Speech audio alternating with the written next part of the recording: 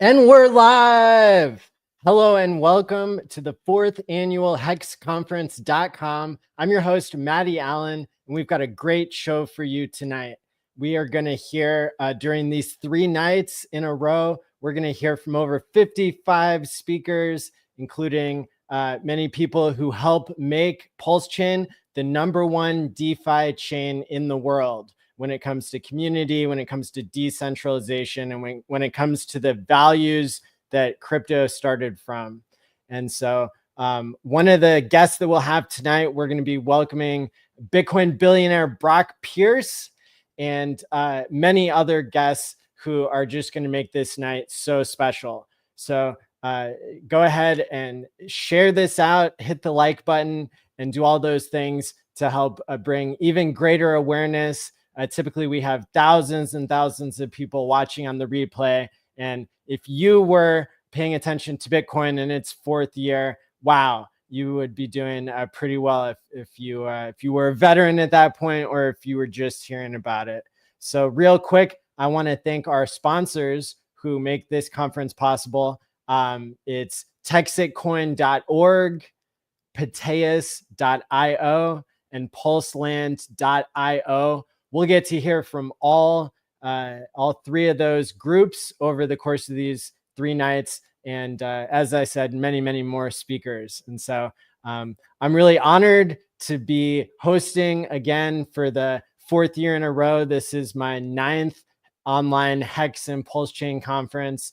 And so go ahead and hit the like and subscribe button. And now, without any further ado, we'll go ahead and we'll bring up our first speaker here, Crypto 7, after this musical transition. Thanks for being here. You're in the right place. That's a Hex flex. Making money, yeah, we growing by the X's. Yeah, Hex, all we know about is excess. Turn a fiat on ramp to an expressway. That's a Hex flex. Hey, that's a Hex flex.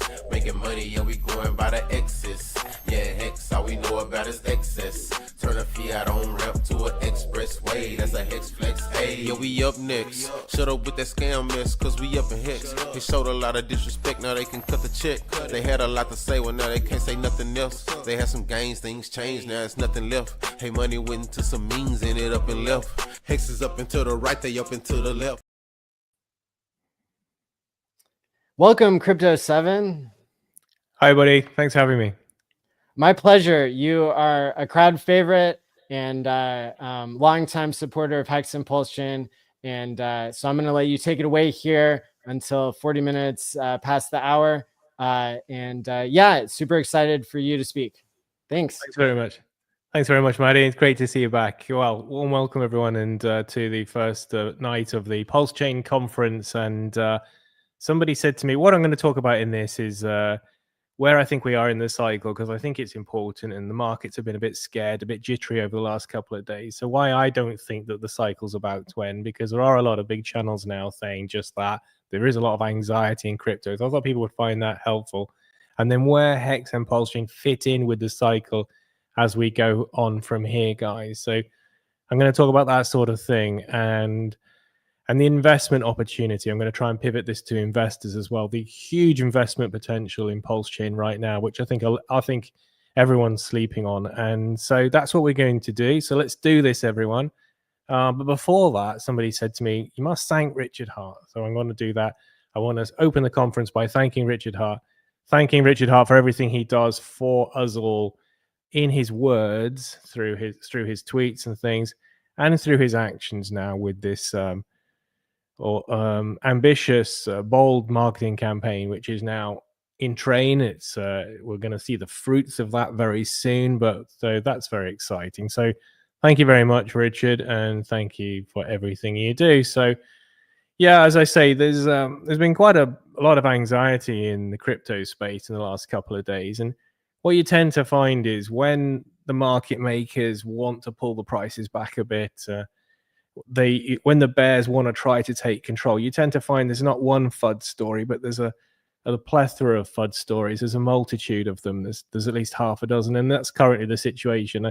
Every time I go on X or every time I go on YouTube, somebody's talking about something else, whether it's PPI, whether it's what's going on with Trump and Putin, whether it's employment numbers and all these things. So, and when you tend to find people are throwing the kitchen sink at you, it's a bit of manipulation. And we saw also a lot of liquidations, both to the downside and the upside yesterday. And if you actually look at it, we're not down very much at all. And yet the markets, there's quite a lot, as I say, of big channels getting very fearful and expressing that to their audiences.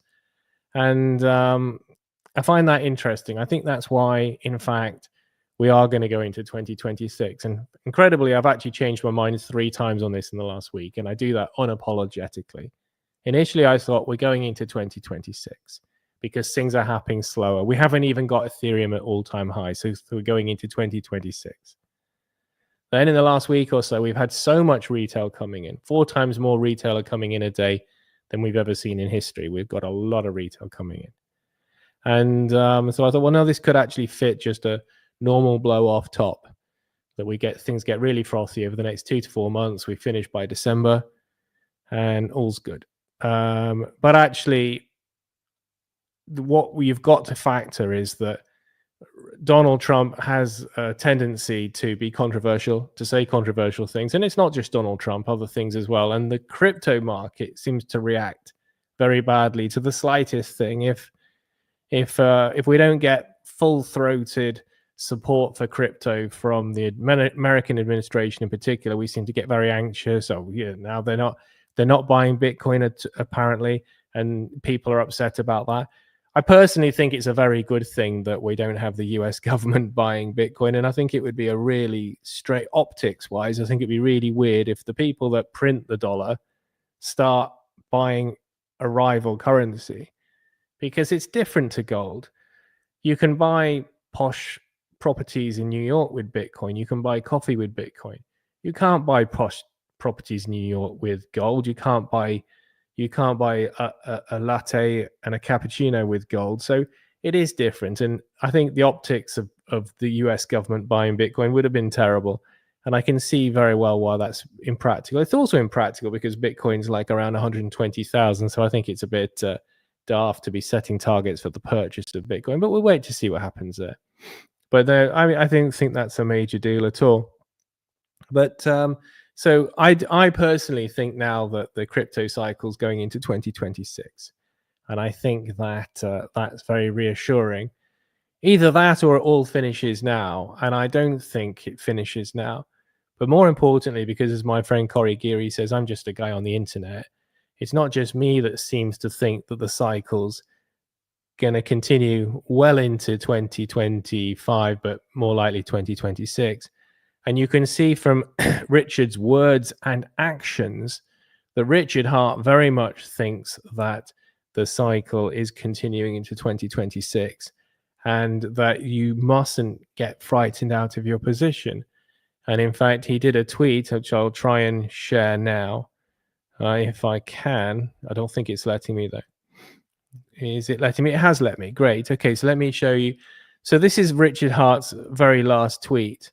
Very most recent tweet, I should say. He says, inflation, deflation, CPI, PPI, pit, pat, piffy, wing, wong, wang. Just like that, cryptocurrency is still the best performing asset class of human history. Fear is how Wall Street bought your precious coins for cheap. So clearly, he's giving a very strong signal here that he doesn't think you should be selling at this point. Now, this isn't Crypto 7 putting words in Richard Hart's mouth, which we've seen sub-communities of Hex and Pulse Gene do over the last 2 or 3 years many times. This isn't that. This is very clear messaging. It's unambiguous. It's nakedly transparent. It's very obvious he's doing that. And he shows an example here. Moreover, he shows a specific example of this phrase was used by somebody in 2013 who was becoming frustrated. The price of Bitcoin at the time was something like $130, and it went up to. You can see it's all here. It's all here on the screen. But basically, he's saying that it says history lesson. Bitcoin was $382 on the day of the post. This is somebody who posted this in 2013. It was $382. He was getting anxious. And And 19 days later, it was $1,000. And of course, now it's $120,000, whatever it is right now, which is 324x. So at the time, this person was worried about PPI numbers. At this time, this person was worried about people were making more money than him trading or whatever. And this is the advantage of. So Richard Hart has sent this very strong message in his words, and he's actually referenced PPI. And of course, as we all know, I'm sure that the markets got quite anxious about the PPI numbers coming out a lot hotter than was expected, significantly hotter. And here's Richard Hart is reassuring us that don't worry, the bull market isn't going to end because of PPI numbers. And as I say, this isn't speculation. This isn't like hopium pipe conjecture. This is clearly the case. It's his very last tweet before the conference. You could speculate whether this has been directed to the conference and he wants this read out at the conference. That I think you could say is speculation. Crypto 7, I'm not sure you can say that. I'm not sure you can say that he wants you to read this out at the conference. I agree. But there's probably a fair chance it is exactly what he wants us to read out. And clearly, obviously, the reference to CPI, PPI, Pit, Pat, Piffy, of course, it's what's in here. It's very, very interesting. You may have seen this. You may not have seen this. You may not be on X. So now you know the situation. So, okay, so Richard Hart is saying all the right things about how this cycle is going to continue. And don't worry, hodl your Hex and Pulse chain. And don't let Wall Street get your Hex and Pulse chain. That's great. But what else? Well, he's not just showing that he thinks the bull market is going to continue in his words, but he's also doing in his marketing action, because I believe that the first container ship won't arrive for another couple of weeks or so, and then there's going to be a few weeks for the thing to start distributing the free electronic gifts. And then there's another container ship coming. That's been confirmed now that there's another container ship. And I believe there's going to be 5, or that's the plan. But so far, one is being prepped now already, or is setting sail now already. The other one is coming. And so this is a very substantial and a very costly, a very bold marketing play. Now, if we were going into a bear market in a week or two or a month or two, then the millions, which is obviously what this is going to cost, even just, I was trying to calculate it, we've got 186 electronic units. Even if the unit price is only $4 or $5, there's $1 million there just in buying the things. Then you've got to distribute the things and everything else. So, you've got tax and all the rest. You'd probably say that's 2 million then, okay? So there's another one coming, that's another 2 million. So this isn't small beer. This isn't some chump change little marketing. This is a big deal. If we were going into a bear market in the next month or two, as a lot of the crypto space is becoming increasingly anxious, is what's happening. Goodness knows why. They must not have been around in 2017 when we were getting 30% corrections, or 2021 when we were regularly getting 25% corrections, very regularly. Now we're losing our mind over 2 or 3%. And this is a sort of levels of downside that the stock market sees all the time. So I don't know why we think we're immune to it. As I was saying to Rachel, it was nice catching up with her in the green room. I was saying people are going into crypto now very much signed up for the upward volatility. They want to get rich quick. They want the life-changing gains quick, but they're not signed up for the downside volatility. It's very, very curious and very, very interesting. But I do think that the part of the malaise, if you like, in crypto is a lot of KOLs, a lot of YouTubers are multimillionaires now, and they do not want to round trip. And you see that anxiety playing out. And I think the market's going to force them to sell early. I think we're going into 2026. I think a lot of people are going to lighten their bags a lot more. I think they'll live to regret how much they're going to lighten their bags. Initially, I think a lot of crypto guys were thinking, well, Q1 after the halving year is always good, so I'll sell a lot in after Q1. I'll take a lot off the table. Not all, maybe not even 50%, but a lot. Well, that was completely shot. There was no gains to be had. We didn't start picking up again till June. Then I think that a lot of the crypto bros I talk to, I talk to a lot of crypto bros. I talk to Ivan regularly. I talk to Rand Nina. I talk to a lot of crypto bros. And I think then the plan was, well, I'm definitely not going to hang around to see if we're going into 2026. But I think now they're going to have to do that as well. That or sell a lot of their crypto, which is, I think, what they will do. Which is fine, but it's interesting. It's fascinating even to understand the process that you could actually still have, and I think you will still have people coming in who watch this conference, people getting Hex and Pulse Chain in the coming weeks, even months, and make massive gains, and people coming into things like gaming and things later in this cycle will probably make massive gains. But that's very, very interesting. So I've told you that I think that the bull market is going to continue for Hex and Pulse Chain, and I think that's very advantageous. As I say on my channel, I think that if we go into 2026, which I call Doorway 2, a longer cycle, a slightly elongated cycle, because the whole cycle, the whole business cycle has been delayed by 6 months of huge uncertainty around the tariffs, primarily, other geopolitical factors, but mostly the tariffs. And because of that, and then the mad reluctance of Powell to reduce the rates and things, I look at this business cycle, or this crypto cycle, because I think crypto tracks a business cycle, not the adjustment of the Bitcoin mining algorithm. But anyway, so I think everything just pushed back 6 months.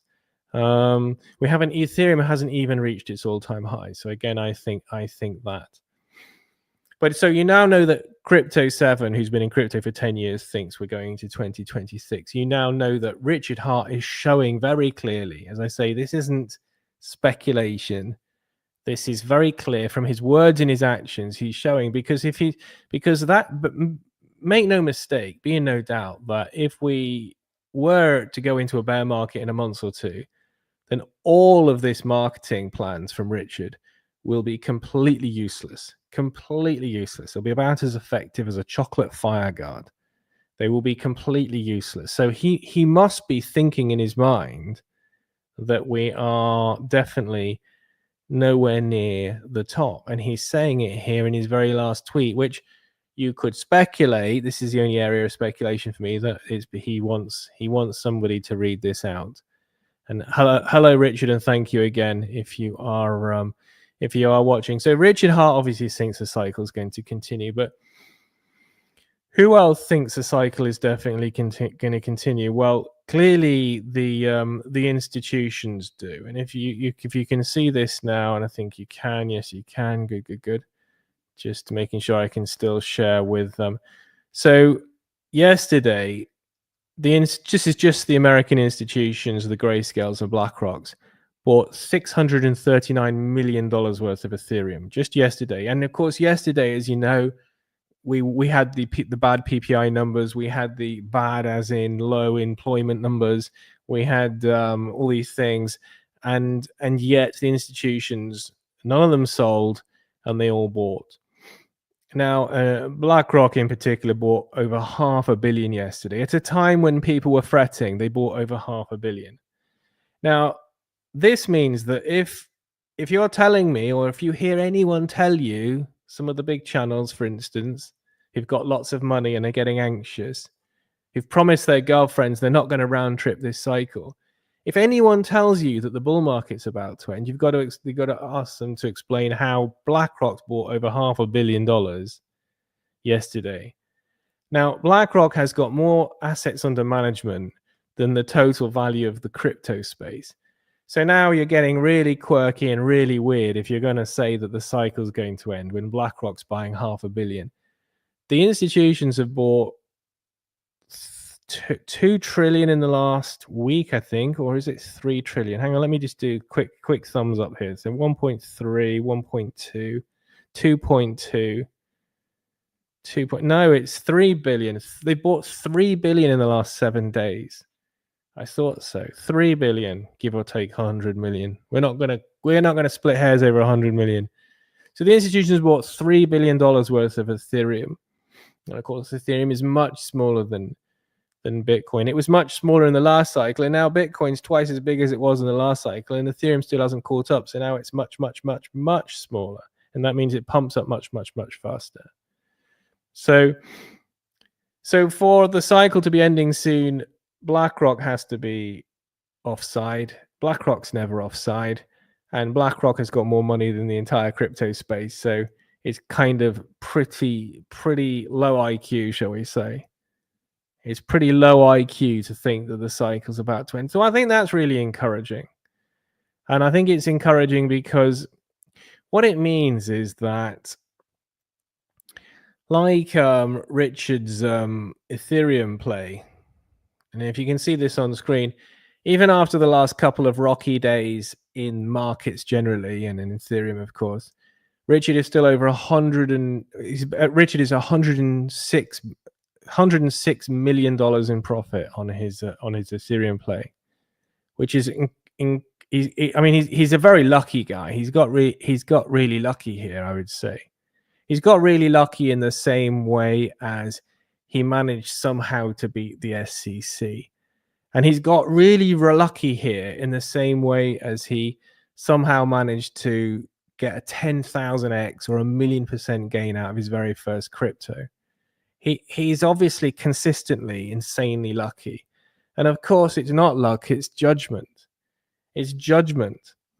So at this point, you're going to say, are you going to put your faith in somebody who is so incredibly lucky, but he's not, is he? It's judgment. Yeah. He's the only guy, I think, to beat the SEC. Judgment. He's the only guy, I think, to get a 10,000x out of a credible coin. I'm not talking about a meme coin with no liquidity. I'm talking about something that still gave you 30% many months after the top in September 2021. You know, this is a serious crypto. And he did a 10,000x, which is 1,000,000% gain. He's beaten the SEC. He's made a ton of money.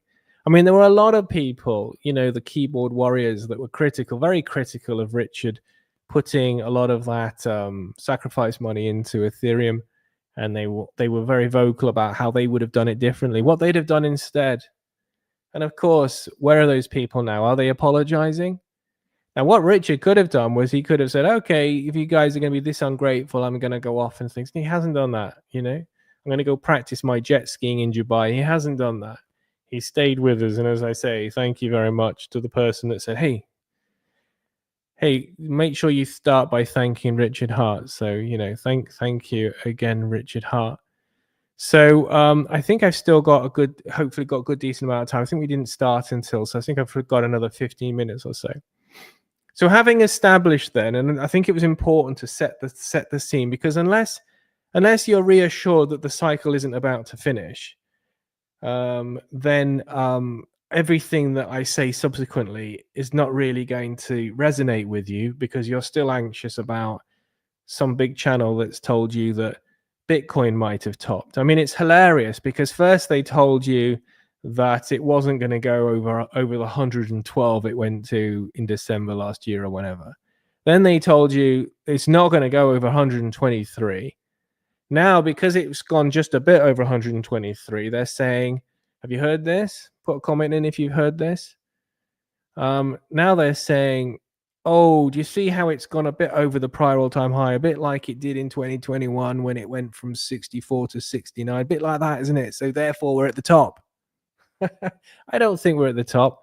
More importantly, BlackRock doesn't think we're at the top, or they wouldn't have bought $500 million worth of Ethereum yesterday.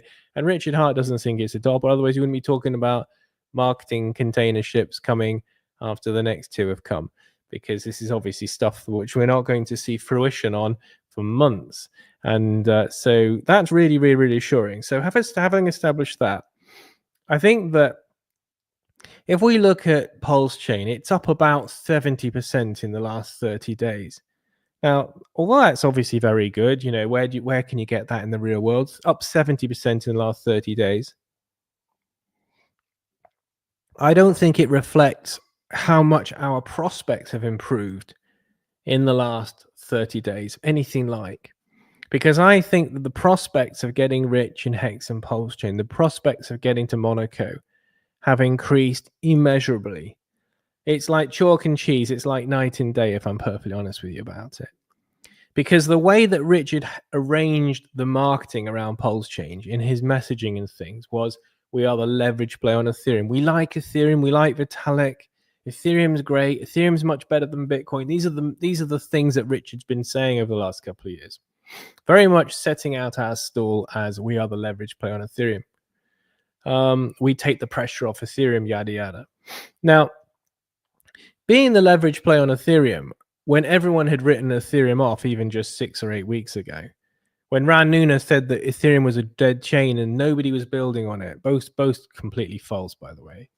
When nobody wanted Ethereum anymore, when everyone was selling their Ethereum to buy, it seemed almost anything. People were buying MicroStrategy stock, people were buying Coinbase stock, people were buying more Solana, Sui, say, everything except Ethereum, it seemed.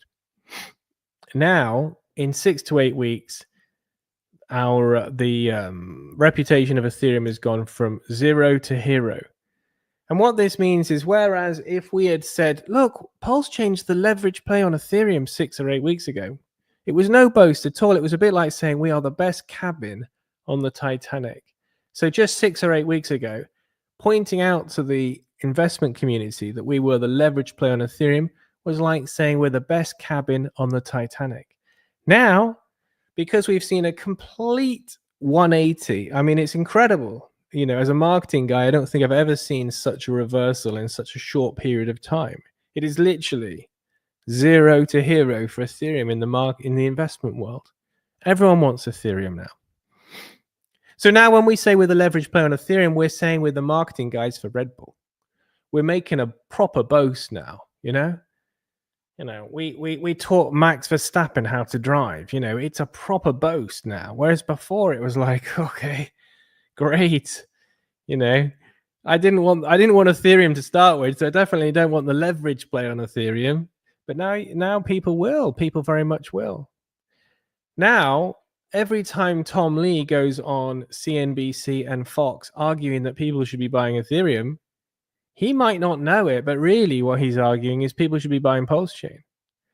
When you stop to think about that for a moment, it's profound. And when you think about it for a bit more, it almost brings a tear to your eye. Because whereas Ethereum has got quite a decent sized market cap now, it's already up about 5x from the $800 low, 6x, 7x even. There's maybe a 7x left in the tank, but in a month or so, that'll probably be a 3 or 4x. Whereas you can add at least a 0 onto that with Pulse Chain once people realize. And as I say, every time somebody mentions Ethereum, they're planting a seed about Pulse Chain. So there's a huge number of people coming into this cycle because the net has been widened so much. No longer is it just the 30-something guys with hoodies and trainers. Now it's everyone. Everyone's coming into crypto in this cycle. And they're going to be getting to Ethereum late. And very soon you are going to be late buying Ethereum. Everyone wants to buy Ethereum, even if I want to buy Ethereum now, because you can't go anywhere without hearing a good thing about Ethereum. Everyone's saying, you know, there's no resistance once we go past all-time high until we get to 7,000 something. Well, that's a free doubling of your money. So everyone wants Ethereum, but the truth is that because everyone wants Ethereum now, we know we're no longer early in Ethereum. We might not be late, but you're definitely not early.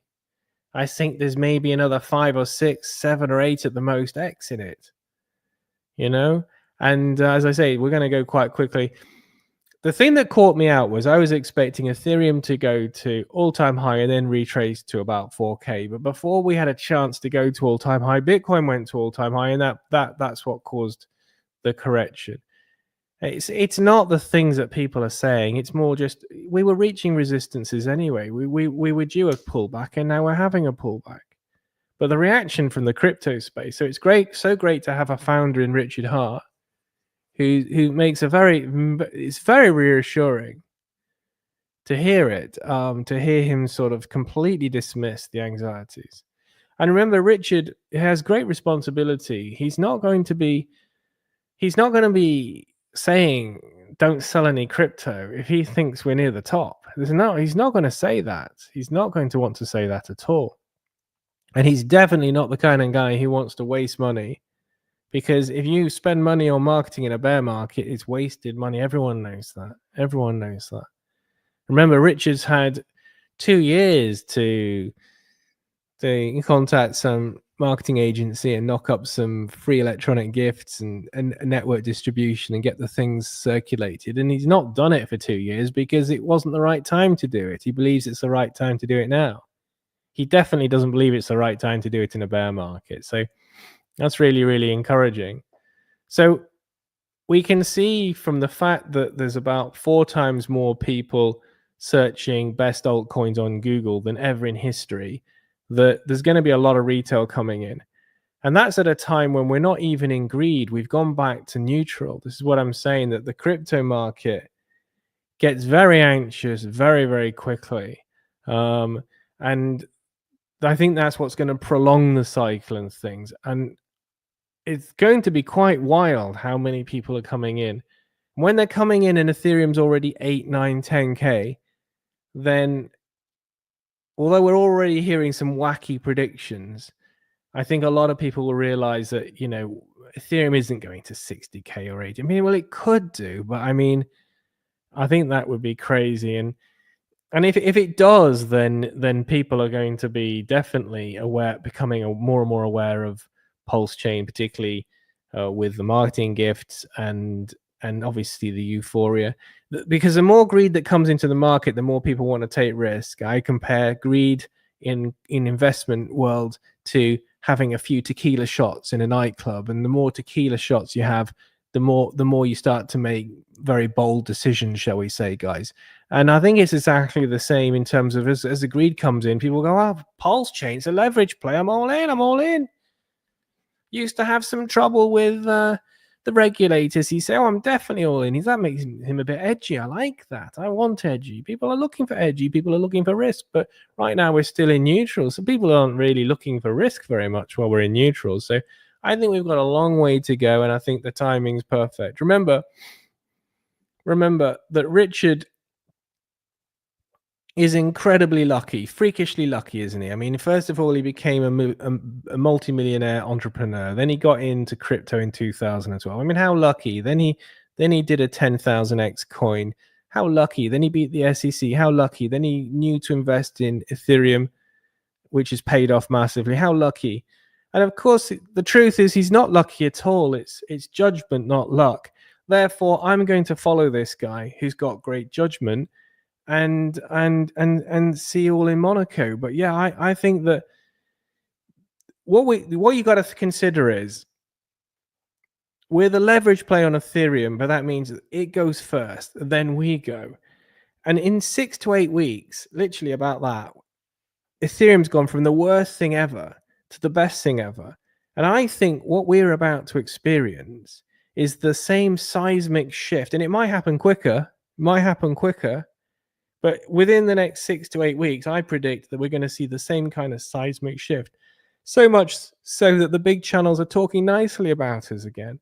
So much so that, you know, everyone's saying, oh, it'd be lovely if Richard, when he comes back, it'd be great if he wanted to come on my show. As I can see all that. You can see it. Search your minds, gentlemen. Search your hearts, ladies. You know I'm telling you the truth. This is what's going to happen. So it's very, very exciting. So I think we've got all this to look forward to now. And yeah, so let's take a look at where the crypto prices are right now. Yeah, you see, Ethereum's only down 1% today. Bitcoin's down 0.5%. I know we've had a rocky couple of days, but Ethereum's still up 11.5% on the week. So things are still looking very, very good. And this is what Richard Hart's saying. This is what he's reassuring us about. So I think that it's phenomenal. As I say, every time guys like Tom Lee are promoting Ethereum to a big TradFi audience, they are now really promoting Pulse Chain, whether they like it or not. And that in itself is pretty mind-blowing. So I think things are good. Oh, yeah, the other final thing I want to say is, has anyone noticed that we, even after good employment numbers, which is bad for crypto, even after bad PPI numbers, which is bad for crypto, even after Scott Benson says we're not actually going to buy Bitcoin after all, which is bad for crypto. My MicroStrategy is saying they're not going to buy any more Bitcoin or something. All these things, and yet Pulse Chain is still at half sack, which is very, very nice. It's nice to see that, and it does suggest that if we can be at half sack with this congregation of FUD events, like a convention of black swans. It's like a mini black swan convention, and yet PLS is still 70% up on the last 30 days. Where could we be in a month? Where could we be in 2 months? I think we are about to see the same shift in sentiment for Pulse Chain that we've just seen for Ethereum. Remember, if you like Ethereum, you should love Pulse Chain. If you're an investor tempted to buy Ethereum, you should really want to buy Pulse Chain. If you like getting a 5x in Ethereum, because a 5x on, where are we now? Let's say 5 is 25K. 25K is pretty good. Could it go higher? Some people are saying 60 now. Well, maybe, but I mean, ultimately, the more that goes up, the more exponentially the leverage play goes up. So it starts to get crazy, and it could go crazy. Things will go crazy if we see those gains in Ethereum, and if people are able to make this point that we are synergistically linked to Ethereum. But if on top of that Richard was to come back streaming, then obviously you're talking about another postcode again. You're talking about a whole level again. Whether he can or not is another matter. Whether he will or not is another matter. We won't need him to. Same with the Treasury Reserve. If things go this well with the marketing and things, we don't need him to spend any of that money. But even just the people will speculate that he will be good enough. And so that's very exciting. Personally, as I know, in my final comment before I shut up, is my final comment would be, I think that what he will do is soon he'll start sharing a small percentage of the subsequent gain. So he's made about 100 million as of right now. So maybe the next 100 million, he would put 10 million into the ecosystem in one way or the other, providing liquidity and things. And that would go a very long way. And people would speculate that would increase. Matty, thank you very much. I've realized I've gone over. I really appreciate you letting me chat. You're fine. And yeah, thank you so much for your 40-minute talk and kicking off the conference.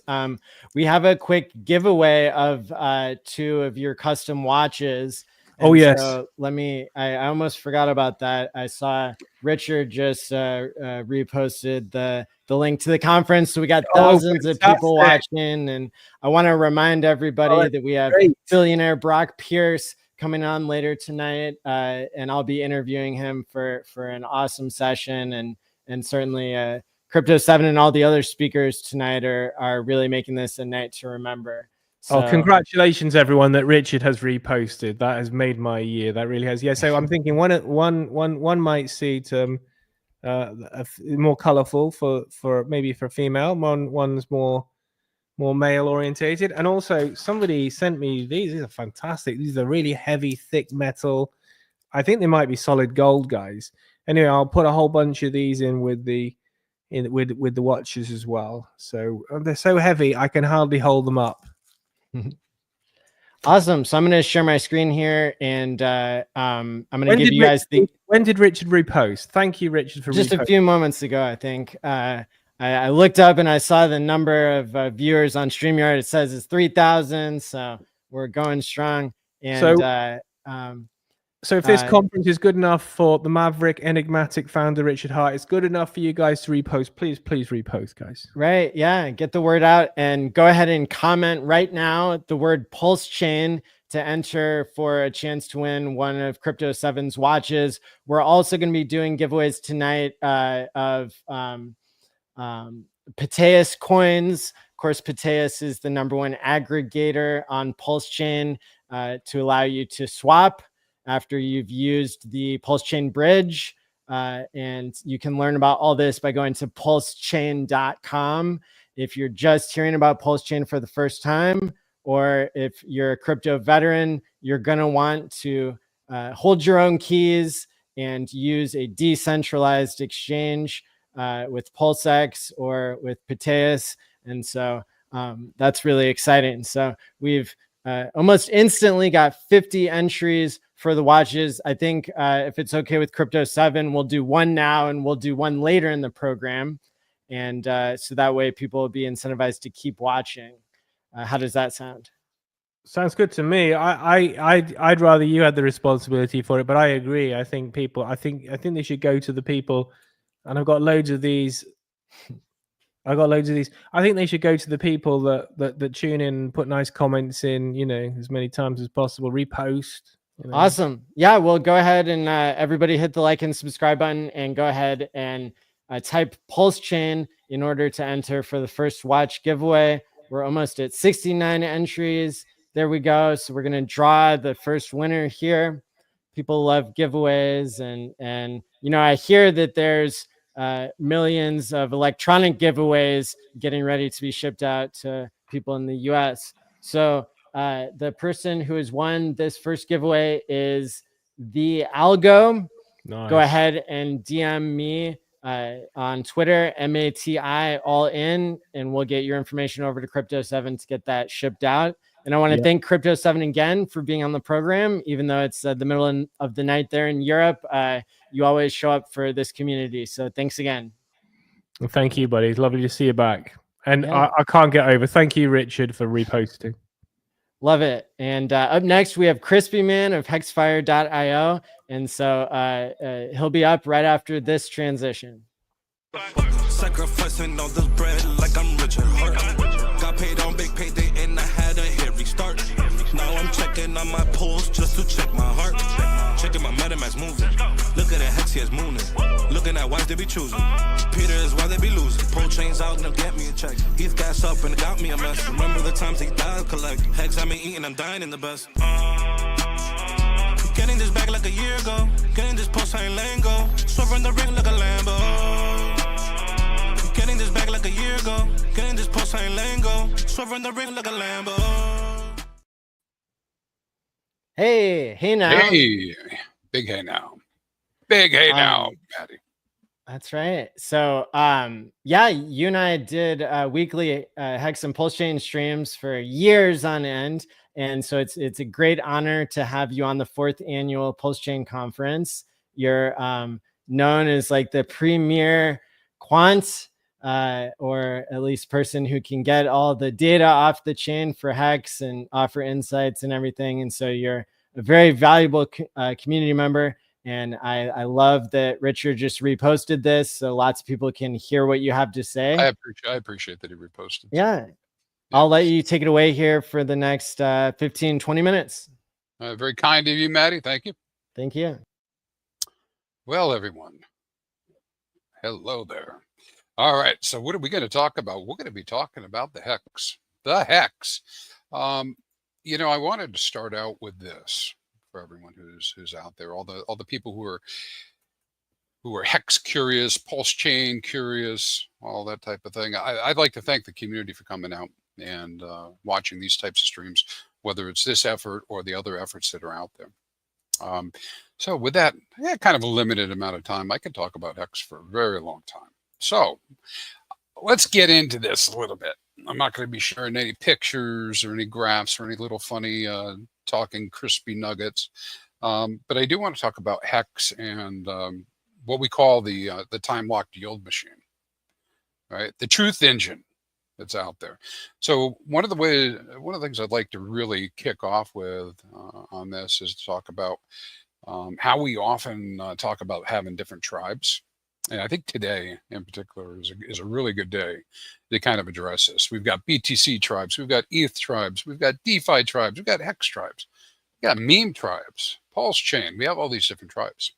But for this presentation, this little bit of discussion, what I want to say is, what if we set all that stuff aside and realize we're all rowing in the same boat?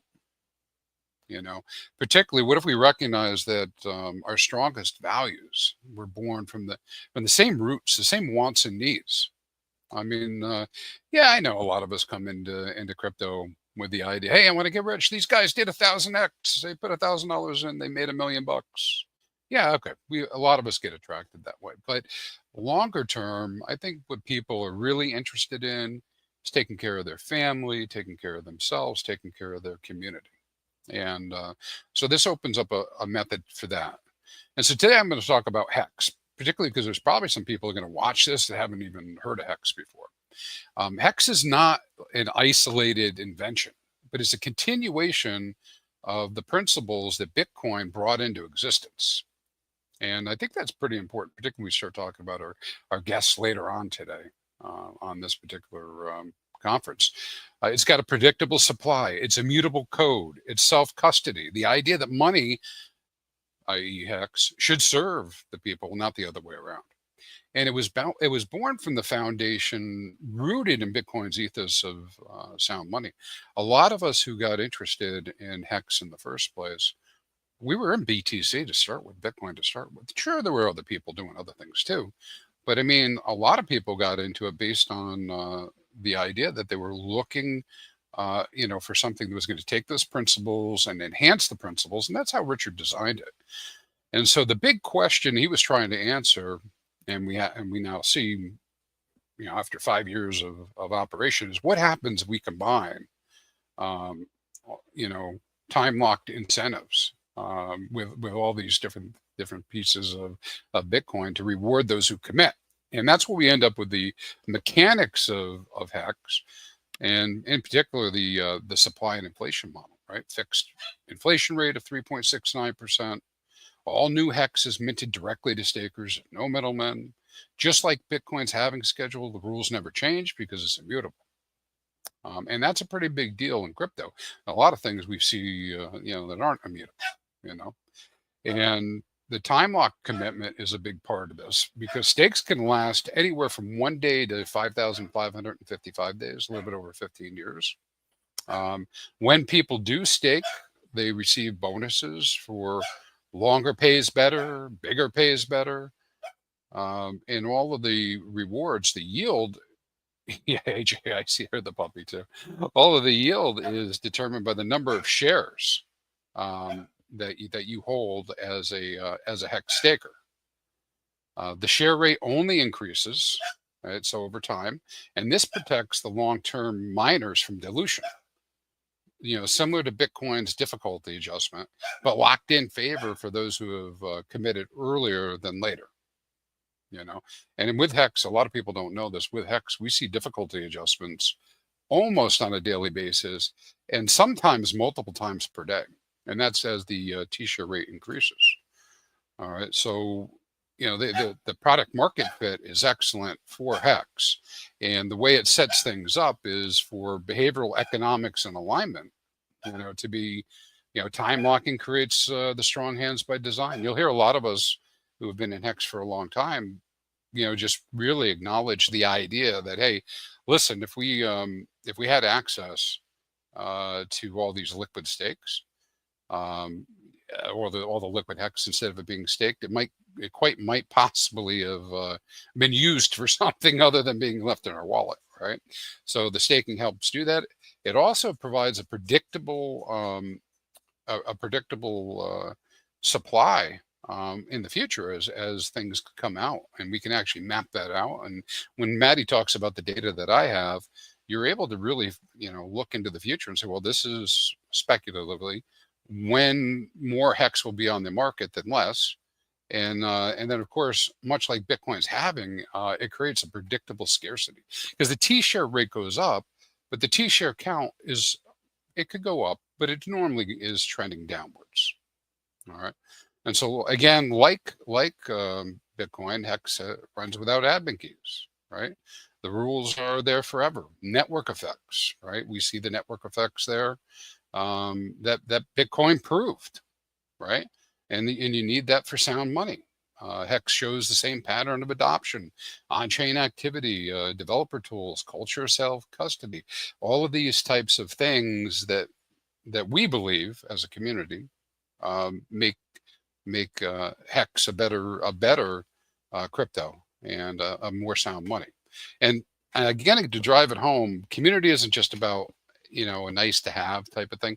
It's a primary defense against bad actors and the fuel for innovation. Now, a little bit of the moon mathy stuff that's out there right now. I know a lot of people are affected by the fact that the OA had come in and staked off a lot, right, and reducing the amount of APR. So right now, the average APR maybe is around 4%, and overall for a complete staking ladder that goes out 15 years. But I'd remind you that the HEX payouts are determined only by the number of T-shares, not by the USD price, right? And so this answers kind of a question that came up to me yesterday, where RG3 was like, well, how would you tell somebody that they should stake? So this is why I would tell somebody to stake HEX at this point. We measure those shares in T-shares. Right now, the base payout is about 1.5 HEX per day for one T-share. T-share runs around $400 at the moment. At today's price of about a penny per HEX, that's roughly 1.5 cents per day per T-share. All right. Now, if HEX rises to $1, right, and this is the key insight, that becomes $1.50. All right. And if it rises to $5, then it's now $7.50 per T-share per day, which would be something like a $2,700 a year at a $5 price, just for holding one T-share, just one T-share. And so you can do the math to figure out how that might satisfy you outside of crypto and what you might be able to do with it. But yeah, I mean, it's pretty amazing, because somebody with a maybe a 10 T-share ladder. Yes, even for some that would be expensive, to be able to put that into place. But you're talking about in the future being able to earn $27,000 a year at $5 a HEX. And the thing is you're not going to be able to set this up in the future because you can't travel in the past. You'll be able to take advantage of whatever the system is set up for then. But for those who do get in now, they get the much lower T-share rate. And that's why getting it early is so important, because you lock that engine into, that engine, which creates the new HEX, in early, and it makes sure you're the one who's there, and I walk the walk because I am staking Quattro Cinco. I know it sounds insane to a lot of people, but I do it. And that's what it is. So when we start talking about, particularly with Brock Pierce speaking later today, when we start talking about HEX and Bitcoin, it shares DNA. When you strip away the tickers, the memes, all the labels, HEX and Bitcoin share a surprising amount of DNA. Verifiable scarcity, predictable, transparent. No central authority. No one can change the rules. People can take actions. We saw the OA stake, but the rules do not change. It's censorship resistant. Assets you control with your own keys. Nobody else controls it. And we're able to build for decades, right? I often joke about, HEX being a 15-year cycle. And that's why voices like Brock Pierce's are going to matter to this conversation, right? He's been a steward of Bitcoin culture, co-founder of Tether, pioneer, bringing sound money principles into the mainstream. This guy's the real deal. And so, whether it's Bitcoin or HEX, our North Stars are remarkably aligned, right? I mean, we're traveling a similar path. Now, for the future of HEX, just to call out a couple of these things before I close, we've already seen the future today. We have tokenized stakes now, right? Hedron, ICOSA. We've got what I call super bonds, Actuator, where you can borrow against your HEX stakes. You've got yield-based assets. We have borrowing. We have a stable coin now backed by HEX. Liquidity products that make HEX more accessible without changing its rules, right? And that's strengthening the ecosystem. Now, quite often, in the industry, we're always chasing novelty, but there's power in entrenching in what works. HEX works. And by deepening our liquidity and our commitment to it, it improves access and reinforces the rules we already trust, right? We can extend our network effects and the stability. And so this is a call for us to keep building without compromising the principles, right, that made Bitcoin and HEX valuable in the first place. So my closing statement would be this: hey, listen, in a few hours you're going to hear from Brock. I'm going to be listening, right? I'd like to leave him and all of you with one open question, right? In a world that's waking up to the need for sound money, how do we bridge these communities, all of them, ETH, Bitcoin, Hex, and beyond Pulse Chain? How do we bridge across all this to accelerate the adoption without losing those principles? And so that's where I'll leave it. And I think if Maddie's here, he'll come back in. Meanwhile, I'll just peruse the chat. But, if you guys can't tell, I've never been more bullish on staking Hex. Never. That's good news. We got a lot of Hex holders here, and Hex is really something that monetizes delayed gratification. And so it's out of all the things in crypto, wow, Hex really stands out. Dude, it is. It is the real deal. Awesome. Yeah. Well, thanks for your talk, and maybe you can stay on here while we're waiting for Ladies Discourse to get sent over from the green screen room, and we can do a giveaway of 3,000 Pytheas tokens that are probably valued around $160, and we're doing 10 total of these giveaways throughout the conference. We did one last night, and we'll do one now. And I guess now, be honest, how many of us have bought Pytheas tokens by accident? Well, it's the default that you swap into. It is. That would make sense. I like the just a shout out to your sponsor. Yes, I know there's some controversy. There's always controversy, everything we do. What I would say about the Pytheas team is they have been always responsive to me, and I ask a lot of questions. Well, while people are entering the keyword for the giveaway on YouTube, type Hex. What's the word? Hex? The word is Hex. So if you type Hex into the chat right now in the next 60 seconds or something while How do we're you spell loading that? up our guests. H-A-X or H-E-X? H-E-X is the only word that will qualify you for this giveaway. Capital and, or lowercase?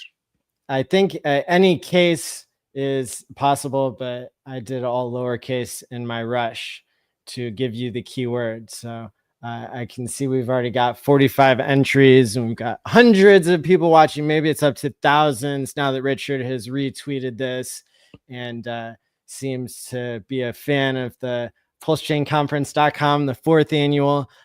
Later this evening, after I interview Bitcoin billionaire Brock Pierce, I will be doing a 10 to 20 minute breakdown of some of the cool things that Pytheas is known for. I'll tell you exactly how many swaps have been done on Pulse Chain on their platform, and lots of other nerdy facts there. We've got our Ladies Discord discourse group coming up next, but right now we're up to 82 entries and rising of people putting the keyword Hex into the chat. I'm going to share my screen here so we can have a fair and unbiased drawing. Not like when RG3 randomly chose himself to win 1 million Hex back in the day. That was actually just luck, but I'm not entering this one. Here we go. That's a bit of Hex lore. All right, so we're 4 entries away from 100 entries. Getting ready to hit the button here. All right, close enough. We're drawing our winner for $160 worth of Pytheas tokens. If I win, you got to give it to somebody else.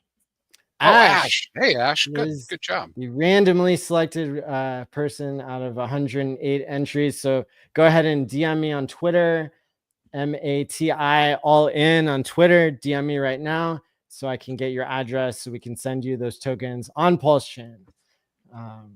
And the fees will be lower than on Ethereum, I might add, because Pulse Chain is a faster, cheaper, better version of Ethereum from what I can tell. So, well, thanks again, Crispy. And do you have any regular shows or programs you want to plug? Oh, no, I don't think other than, keep an eye on my channel, Hexfire.io on on YouTube. I am regularly streaming. We're doing a lot of stuff. We got the cigar stream, trying to cross over into different areas, working on crypto stories now to get people's crypto stories up and out. And of course the ever so regular crispy nuggets. So come check Love out it. Yeah. Well, thanks again for being on the stream and being a valuable member of the community. Up next after this musical interlude, we'll have our ladies' discourse. The only one that ain't prepared. Oh yes, I'ma be a millionaire. 5, 5, 5, 5, a couple trillion shares. Oh no, I ain't getting wrecked again. Richard Hart, he got a set to win. We're a family, we all the best of friends. We ain't a cult, man, just call us Hexicans. ICOs, pump and dumps, they always try to take you. Buy low, sell high, I'm tired of your fake news. You need a token, you broken, you wanna see some massive gains? Lambo, new crib, model wife, cash and chains. Look no further at your final destination. Don't be complacent every day when you paper chasing. Choose the best, leave the rest. Stop investing like you press the only crypto that you'll ever. Hey. Welcome. Hey, Maddie. Thank you so much for having us. My pleasure. I'm really excited to hear from the ladies' discourse group about your Pulse Chain discussions. And thank you for being here. You all will be on screen for the next 40 minutes. And so I'll let you take it away. Thank you so much. We've done a little warm up, so the ladies are ready and raring to go. We might start with Crypto Stylist. Do you want to take us away? Yeah, sure. Hi, everybody. It's so good to be here. Thank you, Maddie, for hosting the conference yet again and for all that you do for the community. I'm so happy to be here. I think that we have the smartest, the coolest, the most beautiful women in crypto. In any crypto community is definitely in our community, the Pulse and Hex community. So I'm really proud to stand here with you guys and speak about things that we really feel important. And I wanted to kick off by saying that I really feel that this is a moment in time where we're all going to look back. It's like when the internet came out and people are going to start communicating, by email, and people really couldn't get their head around it until all of a sudden there was this whole revolution. I think we're at that point in time right now in finance, right? With money and changing over to digital assets. And if you zoom out and you think about the fact that NVIDIA, which is a stock, its market cap is 4.4 trillion, but all of crypto together is just over 4 trillion. So we're not even to the point of the size of NVIDIA. Gold is 22.5 trillion. So the reason why I bring up these numbers, because I know that market cap is a vanity metric, but it is a sense to put it relative of how much further can we go. There are people right now, a lot of the influencers are talking about the crypto market, which is currently 4 trillion going to 50 trillion this cycle. If that were to happen, what would that mean? And I think that, we're just so traumatized from this bear market. It was tough and it was really, really long. It was brutal that we're not bearish. I mean, we're not bullish enough. We're not excited enough. I mean, the fact that Trump just announced that we can have crypto assets in our retirement funds. I think people aren't excited enough about that. The retirement funds, the 401k market, it represents $12.5 trillion, right? That's the size of it. So if just 1% of the allocation of that money was allocated to crypto, that would be $125 billion added to crypto. That's super bullish. And 1% of that was added to Hex and Pulse Chain community, that would be $1.25 billion. It's not super unrealistic, these kind of numbers. So if you just zoom out and really look at what's happening, I think not only would you be bullish, but I think that you would properly really think about, do you really need to buy? Like, I have friends, I'm in fashion, who are constantly shopping. I'm like, do you really need that $3,000 bag? Put that money into Pulse Chain. Put that money into Hex. You don't even understand. That's going to be the most expensive bag that you buy of your life, because that $3,000 you could have put into a Richard Hart product could be worth, that $3,000 could be worth $3 million. So it's a $3 million bag you're buying.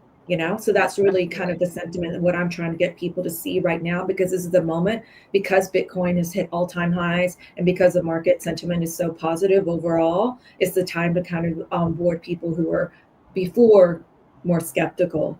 So, and I think that with the marketing initiatives that Richard has in place, I'm so excited for these mystery mailers to go out and for people to open them. I think it's going to blow minds.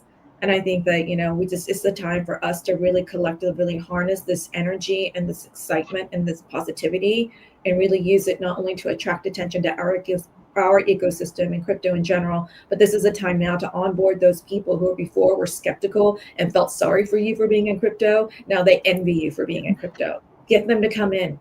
So that's kind of how I want to kick it off. Well said, well said. So just to add to that, the SEC is basically launching a project crypto.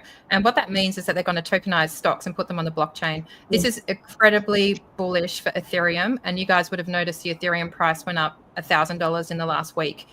Pulse Chain is leverage on Ethereum. Pulse Chain is a fork of Ethereum. Everything that's on Ethereum, you can find it in Pulse Chain. Pulse Chain works. It's faster. It's cheaper. It has those forked copies. So if you like lending protocols, if you like leverage, if you like meme coins, if you like NFTs, if you want to stake your PLS and be a validator, you can do that on Pulse Chain.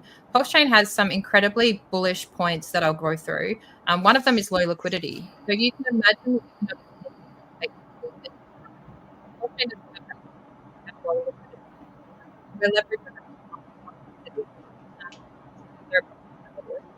Claus, you're cutting out a little bit.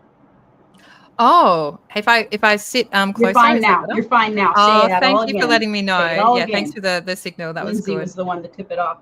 Yeah. So we also have, just tap your ear again if it's a problem. We also have a founder that has a history of pumping his own coin. Okay. So after ETH topped last cycle, Hex on Ethereum did a 10,000x because of the rotation of an entity known as the OA. There are no expectations on Pulse Chain. There is a forked copy of Hex on Pulse Chain, which Richard supports.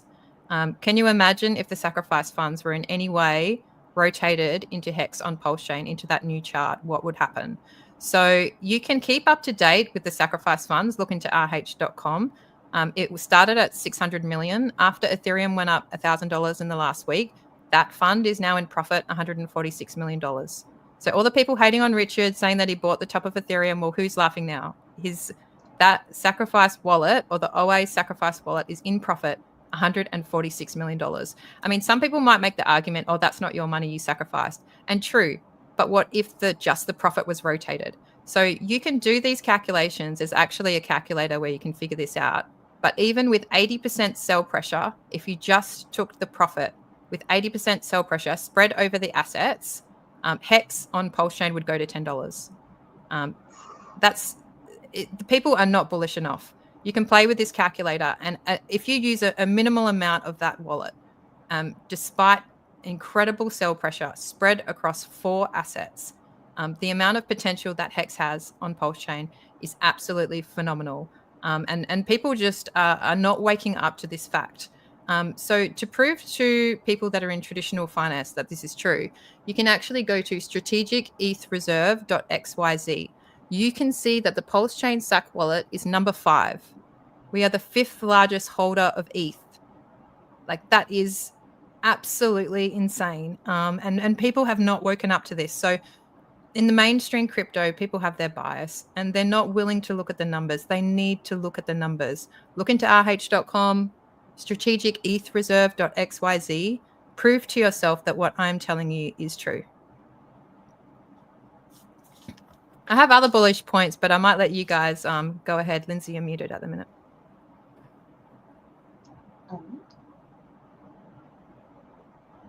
Try now.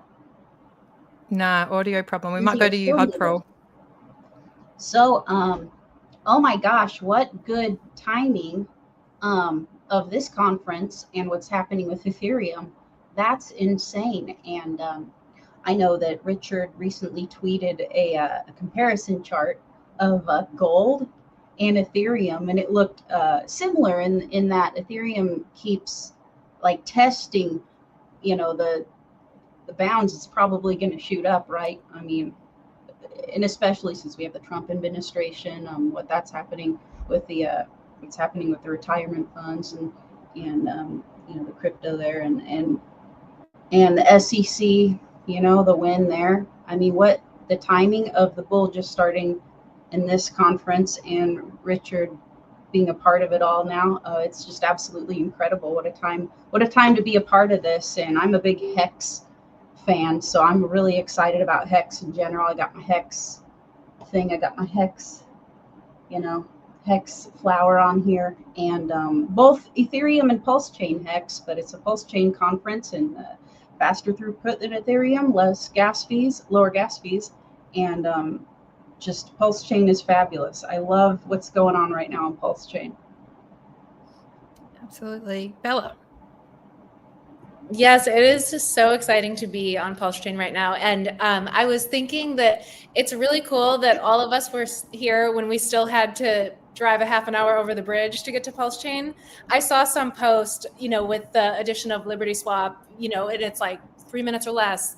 Or from the 0x Coast, it was like from your bank to Pulse Chain in 1 minute or whatever. And that's awesome, because we need everybody to be able to get here quickly. But it's also really cool that we were there back in the day too, of the half an hour drive.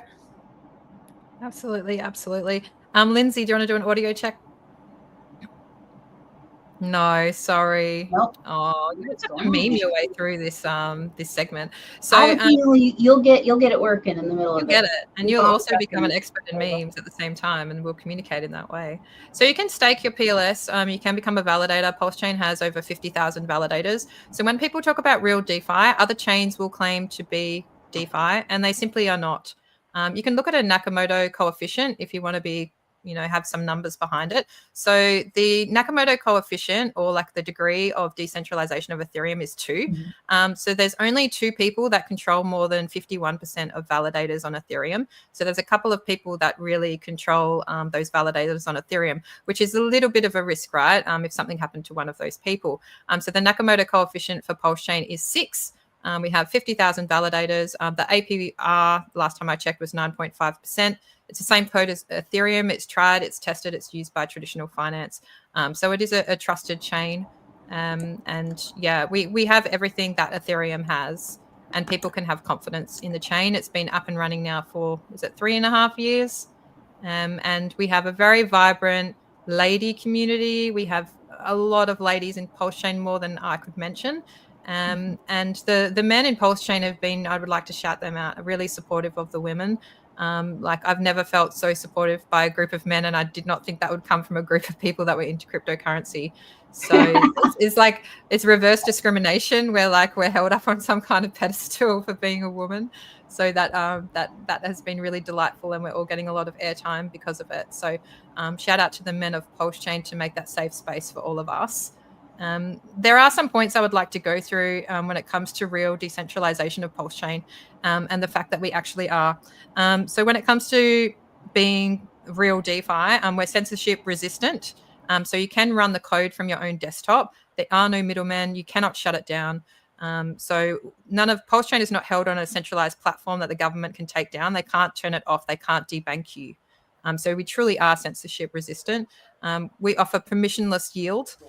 So you can stake your PLS and become a validator. We have the freedom to transact. We are the Freedom Chain, and we're self-custodial.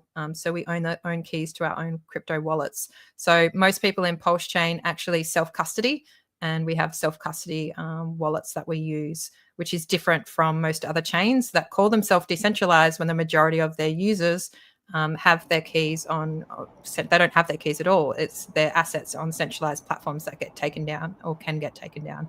So we are the real DeFi chain. We are a freedom chain. We embody those things. People should take a chance on Richard Heart. They should take a chance on Pulse Chain. From the numbers that I told you earlier, I'm not going to commit to X's, but in the order of 10 to 100 to 1,000 X is not off the table when you look at what is in that sacrifice wallet and what happened last time. And history may not repeat itself, but it may rhyme. And I think people should have the opportunity to be part of that. Even the haters, even the people that are in traditional finance that might be a little bit delayed to the party, it's not too late. Hex on Pulse Chain at the moment is a penny. And if it does the thing that we think it's going to do, I would advocate for everyone to at least have a look at it and do their research. Sorry, Lindsay, mate, your audio is still a bit wrecked, but I advocate for the meme approach, and I would love to see how you meme. I can also meme support of you. So ladies, should we at some stage we're going to flip the script and go from our professional advocacy into social. Shall we make that transition now? Well, real quick, I think I want to say something really quickly about Pulse Chain and what people are going to encounter. Ethereum's going to go up quite a bit, already has, right?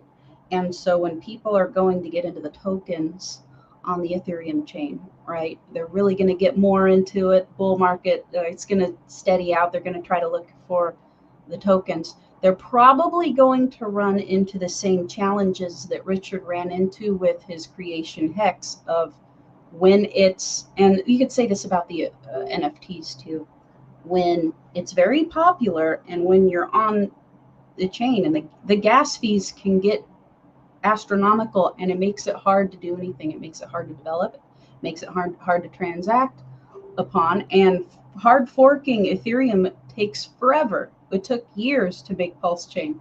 So people might come to the conclusion when they're actually really using it, especially if they use DeFi, that Pulse Chain is worth it, and they're going to see that the people really get into the nitty-gritty of the Ethereum chain. You're going to see why this had to be developed in the first place. It was kind of a necessity, right, for Hex, but also all of the other copies of the RC20s that were brought over here. So I think people will learn, hopefully they should, that it's just easier to transact on Pulse Chain once they're over here.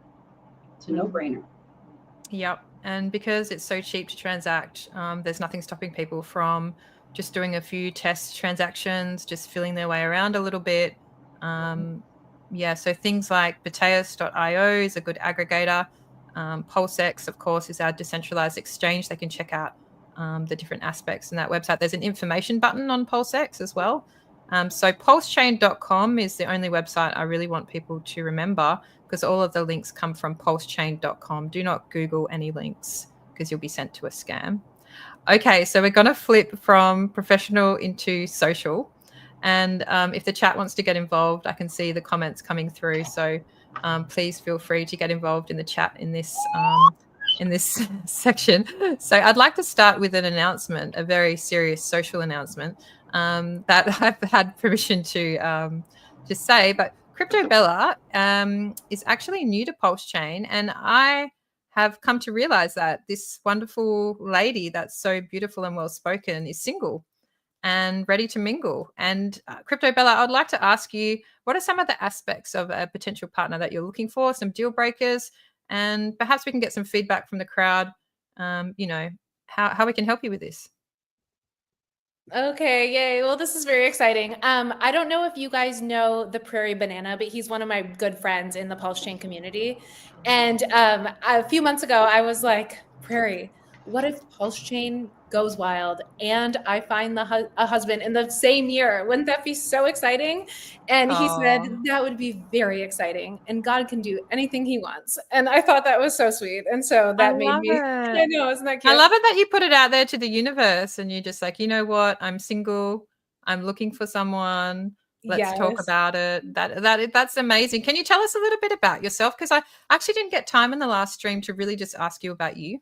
Oh, okay, sure. And also, I am new to Twitter this year, or X, but I'm not super new to Pulse Chain. I came August of 2023. Oh, you've been around a while. Yes, it's just I didn't know about this whole crypto Twitter. We just assume everyone is a bot. Like, even we think the guys like tease us about being AI, but I actually think about that. Every new woman I think is AI until I meet them on a stream and I'm like, okay, you're not. No, I know. That's how you have to prove it when you're a woman in crypto. You have to go on a stream. I know you do. Yeah, there are some times when I see like a girl profile, or I think is a girl, and I click on it, and you can just tell by the language. You're like, that is not a woman. You know, the way that they might be a real person, but some other company is tweeting on their behalf, and it comes off really artificial, and you're like, oh, they're AI. And it's very hard to know until you speak in person. But yeah, tell me a bit about yourself. What are your hobbies? What do you like to do in your time off?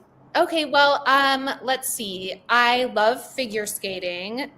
So I grew up figure skating, and I decided to go back and take a test that I didn't complete while I was, growing up training. And so I've been working on that. I'm probably still like a year off from the test because it's kind of stressful. It's no joke. But that's actually been a really good thing for me to do at this period of time because it kind of grounds me in something other than being all, wrapped up in crypto Twitter or checking charts or whatever. But I love skating.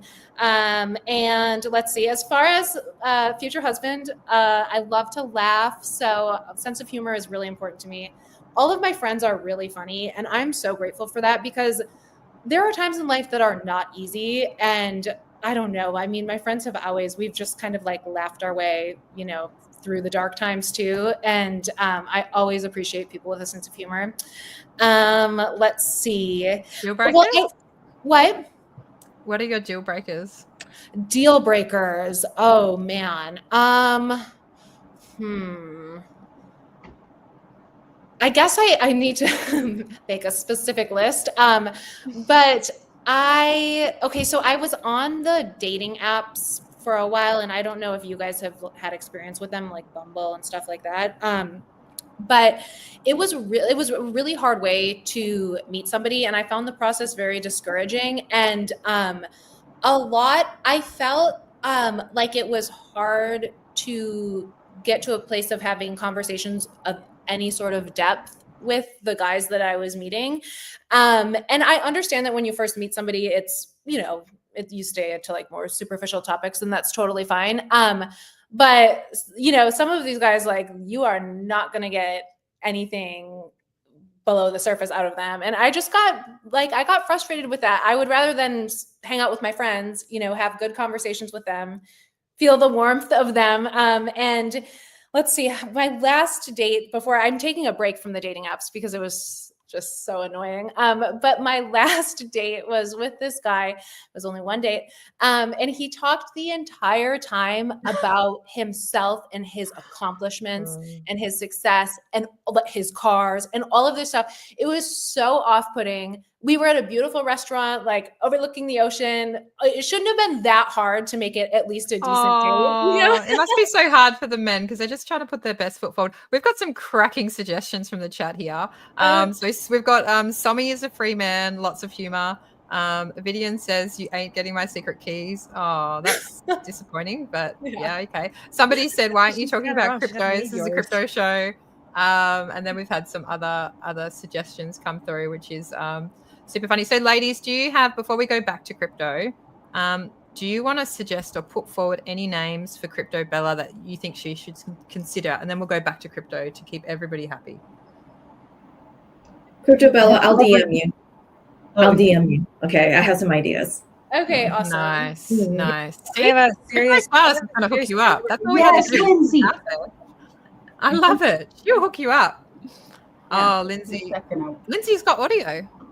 Yeah, I do. She did her Awesome. Okay. second. Oh, yeah, you do. All right. Let's flip. Okay, so we're sorted with Bella. Crypto Stylist is going to sort Bella. Thank you so much. I knew we would get there. That's very efficient. So Lindsay, let's go back to you. I want to know your bullish case for Pulse Chain.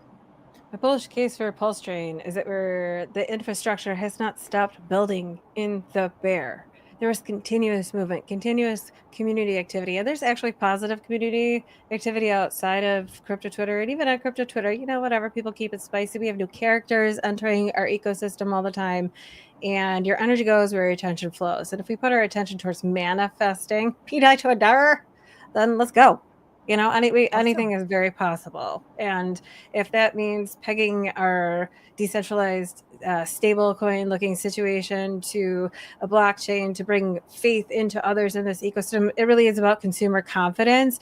We as the ladies need to take the reins and the jobs. Like, okay, think about why they targeted us with vacuum cleaners, washing machines, and all that BS in the first place. Like, was it really to encourage women to take control of the purchasing power within your family, right? We had the decision. So huge parts of our brains are so bullish on long-term holds, long-term delayed gratification. We're excellent with those things. So Crypto Bella, my suggestion to you as someone looking for a partner is, humor's great. that's amazing.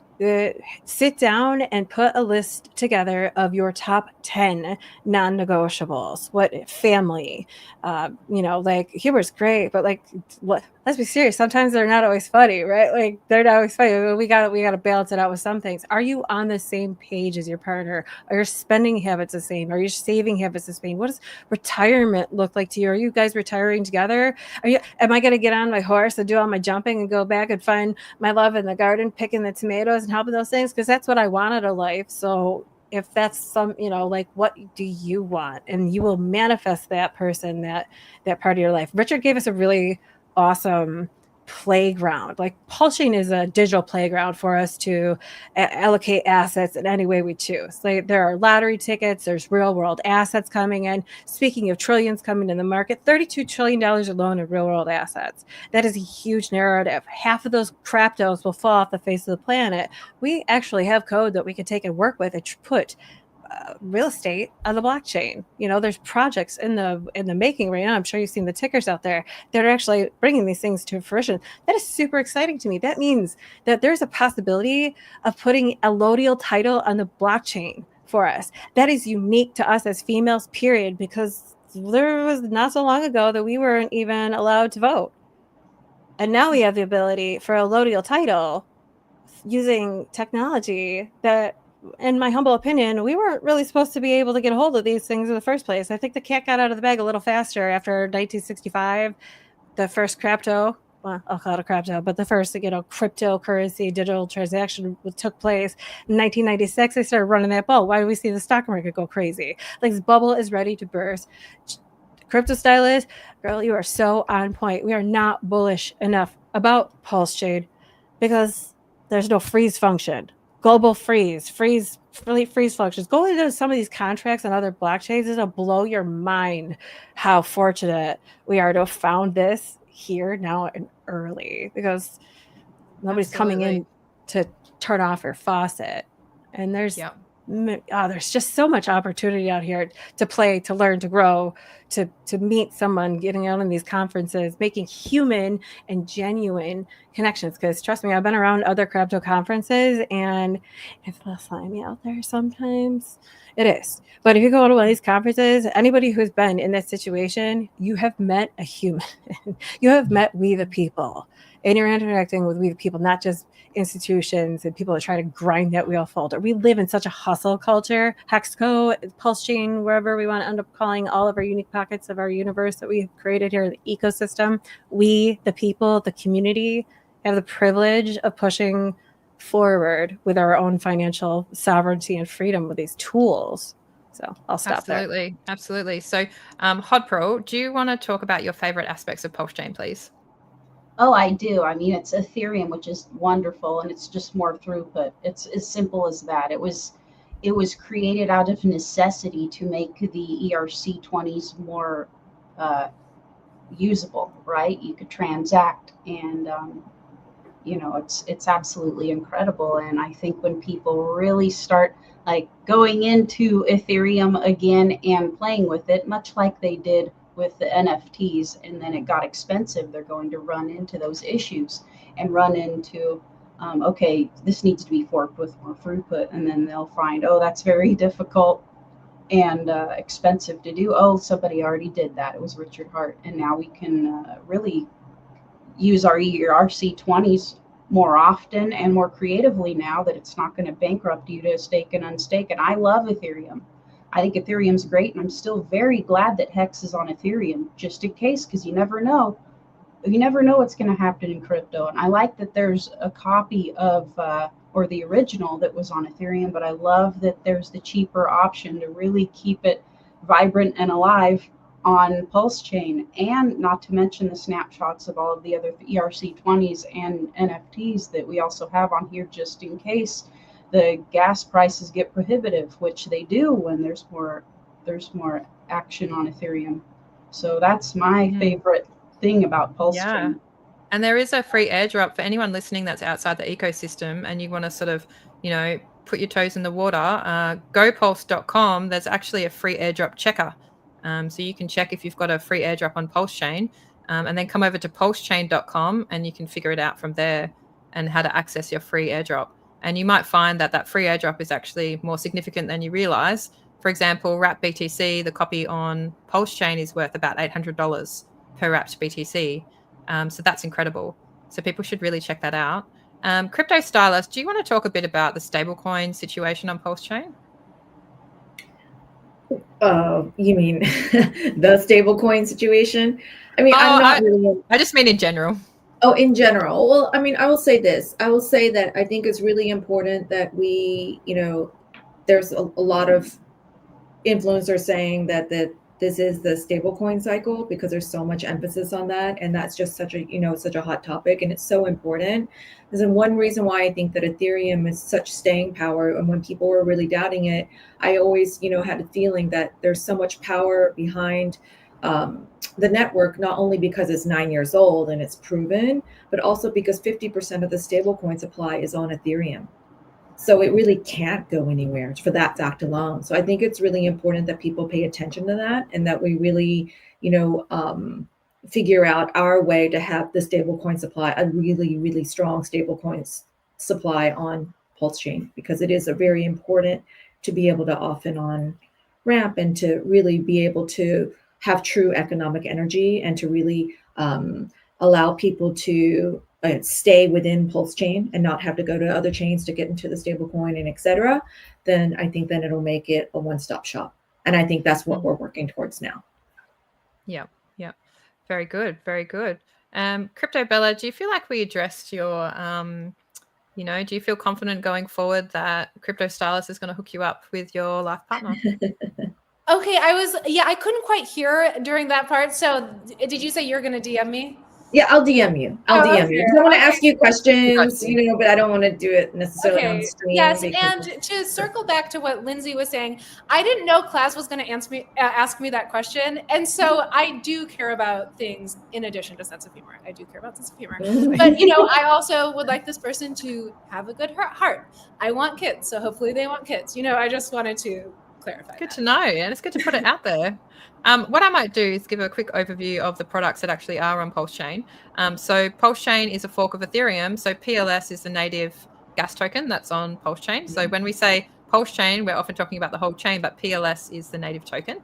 We have a decentralized DEX, which is Pulse X. We have a farm incentivization token called Incentive Token, or INC. So people say INC, that's the farm incentivization token.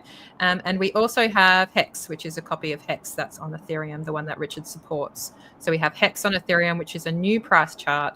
The highest it went was about 2 or 3 cents or 2 or 3 pennies. And at the moment, it's about 1 penny. HEX on Ethereum, if you can remember, did a 10,000x and went up to 50 cents. And we're excited to see what HEX does on Pulse Chain and what the other assets on Pulse Chain do. Do you guys have any particular flavors or products from Richard that that really speak to you, or how you use Pulse Chain to enhance some yield with some of those products on Pulse Chain? Morph, man, Switch.win, and Morph is coming to Pulse Chain too. But Switch.win, it's bringing things over from ETH or Base to Pulse Chain has saved me so much money. Like, seriously, it's been amazing. Now that they're coming to Pulse Chain too and bringing a whole huge community, we have a lot of exciting things like Liberty Swap and everything. Go ahead, sorry. Oh, no, that's fine. I think if and when the volatility, if and when people from Ethereum come over to Pulse Chain in huge numbers and it settles and the volatility goes down in the future, right? I like HEX because it's made to make gains with a coin that's relatively stable, because it operates on really the certificate of deposit model of you stake it, you don't touch it, you take it out on time. The volatility doesn't need to be there for you to actually make yield and make gains. You just need to do what you say you're going to do. But so assuming that it ever gets more less volatile, it's still an excellent token to get into. I just love HEX so much. I can't get enough of it. So same. Crypto Stylist? I really love the deflationary aspect of PulseX. So I think that that's really important. So with every transaction, we've burnt just over 4% of the supply last time I checked, and it's not even been that long, and there hasn't even been that much activity on the chain yet. I think that number and that percentage is going to increase. I think the chart of like the burning of PLSX is really going to go like this, because as there's more activity on the chain, more PulseX is going to be burned. I think it's going to become super scarce, and I think that it's 4%. Yeah, it's over 4% now. So I think that's really one to watch. Cool. Crypto Bella, what's your favorite Richard Hart product, or what's your favorite thing to do on Out Pulse? of the cores, I have the most PulseX. So I'll double down on what Crypto Silas said. And also I found that with my Pulse, when I started bridging, like recently, if I've bridged more money into Pulse Chain, I've bought PulseX or Hex instead of just Pulse, because with my Pulse, it's too easy for me to want to degen too much. And so that's just like a personal strategy that I've used, Yes. so it's been effective. Yeah. I have to say I'm with you. Like with my Hex, I don't touch it. It's cold storage. Whereas with my Pulse, I'm like, if I want to have a little bit of like a small bit of fun somewhere, then I'll sort of roam around and see what's happening or test out new protocols and stuff. But as a general thing, I try not to click too many buttons, and people should be very wary of links going into the bull and what you connect to. I think to bring more people in, I see an opportunity. You'll see on my X profile, I've gone a little bit less maxi. And the reason for that is that I see an opportunity for new people to come into Pulse Chain and to show people what Pulse Chain can offer. And we do offer other protocols. I'm not going to go too crazy with it. You'll see the stream that I did before this. We showed off a meme coin. That's a dog coin. I think every chain needs a dog coin. So you can check out that previous stream if you want to find out about that. We also have NFTs on Pulse Chain, NFT copies. For example, the Bored Ape Club is copied onto Pulse Chain and is incredibly cheap. There are opportunities on Pulse Chain that you will not get elsewhere because it's a new chain. I think these are small plays, and definitely the best thing that you can do is nothing. You can buy an asset that you have conviction in and do nothing and hold it until such a time as you want to exit into stable coins. So yeah, I love Hex. I love Pulse Chain. Thank you, Maddie, for giving us the opportunity to speak today. My pleasure. And great job. You guys brought up all kinds of topics, and I really appreciate that. Good luck, Crypto Bella, finding your shining knight in Pulse Chain. Thank you, Maddie. And congratulations again on your engagement. That's so awesome. Oh, thank you very much. Yeah, congratulations. Congrats, Maddie. We're so happy for you. Thanks. Yes. And as we continue on with the program here, let's do another quick giveaway here, where anybody who types in DeFi into the chat will be entered in to win $160 worth of Piteus tokens. And shout out to all of our sponsors here for the Pulse Chain Conference. This one's going to be quick, so go ahead and type DeFi into the chat so we can pick our winner. Do any of you ladies use Piteus or PulseX when you swap into Pulse Chain? Oh, yeah. Piteus is amazing. It's I use a particular wallet that will redirect me to it, and I love that. Awesome. I love that aggregator. Like, we have good tools here, guys. Really good tools. Absolutely. So let me Now, if share my anybody wants screen to here. hit me up on Twitter at VibraLindsay. I'm giving away a hat. Just hit up my top post that says I'm in the conference, type in ladies, and I'll put you into my own entry. Cool. Well, let's go ahead and draw our winner here. We already got the Piteus token sent to the last winner who won at the beginning of this hour. And who we have here? Eddie Brown. Go ahead and DM me on Twitter. x.com/Matty all in, MATI all in. And no imposters. Go ahead and DM me right now. And I want to thank the ladies again for doing their talk. And up next, we've got Pulse Land. So they'll be up right after this musical transition. Thanks again. Thank you. Thanks, Maddie. Thanks, ladies. Thank you, Maddie. Bye, everyone. Tell all your true friends, sacrificing coins to this new sense. Stake it till you make it 55.55, but don't cry, dry your eyes when your old coins die. Pulse Chain will be insane and the gains will reign truly. Snack on blockchains like my name is Scooby. ETH Gotta strap down with gas now, but Rick's about to burn the fees up just like a joint getting passed around. My whole Hex fam be all bros with Lambos. Worst nightmare to this crypto like Rambo. It's going up like a ship to the stars. It's always giving the creator, he must have a rich heart. Pulse Chain Gang got me all covered in bling. They're covered in rings. Ricky keeps doing his thing. Welcome, guys. How you doing, Maddie? Doing great. How are you? Good, good. Well, I just want to thank you for giving us this platform. You know, we've been quietly working on this for months, right? And the metaverse, you know, we've gotten mixed reviews even before launch. A lot of people think that the term metaverse has been just used and abused, not only in crypto, but in general.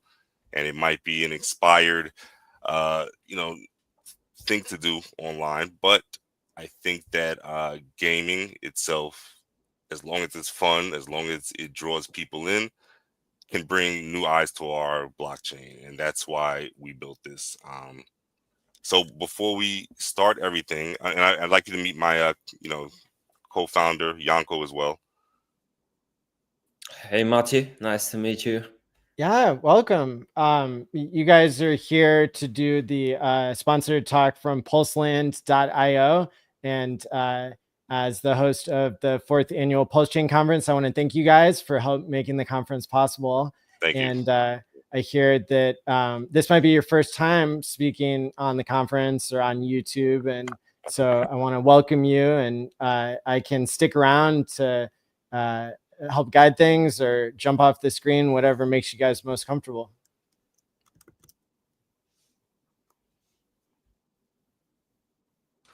Sorry about that. Yeah, thank you for hanging on. So anybody who's on can log on to play.pulseland.io. Yanko will currently be on with you, and we'll, you know, he's going to share his screen in a second and walk around. I just want to set some expectations. Tonight, you'll be able to roam around the island. You can explore the terrain, go into some of the buildings, get a lay of the land, but none of the mini games. So they're going to be games inside of the island. None of them are live yet. We have another talk on Sunday. By then, one of them will be live, and we'll be able to play it with you live on stream. There will be prizes. Think of it as a soft opening. You're going to be the first people to walk around Pulseland, and you're getting an early look at what's been built. And I've played games. I'm not a gamer, right? But I am proud of what we've built. I think compared to a lot of metaverses that is out there, we've done a hell of a job. And you'll see shortly. Yanko, so have you guys been a part of crypto and a part of Pulse Chain for a long time, or are you new to this chain? No, I've been a part for a long time, since the beginning. I've been, you know, there's probably a bunch of people on here who have seen me at conferences. You know, I've met Richard a couple times, so I've been around for a while. I was at the movie premiere in Miami. So yeah.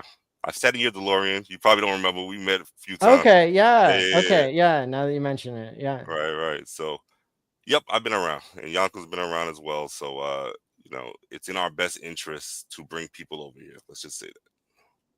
Awesome. Yeah. And how long have you been working on Pulseland? I would say about 4 months or so. Yeah, it's taken us about 4 months. We were supposed to launch it earlier this month. That didn't work out so well, but now we are. I think there's no better place to launch it, to be honest. Yeah, timing's perfect. I mean, the token is P-Land. We actually use Pump Tires. We promoted the launch about a week before we actually did it. We told everybody what the wallet address was going to be, so there were people who were ready at launch of the Pump Tires campaign. We, as the team, we got 20% of the tokens at the beginning, but it's locked up for 5 years, vested quarterly. So we can't touch. And, you know, since we're talking about the token, I just want to say, you know, there's right now about 60,000 in total value locked up with trusted assets around across Pulse Chain. So it's even though we're new, you know, the volume is pretty good. The liquidity is pretty good for a new token, and we're growing. So, you know, sky's the limit. But, you know, I don't want to talk about the token or anything like that. I want to actually show the game, and I hope people are on. I think people are on playing right now, so I'll let Yanko. Can I ask you a quick question about the ask anything you want. token? Sure. Is it related to the game? Is it used somehow to power the game, or is it Great question. just part of the brand? No, great question. So everything that we'll be doing will have, the games will have prizes, but they'll also have ticket fees. And the ticket fees will go towards the winners. The ticket fees will also, part of it will go towards buying and burning the token. That's one thing. We also have land sales, right? So land sales, there are houses and properties on there that people can buy. There will be NFTs that people could buy. They can build on it. They can keep the existing structure, tear it down, and build something else. And, there will be an auction for that, for each property. And the current plan is to share the revenue with the homeowners. So why buy a home? Because it will make you money. So it's like the opposite of a property tax. The exact opposite, right? And yeah, and that's where we are. So anything we make will go towards buying and burning the token. Cool. Well, I'm sure everybody would love to see the game.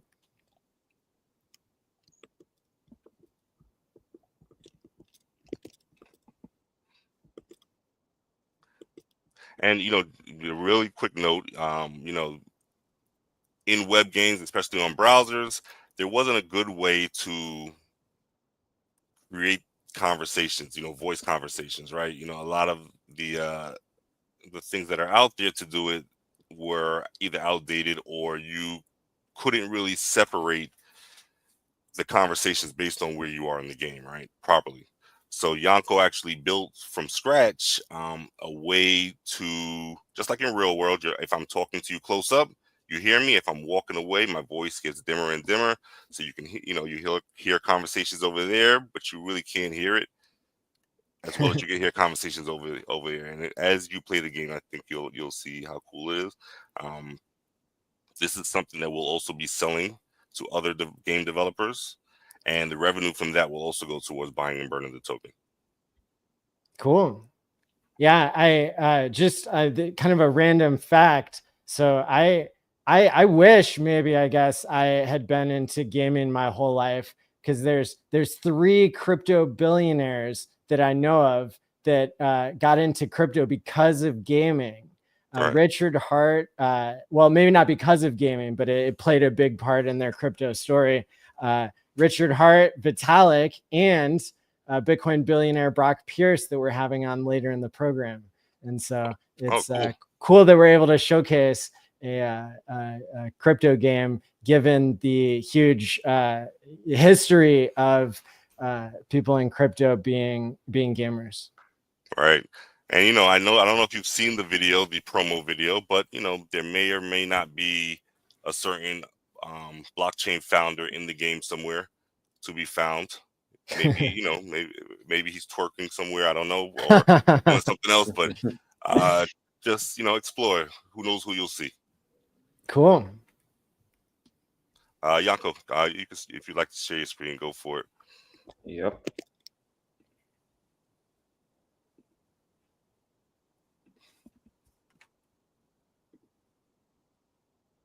Yep, the chat accurately guessed Vitalik as one of the 3 crypto founders that I was referring to in the gaming world. So, some future plans, you'll see a casino in the island. Obviously, we do not have a casino license yet. Well, not obvious, but we don't have a casino license yet. The Pulse Chain Fire Whale is actually developing a casino called X Games, and we have plans after they launch to implement that into the game as well. And cool. They're gonna have. We will also, yeah, we'll have the Fire Whale speaking on one of the panels. I didn't put him on the schedule because we didn't have him confirmed yet, but he'll be speaking also at this conference. He's a great guy, and he really loves the chain. So you're lucky to have people like that who are building great things. He's a casino expert in the real world, so I'm sure whatever he builds here will help the chain more than you know. Awesome. And, you know, his casino will have a strong affiliate program, so any fees that we get from there will also go towards buying and burning the token. We're all Awesome. about, you know, fair launches, and yeah, we're all about fair launches here. So the screen is being shared for those of you listening in audio only. Go ahead and check out your screen, and I guess you guys are going to walk us through the game. Sure. So right now we have about 25 characters that you could choose from. Future plans will be for you to be able to create your own custom avatar by using a photo or your face. Sorry, Yanko, go ahead. Yeah, first of all, thank you to the Pushchain community and to the Pushchain conference for having us. And as you can see, today is like the beta version that is being unveiling, and it's the first community-driven metaverse on Pushchain. So just like Mike said, metaverse has been kind of a buzzword, but here's the difference. We're not just a catch crab, and it isn't VC or any just hype. It's built by the people, for the people, and for people that are looking forward to integrating gaming into Pushchain. Because we believe it's like we haven't seen many games on Pushchain, so we're glad that we managed to get our product out there.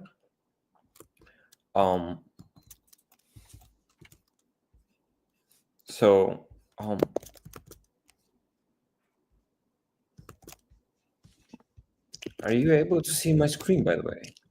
I'm not at the moment, no. All right. We saw it for a second, but it just went away. Let me share again. There we go. Yeah. All right. And as we can see, there are people here already playing. And here's just an example of what we have. This is like the bank. So the plan here is that if anyone is willing to integrate their DApp, their decentralized application, we're going to be able to put a building for them and make it themed so people can actually integrate anything here. So sorry to cut you off, Yanko. That bank will actually be the Liberty Swap Bank. We spoke to them earlier. They'll be integrating Postland probably by tomorrow. So. Whoa, that's cool. Yep. On top of that, as you can see, there are a lot of digital billboards here. And the plan is here to promote projects. And how this is going to be done is by letting people to automatically upload a picture on our website, choose the amount of days that they want to be promoted, choose the desired billboard, of course, and then proceed further. And boom, just like that, you're going to be having your ads directly in the game, which is super cool, I would say, especially if you want to have some exposure. And that's one way to go. And these billboards are spread out throughout the whole island. Yeah, there are currently 15 of them. And as you can see, several projects are already promoted in the metaverse. So people are able to see them. And yeah, it's kind of like a hub where you can also explore other projects. So it's not built just for one single project, but people get to promote their own stuff. So it's kind of like a thing that connects other people, and we really like that. That idea was something that we were striving for, because doing partnerships is the way to go. And yeah, so also across the map, there are several gift boxes that may be found. And there are actually exactly 10 of them. So the first people to find them, make a screenshot and send them to us.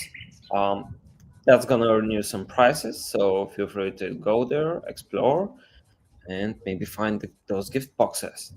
And you send it to us on Twitter. We're at Postland. Yeah, exactly.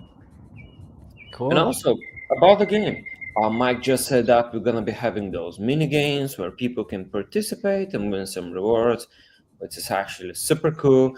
And the first one that we start with is actually Pulse Games. So the Pools games is like the Squid Games, like the series. I'm sure many of you have already watched this series. It's like, for those of you who don't know, those are series that are representing survival Korean games, and the people that get to survive, they get to share a good prize pool. So, for example, you can buy a ticket, you can go to the those mini games called Pools games, and people start the first mini game, which is red light, green light, just like in the series, and then you have 2 more games. So basically, the people that survive the game, they share the pool. So if there is a pool of $500 and only 2 people survive, they get to share 80% of that value. So the remaining 20%, they're gonna be used to buy back and burn our tokens, the Poolsland token. So again, this is all designed around to build value and make the P-Land token more scarce and deflationary. So that's the idea. And the more we develop, the more things we're going to be including in. And for example, as you can see right now, this is the casino and Solitex. Yep, we are trying to probably implement them here. So we want to make it in a way where people will be in a position to play mini games. They're going to be playing casino games. So I think that's going to be pretty cool. It's more immersive than just being on the website. Of course, we just want to build those partnerships, get the exposure, and integrate as many projects as we can into the game. So that's part of it. As you can see, there's a lot of room, so we can improve here. We can implement a lot of games. So, and I know you guys see the lottery on the right side. We have not released the rules on that, but once it's released, it'll be a weekly lottery, just like you do here. And the revenue none of it will come to us. It will go towards buying and burning the token. A portion of it that doesn't go towards the winner. Yeah, the lottery, it's like a raffle where you buy as many tickets as you want. Of course, more tickets gives you a better chance of winning. Just like in real life lottery, whenever you get more tickets, you automatically increase your chances of winning. But I believe that the first draw will be on Sunday, so which is in 2 days.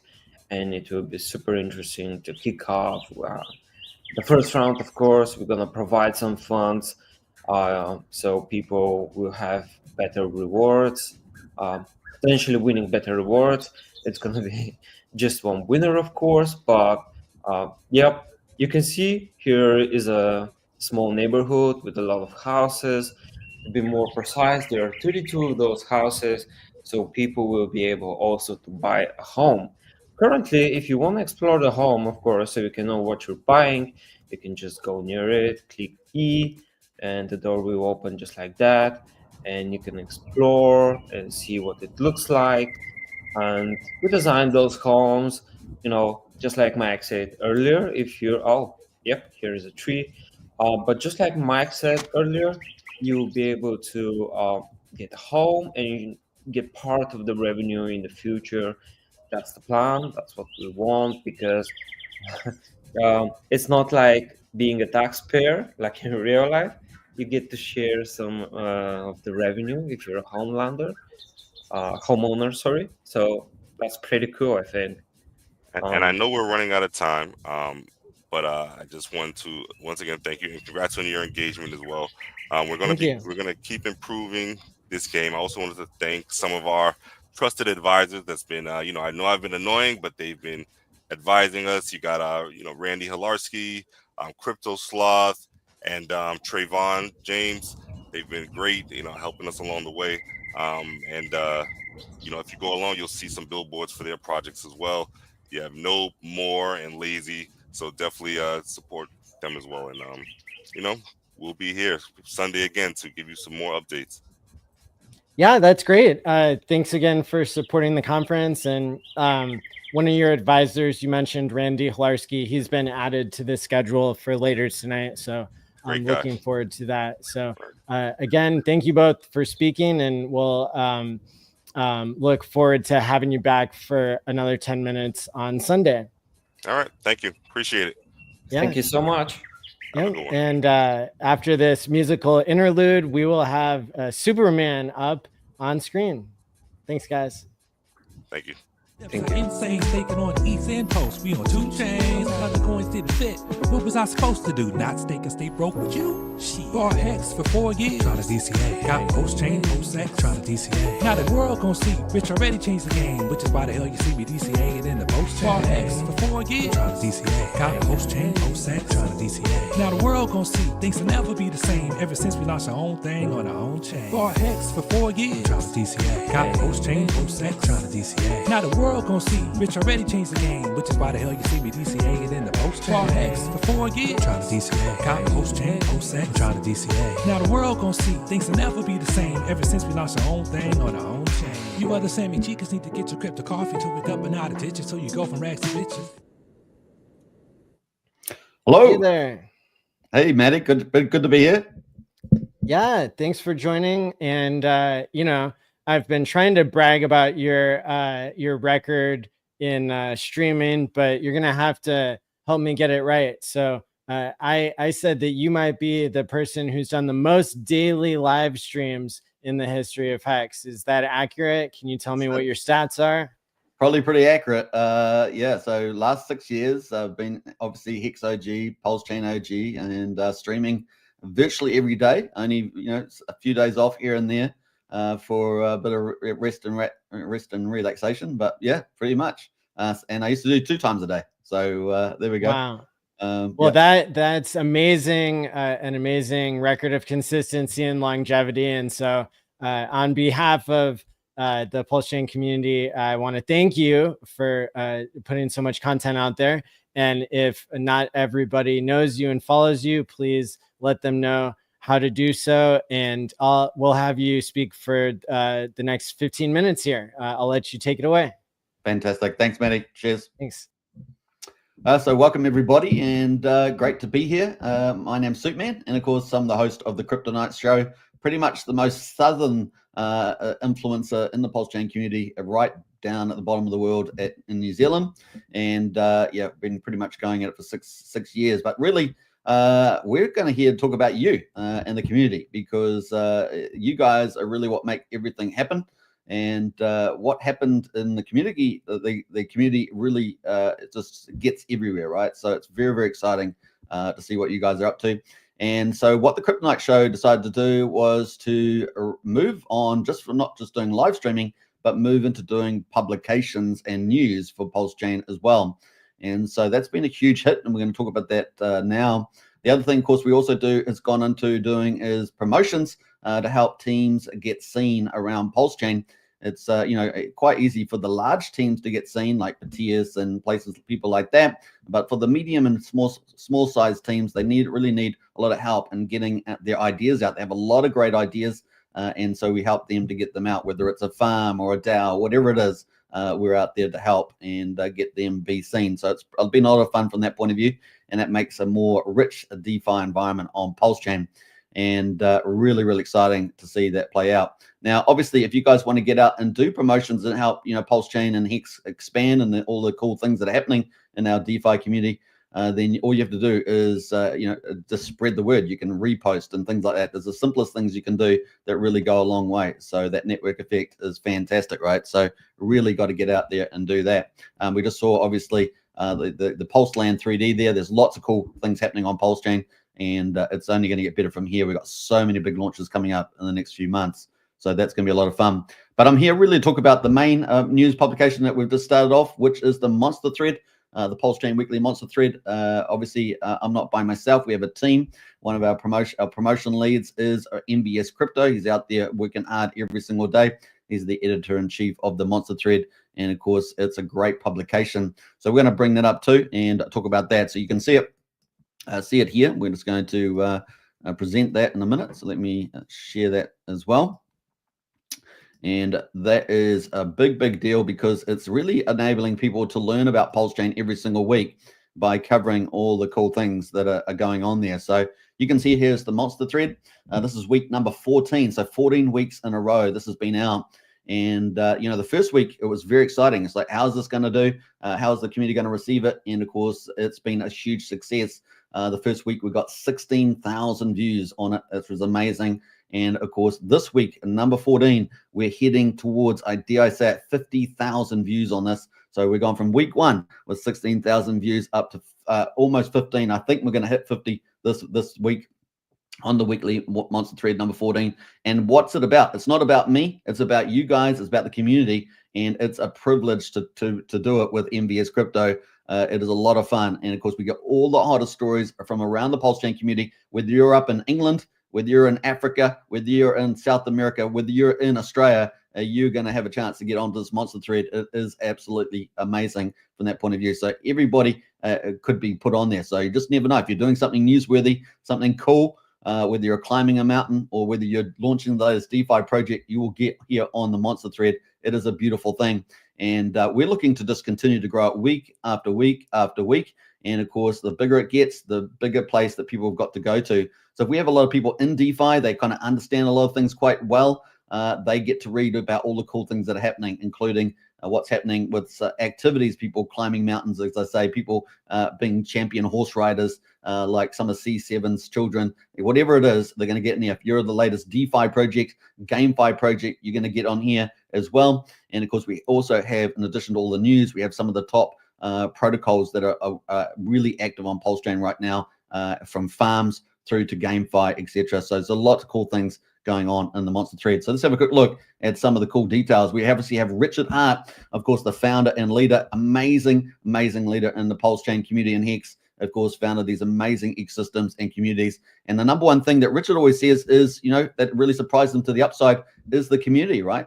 And that's you guys. So this is all about you guys. And so the more you get out and do, the more rich and rewarding the newsletter becomes, because we've got so much cool stuff to talk about. So, we've got a couple of stories there about Richard, obviously with the 200,000 electronic devices landing in the United States very soon. And of course, with the vans, we've got cool stories there. The Pulse Chain sacrifice, of course, getting into legendary status as there's a massive boom, of course, with the strategic ETH reserve. And of course, Pulse Chain Stack sitting at number 5.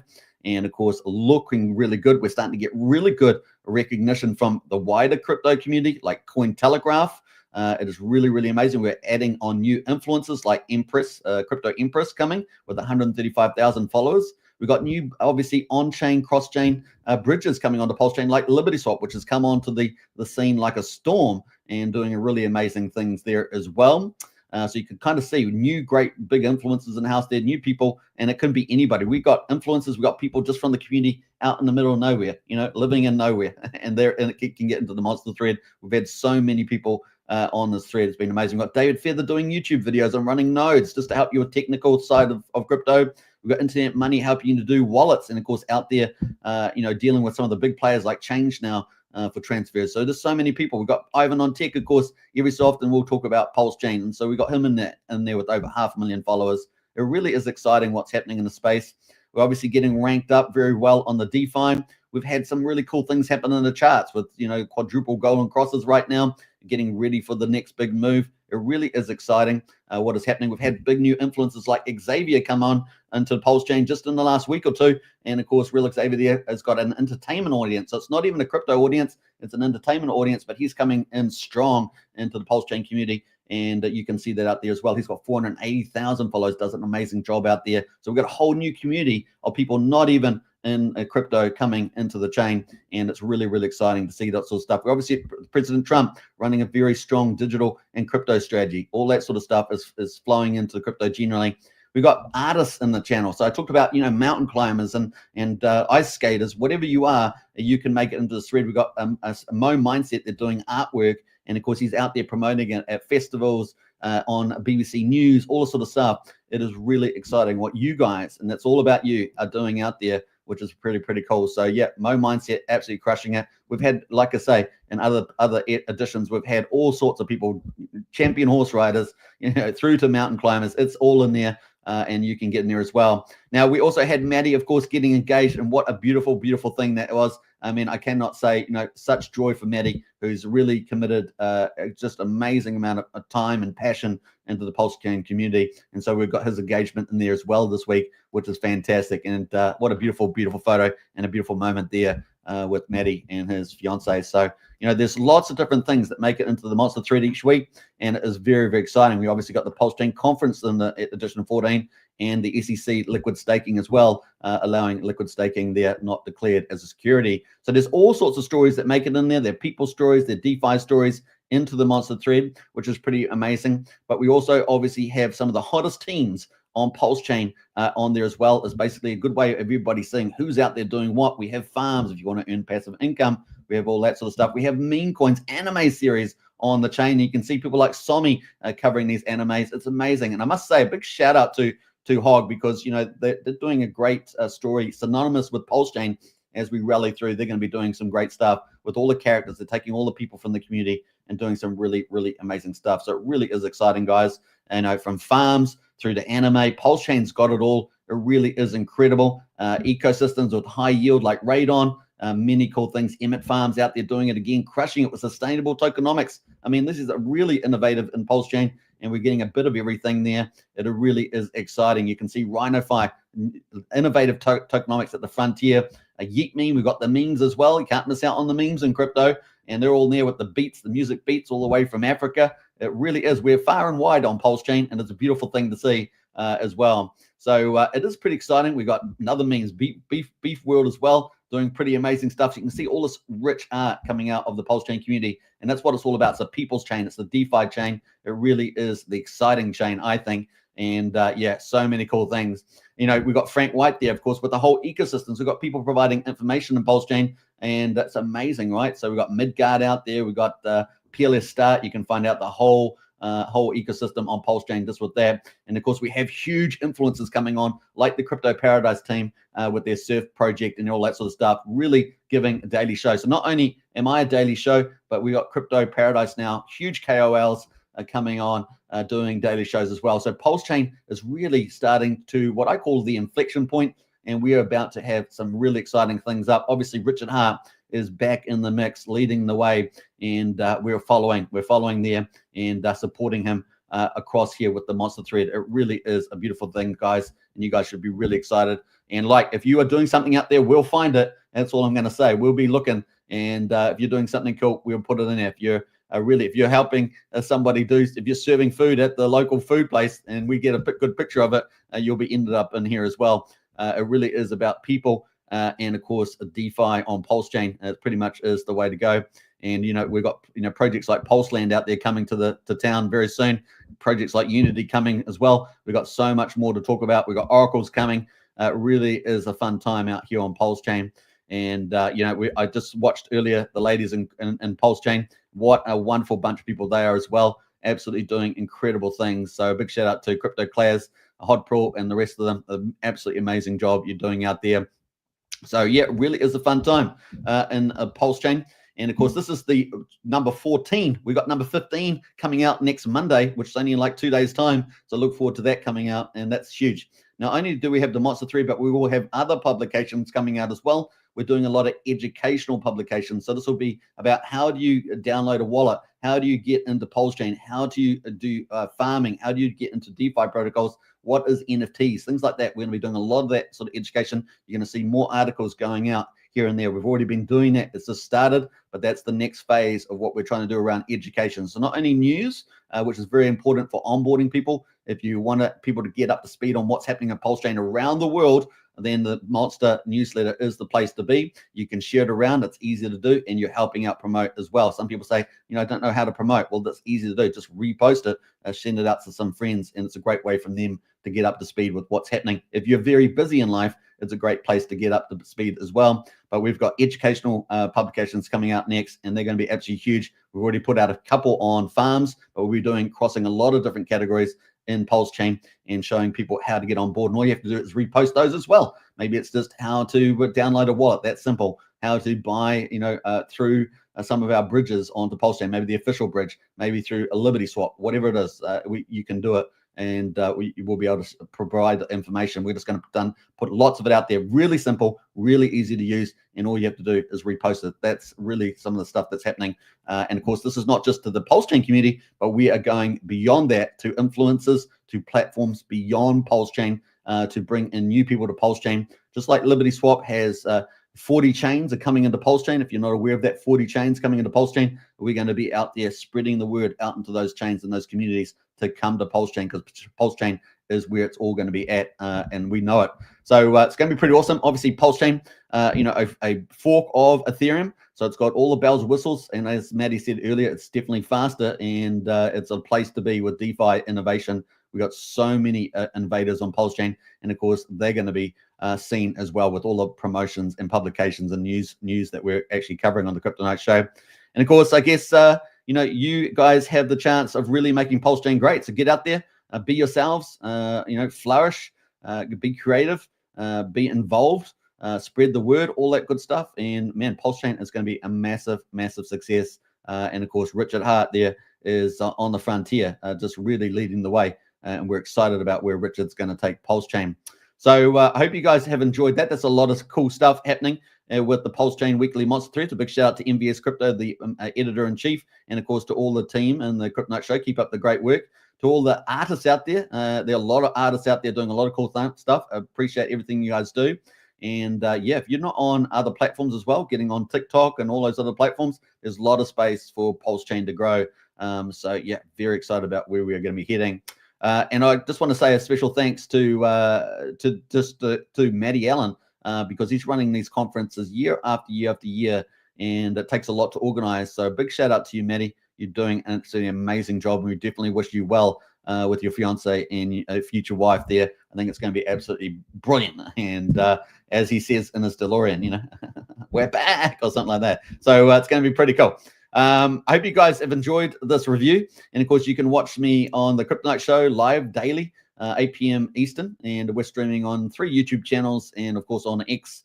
And really enjoying that. I do strongly suggest following as many of the influencers as you can and sharing their shows around. It really does help a lot with getting the outreach of Pulse Chain out there, whether it's RH Max or Cryptographics, whoever is out there. Get out there and spread the word. Really is a big deal. All right, Maddie, thank you so much. You're on the mute there, Maddie. Thank you again for the kind words and for covering all of the news here. I think that was a great segment to show people why they should subscribe to your channel. Brilliant. Thanks, Maddie. And all the best, everybody. Awesome. Yeah, so let's see. Up next, we have an interesting talk about the parallel economy of Pulse Chain from UpX, or from UpDave, Validator X, and LPX. And so they'll be up here right after this musical transition. Thanks again, Superman. Cheers. Now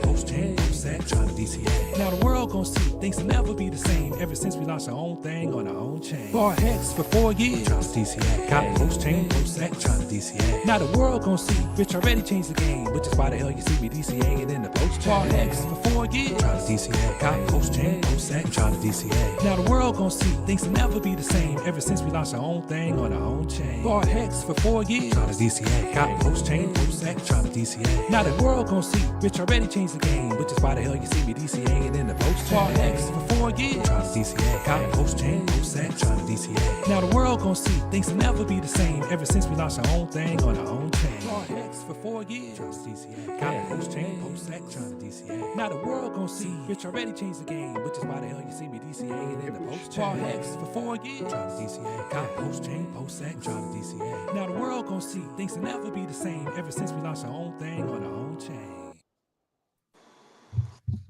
Welcome, guys. Hello, Maddie. Great Hey. to see you. Yeah, likewise. And hello. You guys will be doing this talk for the next 17 minutes, and then we've got Axis Alive up, and then Bitcoin billionaire Brock Pierce will be on the show. So a lot more great stuff to look forward to, and appreciate you guys coming on. So without any further ado, I'll let you guys take it away. Maddie, we got a PowerPoint presentation we need to load up. It's ready for you to. Great, I can see it. I'll add it to the screen. Thank you. Whenever you want.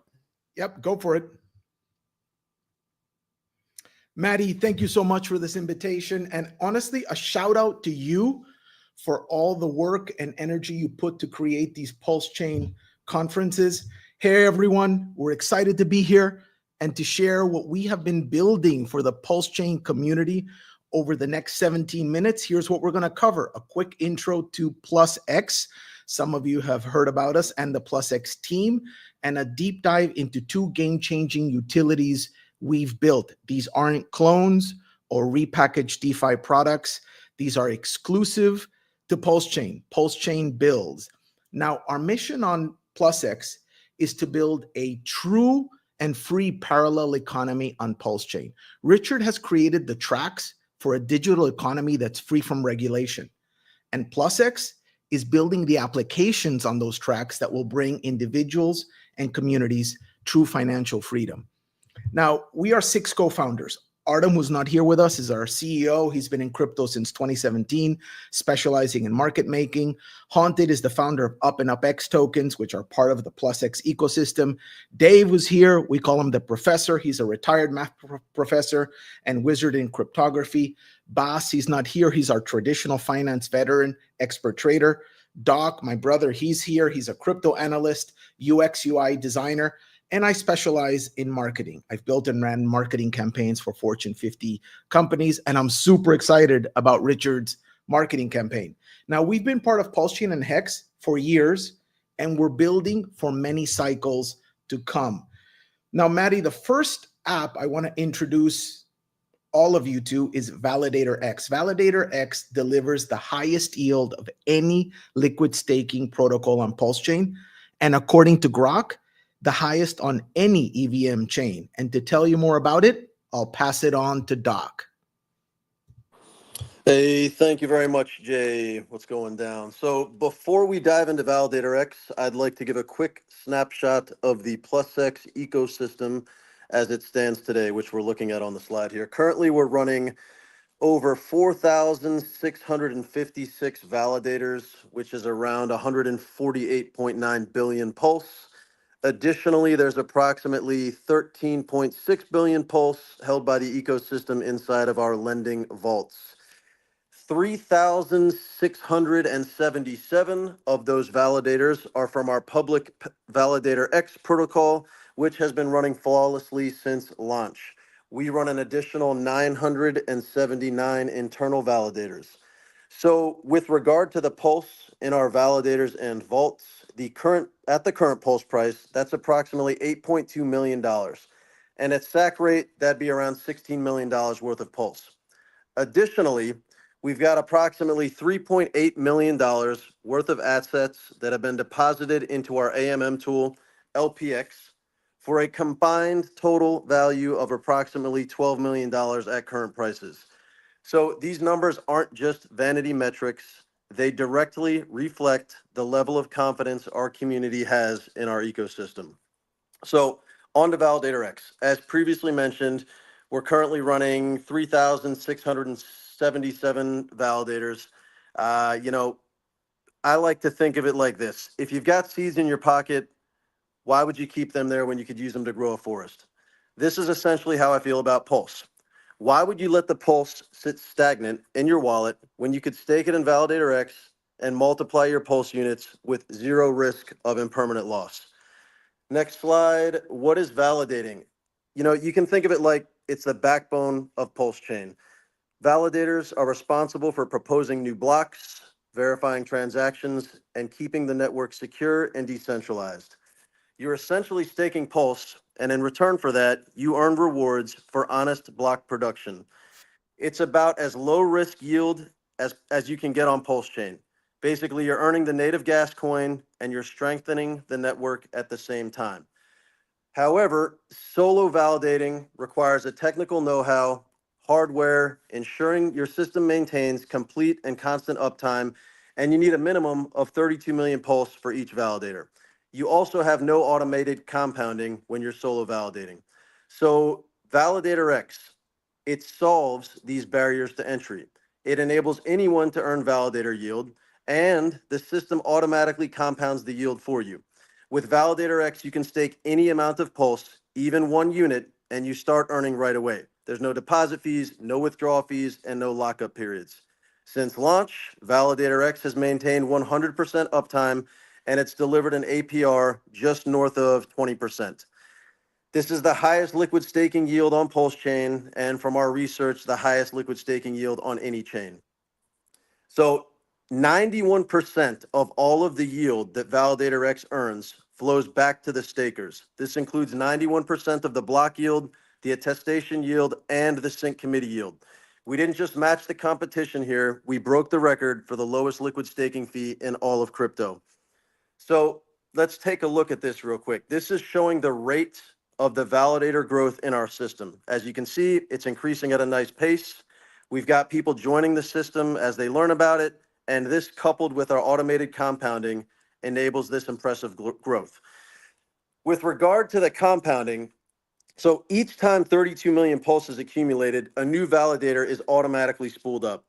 This further increases our yield potential because the more validators we run, the greater the chance one of our validators gets chosen to build a block. Let's touch on transparency here. So people love us because everything is transparent in our ecosystem. Everything we do is visible on chain. We've even taken it to another level, and we have a custom bot called BassiBot, which was developed by one of our co-founders, Boss. This bot tracks a multitude of stats in our Telegram room, and it even alerts when our validators are selected to build blocks, such as the alert we're looking here on this slide, where we earned 96 million Pulse in a single block. 91% of that Pulse was compounded directly back into the system and went to spooling up new validators. Stakers benefit from these frequent block rewards, which is the power of pooling our Pulse together. So this is liquid staking designed to maximize value for the stakers, not the insiders. So when you stake with Validator X, after a 48-hour cooldown period, you can come back and claim the UPLS receipt token. This cooldown period is essentially a security feature and a way to ensure people don't game the system. For the record, though, you start earning yield as soon as you stake, not when you come back to claim the UPulse. Meaning if you stake and come back 48 hours to claim your receipt token, your stake will already be worth more Pulse than what you started with. The UPLS receipt token represents the Pulse, and it enables you to be liquid while your Pulse is staked. It's a PRC20 token that can be held, moved, used in DeFi applications, all while your original stake keeps earning yield. It's immutable, and it can only be minted by staking Pulse and Validator X, and only the UPLS holders can redeem it for the underlying Pulse.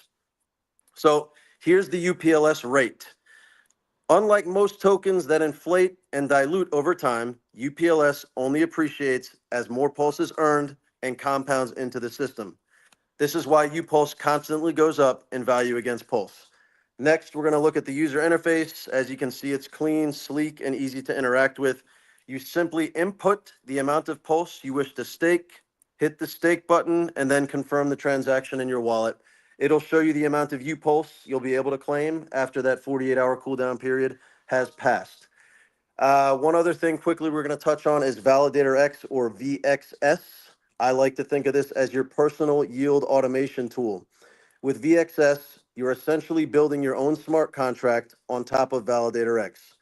By creating a VXS, you can choose exactly what happens with your Pulse rewards. If you want to DCA into another token with a portion of your yield, if you want to automatically buy and burn a token you support, or maybe you just want to harvest Pulse for a gas tank, to earn Pulse for transactions, well, VXS can do all of this for you. And once built, your VXS smart contract will execute your strategy automatically.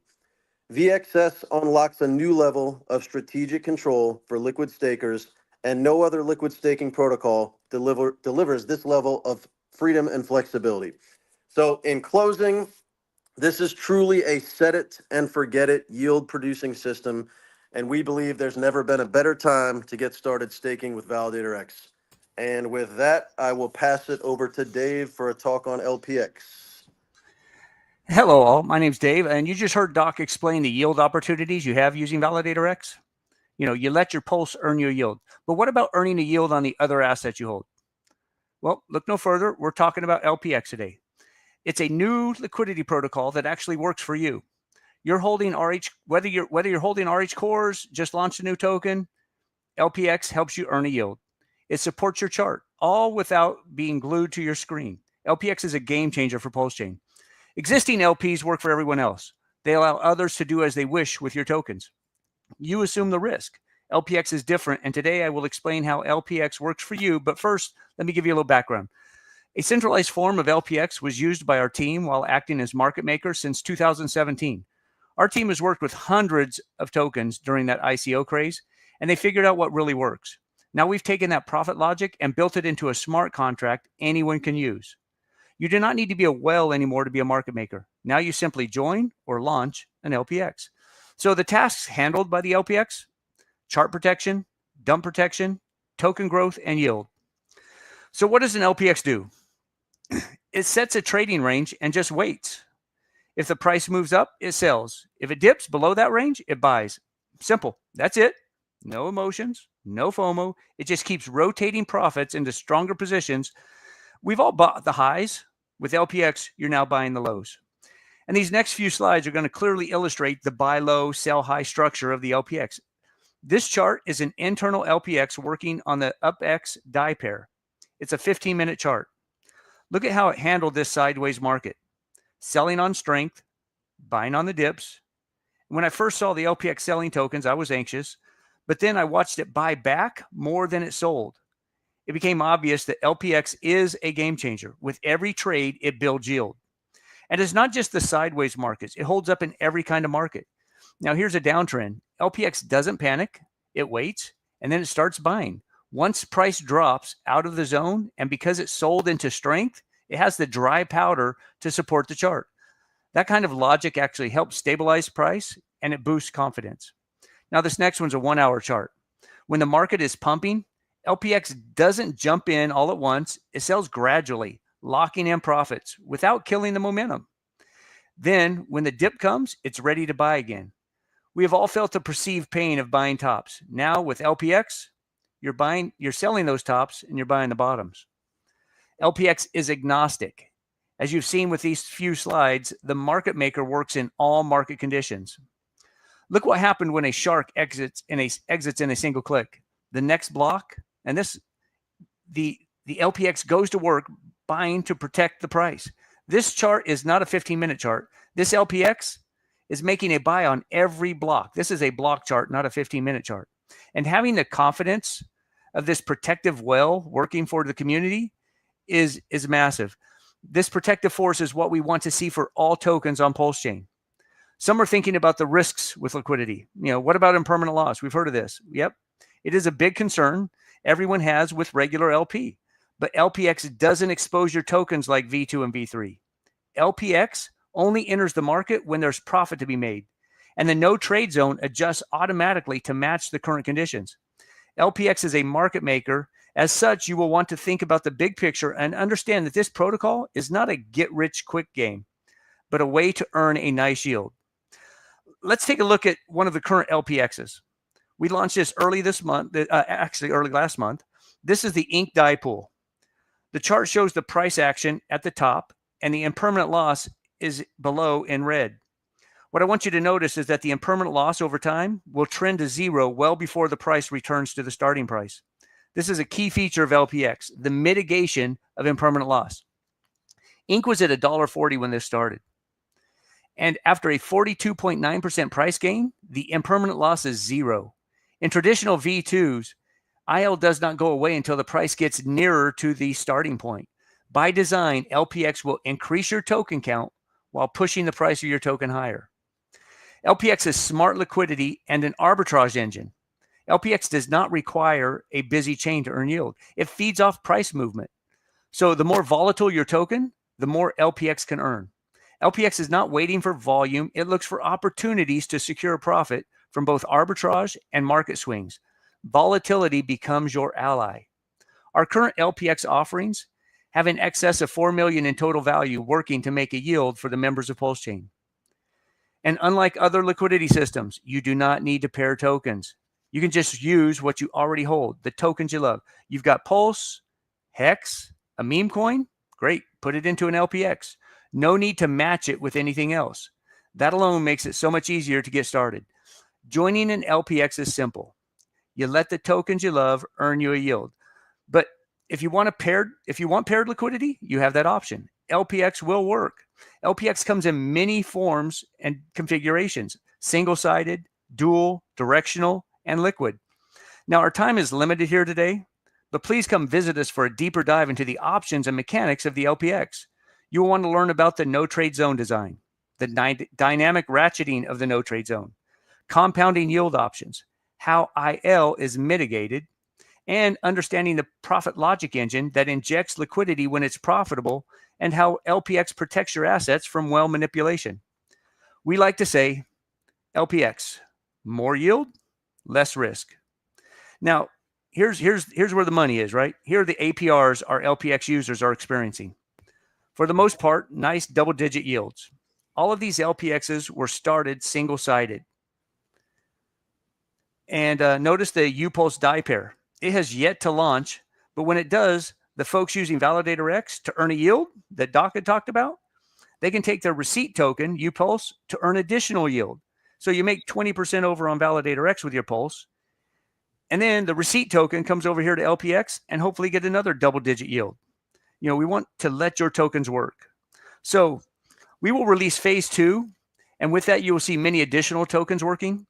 Then phase 3 of LPX brings the opportunity for members of Pulse Chain to launch an LPX for their favorite token. Following phase 3, our team will launch UDEX, the swap engine that charges 0 swap fees. This will help increase the yield for your LPX. And with that, I want to thank you for listening. And Jay, back to you, sir. Maddie, in closing, we want to share with the Pulse Chain community that Validator X, LPX are not tokens. They are tools, and they're there to grow your wealth and achieve financial freedom for you and your family. Maddie, Richard has created the Freedom Chain, and PlusX is building the tools needed to create a thriving parallel economy on Pulse Chain. Community, to find out more about Validator X or LPX, please come visit us at our Telegram, tg.plusx.app. Maddie, thanks for everything you do. A big shout out to our friend Axis coming up next. And it's been a pleasure and an honor. Thank you. Very impressive what you guys have built. And I think Pulse Chain is lucky to have you. Thanks for speaking at the conference. And up next, we have Axis Alive after this musical transition. Thanks again, guys. Thank you, Maddie. We're the Hexicans coming for your neck again. This cryptocurrency space ain't ready for us yet again. We're the Hexicans. Yeah, I'm a Hexican. Now, we're the Hexicans coming for your neck again. This cryptocurrency space ain't ready for us yet again. We're the Hexicans. Yeah, I'm a Hexican. So I'm like, bet, how can I invest? He said if you got MetaMask, brother, you set. Now don't forget to write your seed words down. Not your keys, not your crypto, bet. So I step, Richard is a vet. Retired at 23, traveling in jets. He writes self-help books, especially his new book. Hey. What's going on, Maddie Allin? Well, I'm excited to hear your talk here because you are setting the table for Brock Pierce, a Bitcoin billionaire, up next. And who better to do the talk right before him than you? I even brought a Bitcoin poster for Brock. Hey, right on. Hey, man, I don't know who's more excited. If I'm more excited to be on stage or to watch Brock, tear it up and tell us how much he loves Pulse Chain after this. So let's go. I got some thoughts that I can't wait to share. But just before you go, hey, Maddie, thanks for doing your 4th annual Pulse Chain conference. You've been doing this a long time, and it isn't always sunshine and roses, but the real ones recognize the work that's being done on the back end. So thank you so much, and congratulations on your most recent engagement, man. Thank you so much. Yeah, it's an honor to host this. And with that being said, I'll hand it over to you until the top of the hour. Sweet. All right, guys. Well, hey, welcome in, everybody. If you don't know who I am, which most of you probably don't, my name's Axis Alive on the internet. Mitch Marty and other circles. Yeah, I've been in this space for a long time, 2017. So not as long as Brock, but it's an honor to be able to come in and roll up the sleeves here a little bit and give you guys some context on how I think Brock coming on next is a huge deal for us, and how the things that he's probably, the stories he's about to tell and the experiences he's about to share really align with what those core principles are that really drove cryptocurrency from its origins to like here where we're at today, where we have a shot with something like Pulse Chain and Hex to really take it to the next level, right? So like really take those libertarian values and those freedom loving values that Richard Hart embodies, and people like Brock and these other OGs that really consider themselves stewards of these blockchain networks and are very caring about that and thoughtful about that. There's just no real telling how far we can go if we work together. And I think there's way more commonalities in this day and age amongst us than there are differences. And so that's kind of where I want to piggyback off of some of the things that, Crispy Man had mentioned in his segment, which was right early on in the stream. If you didn't catch that, let me try to recap that for you quickly.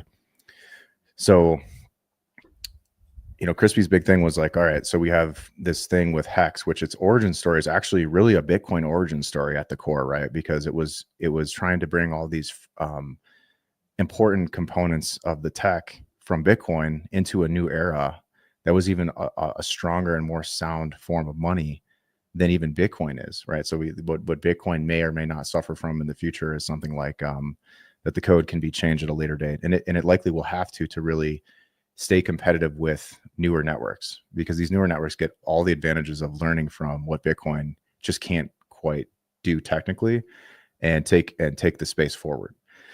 And so I think, the creation of Hex with those like DeFi principles at the root is such an important thing to remember.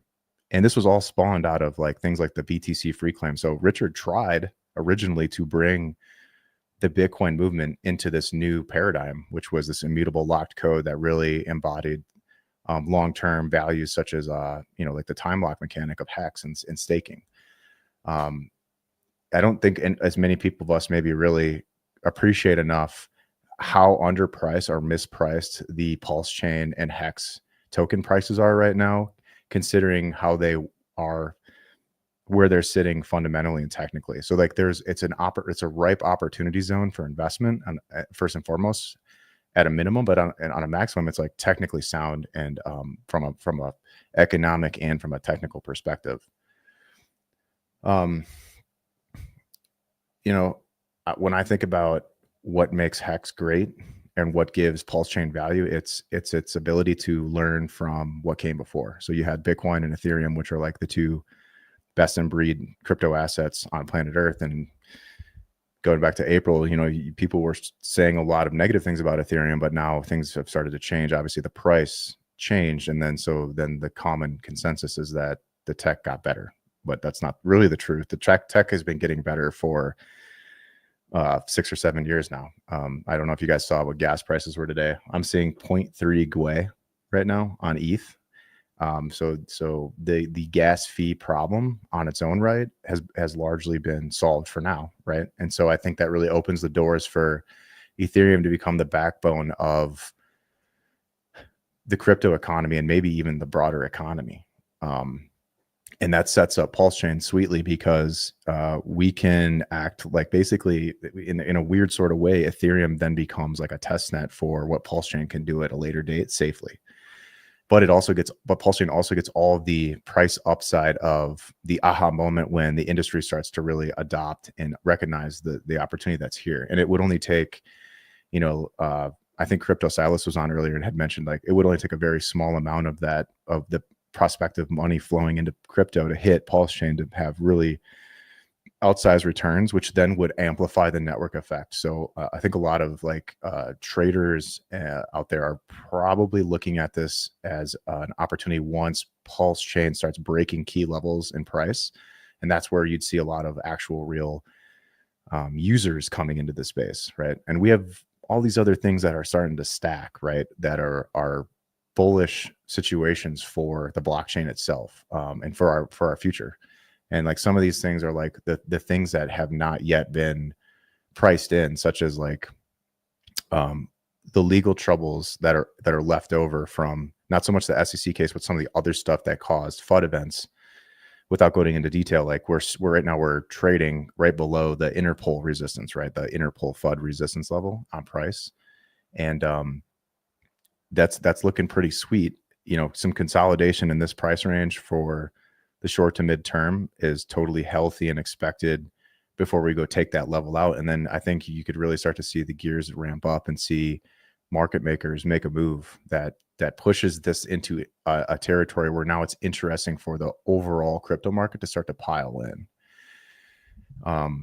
So once like those start to clear up, those legal issues, you got things like, okay, now that that's out of the way, well, does Richard start streaming again? And if so, like, oh my gosh, that would be a huge price amplifier for us. And, you know, I think I agree with like Buck on this a lot, where it's like, you know, we're not out of the woods and we need Richard here with us, at least for the second major cycle, right? And if he comes back in a big way, that could be a huge price amplifier and really bring adoption to the chain, where people thought maybe he ran away, and then he comes back to really support his chain in a big way. Not that Richard, not that you haven't been supporting the chain, you have been. Those of us that see it know it, and you know you don't get enough appreciation for the things that you do, but just recognize that it'll all be worth it in the end, and that we're not going away. There's 10,000 to 13,000 active wallets every day using the blockchain and are freer and better off. These people are freer and better off than they were before Pulse Chain existed. And I'm one of them. And I'm fortunate to be in a position to really piggyback off of Brock's, you know, hopefully what Brock says is that he is a steward of this digital economy through his financial power. And that's a challenge to every one of us that's in a position of strength right now in terms of our holdings, to really uphold the network and help amplify the network effect. And the more people that really come together and see that this is a bigger deal and there's a bigger picture here than just ourselves, it's really going to accelerate the rate of growth for the blockchain. And so this is a call to action or a message to you all that you may think, oh, I only have 100 million Pulse in my bag, but that could be a lot of power later on in the line. And it's up to you to steward those funds in the right way, or you'll never be like a Brock Pierce. Like, you have to be able to understand the importance of holding and letting these things appreciate on their merits. And that means like totally decentralized, pump a mental potential, and just like the overall opportunity here in terms of what could be built on. I mean, look, shout out to the LPX guys that they're creating and innovating and building things on this blockchain that have never existed before on any chain, right? To this extent. And then you have people like the Internet Money people who have created a dedicated wallet for the ecosystem. You have Solid Hex, the Fire Whale, creating an entire online casino platform that's going to pull interactions and opportunity and financial energy from other blockchains into our assets. Like, there's a bunch of things that are coming and being built on Pulse Chain now, even that have never been done before. In the first year to 2 years, we had a lot of copy paste projects, but now we're actually starting to see the cream rise to the top, so to speak. And you're starting to see new projects come along that are actually going to try to do new things. And Pulse Chain is home to them. And understand too that Pulse Chain is not a perfect network in its own right. Like, yeah, everything works great. There's like been literally no downtime with Hex and Pulse Chain, but there's still room for improvement. Like, I think we're like 6 upgrades behind Ethereum, which could be an advantage from one perspective. It's safer. It's like there's less risk in the new code, right? Because we're running an older version of Ethereum, but it also slows down development progress. So it's on all of us to come together to kind of accelerate and build new things, accelerate the growth and build new things, and bring us up to speed and up to date, and do things and really challenge ourselves to do things that haven't been done before. And the fact that we're an Ethereum clone, so to speak, it puts us in a really strong position, and we have huge Ethereum treasury reserves that back this chain as well. So it's like we're backed technically and financially by what works, and so there's no need to reinvent the wheel here. We just need to take what's working well and just accelerate the rate of growth and the user adoption and all those things, and really show the value that's already here that the whole entire market is missing. Okay. Another thing is like, well, what happens if centralized exchanges start listing us? Like, how big of an amplifier is that for? And I really want to challenge the original thought process of like, well, we don't need centralized exchanges. Well, we right, we don't need it. We've been operating fine just in DeFi and bridging in and out to Ethereum and other blockchains to get money moved around. But we really need to streamline the user experience and the user interface so that it's seamless between bank accounts, and so between the TradFi world and our chain, and that's happening at a record pace, with the new rails being built, the new regulations that are in place, the new rails that are being built already by Coinbase and all these other huge corporations that have now come together to really advance the space forward. We're just going to get what's going to happen is we're just going to get absorbed into that larger centralized space, which is going to be a net positive to reduce friction of coming in and out. That doesn't take away from the underlying tech that already kicks ass, because we're already using it, right? And it works. So it's just another means to get more eyes and ears on the space, which is good for everybody. And it's like, that's the bottom line is Pulse Chain and Hex, they're a dynamic duo. It's the best of both worlds. You get the best of Bitcoin and the best of Ethereum. They come together under one banner, and to try to do something new that hasn't been done before. It's like you might look for like mainstream influencers to start coming out of the woodwork, and it'll probably happen after the price starts to do something, right? So like the price is like the last thing that'll happen. It'll explode in price, or you'll start to see nice steady growth over time. And in either of those situations, it's good, because then you'll start to see more and more people talking about this as like a real place to make money. That says nothing about our potential to become like a stablecoin hub as well. I know that stablecoins are losing value versus crypto every day on the long trajectory, but that doesn't mean that they're not something that's important to our space. And I challenge every one of us to go out and try to onboard, as much money in stablecoins onto our chain as possible, and try to somehow achieve a risk-free return. But through stable to stable pairs to just give us that more of that backing natively on our chain. I think the 0x Coast guys are amazing, and they have such a tremendous amount of agency about their work, and they're really one of the spears that really is pushing us forward with banking and with regulation and stuff. And I don't think that should go missed. And anybody that basically seizes the opportunity to help bring more value through that channel or others is going to be doing pretty well. It's already working well for the treasury companies that are leveraging the Ethereum is the stablecoin hub narrative, right? And so I just think that this is such a bullish time for the fundamentals and the principles that we all stand for, and then people like Brock Pierce stand for, which is freedom, libertarianism, hold your own keys, immutable code.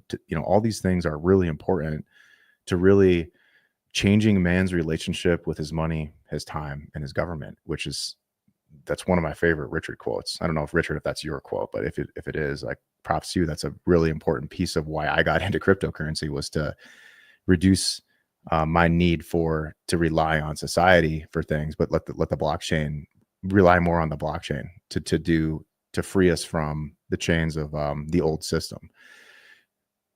With that said, like, just a couple other things, like there's undoubtedly going to be a supply shock that's going to come with any amount of market making. Like the chart showing signs of some maybe stuff going on under the hood, but at the same time, when you really get that really big candle that pierces through some of these key levels on Pulse, it's going to change everything for a lot of people. And I think that dream of making 1 million millionaires is a valiant one. It's going to be hard. It has been hard to get to this point. And but everything that Richard did for the past how many years now, coming up on 6 years with Hex, was in preparation for this moment where we really could become a significant portion of the overall crypto market because of our values and our beliefs and our principles more than anything else, right? To be able to give people that freedom and flexibility to transact anywhere, anytime with no middleman. And we're riding on some of the best technology with some of the smartest people in the space. And like, let's try to bring in even more smart people. There's maybe a few thousand really, really good devs out there in Web3. Let's bring them here. Let's bring them home to Pulse Chain and give them an opportunity, right? And so that will come with price appreciation as well. And more you guys challenging the status quo and building important products for us. So yeah, I mean, that's kind of like the summation of a lot of my thoughts about where we're at. Just don't forget that, some of our biggest whales hold a combined over 500,000 ETH, and they were just waiting for the fat signal to go off. Once that bitch goes off, like we're gonna be sitting pretty. So I'm really excited for what's to come, and I'm really excited to see what Brock has to say. I'm really proud of Matty for all the work that he puts in offline, and congratulations to him for getting this up. I'm really excited to see what you got, man.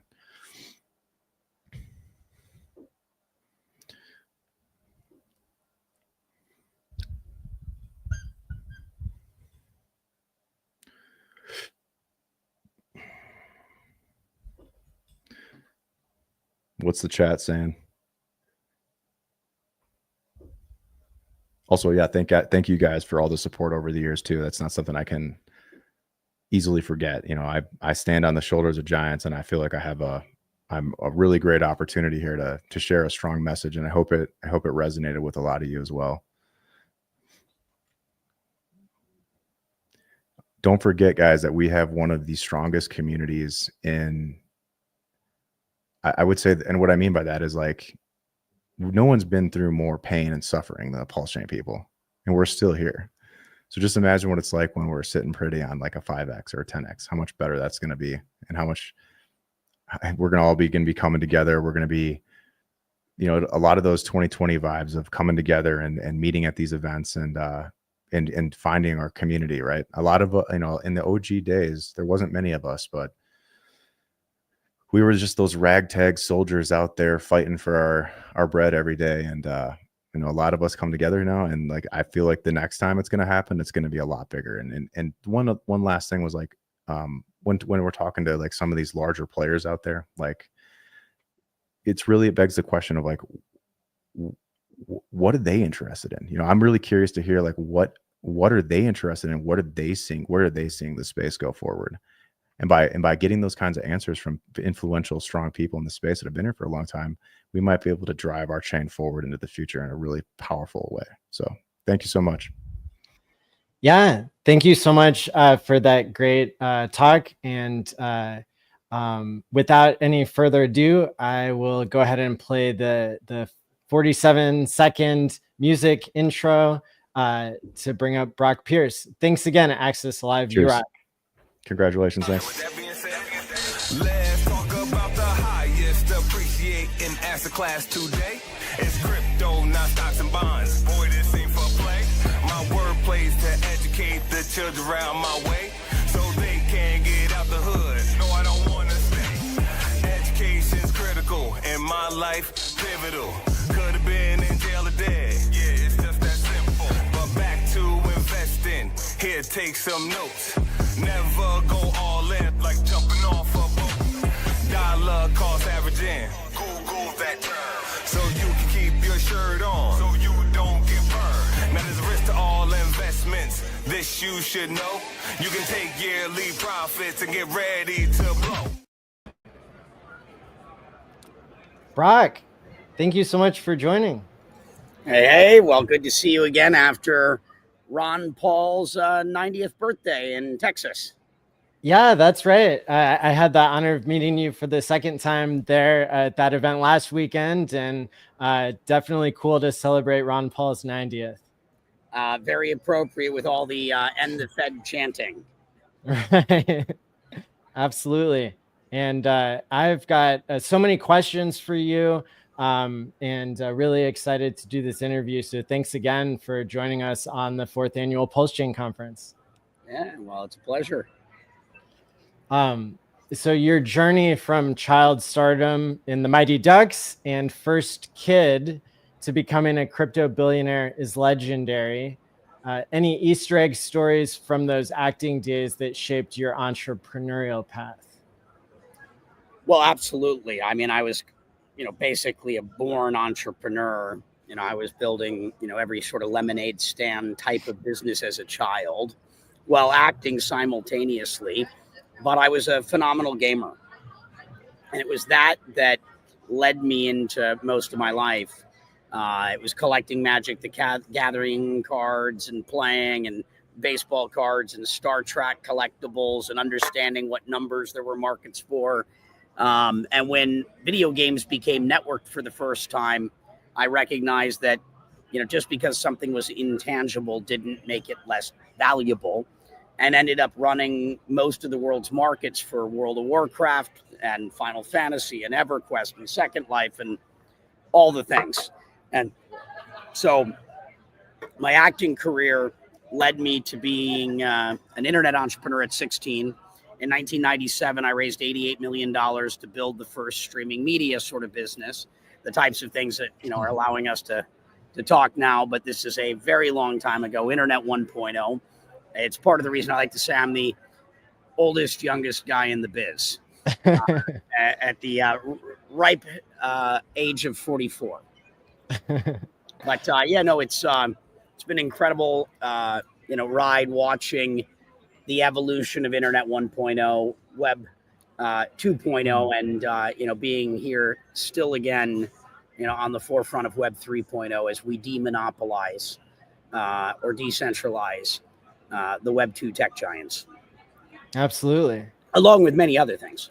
There are so many directions to go, and we might circle back here to some of these things. But another question has to do with your early Bitcoin history and mishaps. My research suggests that you were mining Bitcoin as early as 2009, and you may have some Easter egg tales from those pioneer days, like an infamous hard drive with 50,000 Bitcoin that got misplaced.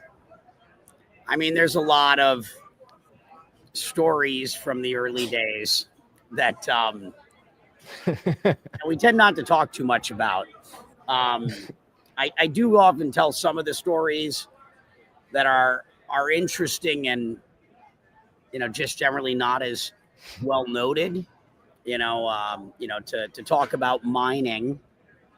I think one of the interesting things that's, you know, publicly known in the works that me and some of my partners have done over the years is we had 10% of the batch one Avalon, so 10% of all the world's first ASICs.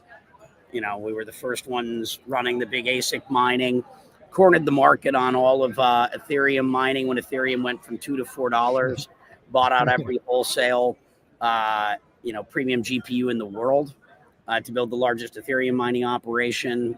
That replaced, actually, one of our companies, Zoom Hash. We won the Shopify Store of the Year award when we were selling the Grid Seed, which was the first Litecoin ASIC. And we were the fastest growing company in Shopify. And so Damon John, Mark Cuban, Ariana Huffington, and Tim Ferriss became advisors to the company as a result of that. Ran the KNC Miner China distribution business, early investor in Bitfury. So I have a long history in, you know, call it the mining aspect of the industry's development. I dropped out of it entirely when mining went cloud. With cloud mining, I just saw too many ways to run Ponzi schemes, and, you know, the elusive idea of investing in a money printer or a goose that lays golden eggs, you know, has always made it not as good a business as it might seem, because it's just so enticing or attractive. Right. And by nature, markets that are unattractive tend to have better margins than those that are attracting people in droves. But I got back into mining when we accessed public markets. So I sit on the board of Bit Digital, BTBT, which is one of the big NASDAQ public mining companies, though we pivoted out of Bitcoin mining and turned BTBT into a Ethereum treasury play. And we took our Bitcoin mining capabilities and we pivoted that into artificial intelligence, or HPC, which is now another public company called Wi-Fi.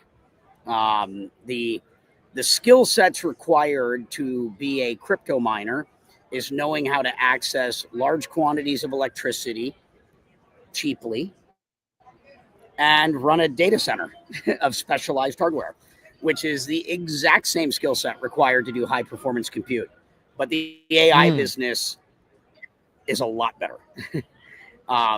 Your customers are, you know, it's a really good business if you understand how to do that. In terms of like margins or profitability, or just everything. I mean, it's a hotter business right now, and it's got much better margins and profitability and financing. I mean, if you can go find an old factory that had large power connectivity that is no longer relevant because that industry has collapsed, and you can repurpose it to do this. I mean, you can, before you've even paid for the thing, have it all financed by a customer effectively. Interesting. Have you so one of the things I'm interested in is like the idea of someone being a Bitcoin billionaire. It seems to me to be way different from being a legacy finance billionaire, in the sense that in crypto you hold your own keys, and so it's like, out of the 2,500 billionaires in the world, the ones that are crypto billionaires seem to have this special superpower of actually having control of their own money.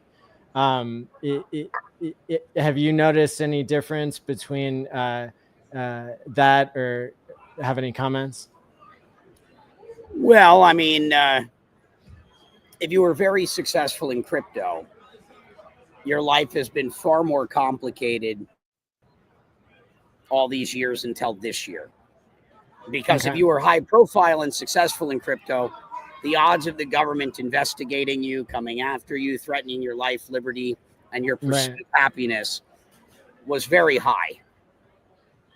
But that changed this year, like from night to day. We now have the United States is working with us. Our government appreciates us, understands the work that we're doing and our intentions of how we can better the world and how it aligns with the principles of the United States. The best Americans don't have to flee the country anymore to be pioneers or agents of change. We are back, we are welcomed, and we have a government that wants to work with us. But historically, most billionaires were in a very special class of leaders of industry, tycoons, and I'd say they still often had a fair amount of control over call it the wealth and the businesses they manage. But anyone that's ever been a boss before, I mean, you're still a slave to the people that you employ and to the investors that you support. I mean, the idea that any of us is truly free, right? We always have stakeholders, we've got constituents, families. Otherwise, the responsibilities are always there. They just may change and take on different forms. And since we're on the topic of billionaire, one of the things that I like to say and remind people, a billionaire to me is not someone with $1 billion, but someone who's positively impacting the lives of 1 billion people. And that's never one of us, because teamwork makes the dream work. Are you working on a project, pursuing a passion that can truly better the world and change the lives of the many? I believe that all of us working in this industry collectively are doing that. And, certainly in this field in particular, we understand, have a better understanding of the nature of money and, how fleeting perhaps it is. And, it's worth noting these are not things that we can take with us. I like to think of life as a game, since we started on that topic. Yeah. I've won the game of life a number of times. And what happens is the game of endless pursuit of resources for self-interest gets old. And so I went to the options menu of life, and I went through the other games, and I decided to pick the impact one. And so I measure my success by the impact I have on the world and the things that I do, not the things that I have, the possessions of which I, unfortunately have too many, but the possessions that possess you. Right. The things you own end up owning you, in some cases, I guess. Back to the freedom concept, to kind of go full circle there. We're ultimately just stewards and custodians of everything. Right. And I want to come back to that for sure. When it comes to the relationship between the government and crypto, and how the United States was hostile towards crypto in the recent past, I myself was debanked because I was named as a witness in the Hex SEC case, although Hex won in court. which is rare that it wasn't just a dismissal. But it further emphasized to me the value of holding my own keys and being in crypto. What do you think about cases, let's say like Roger Ver or Richard Hart, where they're still maybe not getting a fair shake from the government? Well, I mean, time will tell.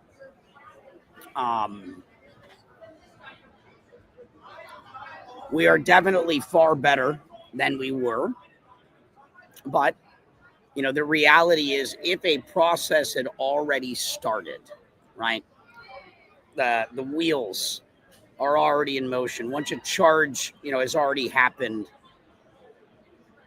it's a lot harder. I mean, right now, the powers that be, the cabinet and the heads of the regulators, you know, have taken all of the staff that were focused on basically going after us and repurposed them to go after terrorists, for example. So the team that was hunting us is no longer there. But for those people that were already tied up in the acts of prior administrations, it's more complicated, right? Then, or if you've already been convicted, you know, then it's a clemency conversation, right? And Ross Ulbricht, I'm sure you saw his mother Lynn at Ron Paul's birthday. Oh, yeah. Ross Ulbricht, there's a case of incredible clemency. And, you know, there's been a number of others. And so depending upon where you are in the process, it gets harder and harder for those that are already, you know, deep in the process. But then just take a look at another recent event, right? Look at the Ripple case. The SEC is, you know, the case with Ripple is over. So, but it's not immediate, right? I mean, the part of the problem is once the government is already deep into its prosecution or its litigation, it doesn't stop quickly. The nice thing is for those that are not currently caught up in it, we are not being targeted as a group anymore, of which we were, you know, debanked and otherwise. So it's good not to be a target, but for those that are targeted in the past, there's still a, you know, it's not, it doesn't unravel easily. Right. But I mean, you have an administration that is, you know, nearly on a daily basis praising us. I mean, you know, we have a government that supports the work that we do in general. Yeah. Yeah. So, I guess, let's see, what's my next question here? So you, I guess, co-founded Tether in 2014 alongside Reeve Collins and Craig Sellers. Do you have any Easter egg stories from the quirky origins, like the early ICO experiments in 2013, and how you envisioned it stabilizing crypto while growing into a multi-trillion-dollar force? Yeah. So, you know, prior to Tether, Dan Larimer and Charles Hodgkinson had a project called BitShares. And they had created a thing called BitUSD. We were the largest holders of the first digital dollar. It was algorithmic. And realized very quickly that we could break that algorithmic stablecoin with ease. So didn't invent the concept of a digital dollar on chain, but recognized the flaws of an algorithmic system. And I said, hey, I think this could be done with a more crude system, a more simple system, which is, you know, you had at the time 3 chains that were layer 2s on Bitcoin. You had Colored Coins, Counterparty, and Mastercoin. And so me and my partners were the biggest contributors to Mastercoin, served on the board. Craig Sellers eventually became CTO of Mastercoin. And so I said, well, we could put a digital dollar on Mastercoin that runs on top of Bitcoin. And if we can get access to banking, we could create a federation of banks where we're depositing those dollars and running something very similar to an American Express cashier's check, which is when people traveled around the world, what you would do to go get your dollars in Europe or otherwise, but something that moves with all the speed and efficiency and globally that Bitcoin does. And so it was, a novel idea at the time. And so recruited Craig, and Reeve was an old friend that had never done anything yet in crypto. And he had just brought in the CEO of Party Poker to run his poker company. And he was out at a bar with me. And he goes, Brock, do you still have any good ideas? And that Bitcoin stuff that you do? I go, well, yeah, the ideas are never ending. He goes, well, you got one good for me? I go, well, yeah, actually, you just did regulated gaming, working with a Native American tribe. And, you've been around the track many times. You're a safe pair of hands. I've got a high risk idea, but I think you actually might be perfect for it. He goes, what is it? I go, well, we're going to put the US dollar on Bitcoin. And he goes, what is that? How does that work? I go, don't worry about it. You'll learn on the job. You're CEO. Wow. And then we set up the business, and I had a very close relationship with the Bitfinex guys. And I found out they were working on a similar idea. And so I called up Michael Casey at the Wall Street Journal and said, hey, you asked at my last dinner if I could give you any ideas of how to educate your readership about the power of Bitcoin's technology beyond Bitcoin as a currency or a store of value or whatever Bitcoin is, right? Digital gold. I called him up. I said, I'd like to give you an idea, something I'm working on that's under embargo, and I'm willing to give you an exclusive. And he goes, what is it? I go, I'm going to put the US dollar on top of the Bitcoin blockchain so that you can send dollars, with the same, technology as you can send Bitcoin. Do you think that's something that your audience, your readership could understand in the use of how this technology could work? He goes, yeah, that's pretty simple. I go, let me know if you want the exclusive. And so he did. Article came out, and then I jumped on the phone with my friends at Bitfinex, and they said, we're working on the same idea. I'm like, yeah, really? And we decided to join forces, and we built the company together. So it wasn't just Craig and Reeve. It was also Giancarlo and Phil Potter and Stuart. And, it was a group of us that put it together. And I think the rest is kind of history, other than it's worth noting that they had the name Tether, which I thought was far better than ours, and I don't care who comes up with it. So Tether was theirs, but my team, we built the entire thing, launched the entire thing, and they were originally responsible for the distribution deals with the various exchanges, starting with Bitfinex. And then I went off and started the first crypto bank in the world in Puerto Rico, also in 2014, to be able to bank things like Tether and Bitfinex. And Tether wasn't obviously loved by the U.S. government at first, and now they're welcome, I guess, to come in and be involved and have the greatest market share. What do you think of Tether nowadays? Well, they've used their 160 plus billion to buy $125 billion of U.S. treasuries. And it's doing $50 trillion a year in transactional volume and extending the life of the dollar and demand for dollars all over the world and becoming a very popular instrument for trade settlement around the world by people that have no interest in crypto. It's just better, faster, cheaper, and money never sleeps, and allows trade to settle 24 hours a day, 365 days a week. And so I used to tell people in the U.S. government, one day you'll thank me. But I don't think there's anything I've ever done in my life that scared the shit out of me more than having built that. Wow. I mean, I remember my conversations with people in government. And with all the FUD that was out there and all the things. Yeah.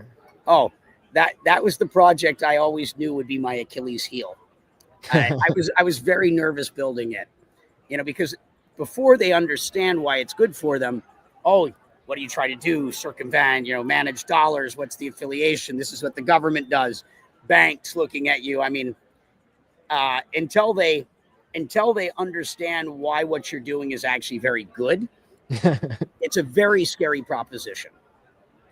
Yeah. And I guess the reason Tether maybe was being questioned as to whether they had all their money backed was because they weren't being treated fairly by the U.S. and so they had to put money in places that made sense, and now all of that I guess has come out that it is fully backed and that was all FUD, but the FUD was like so extreme.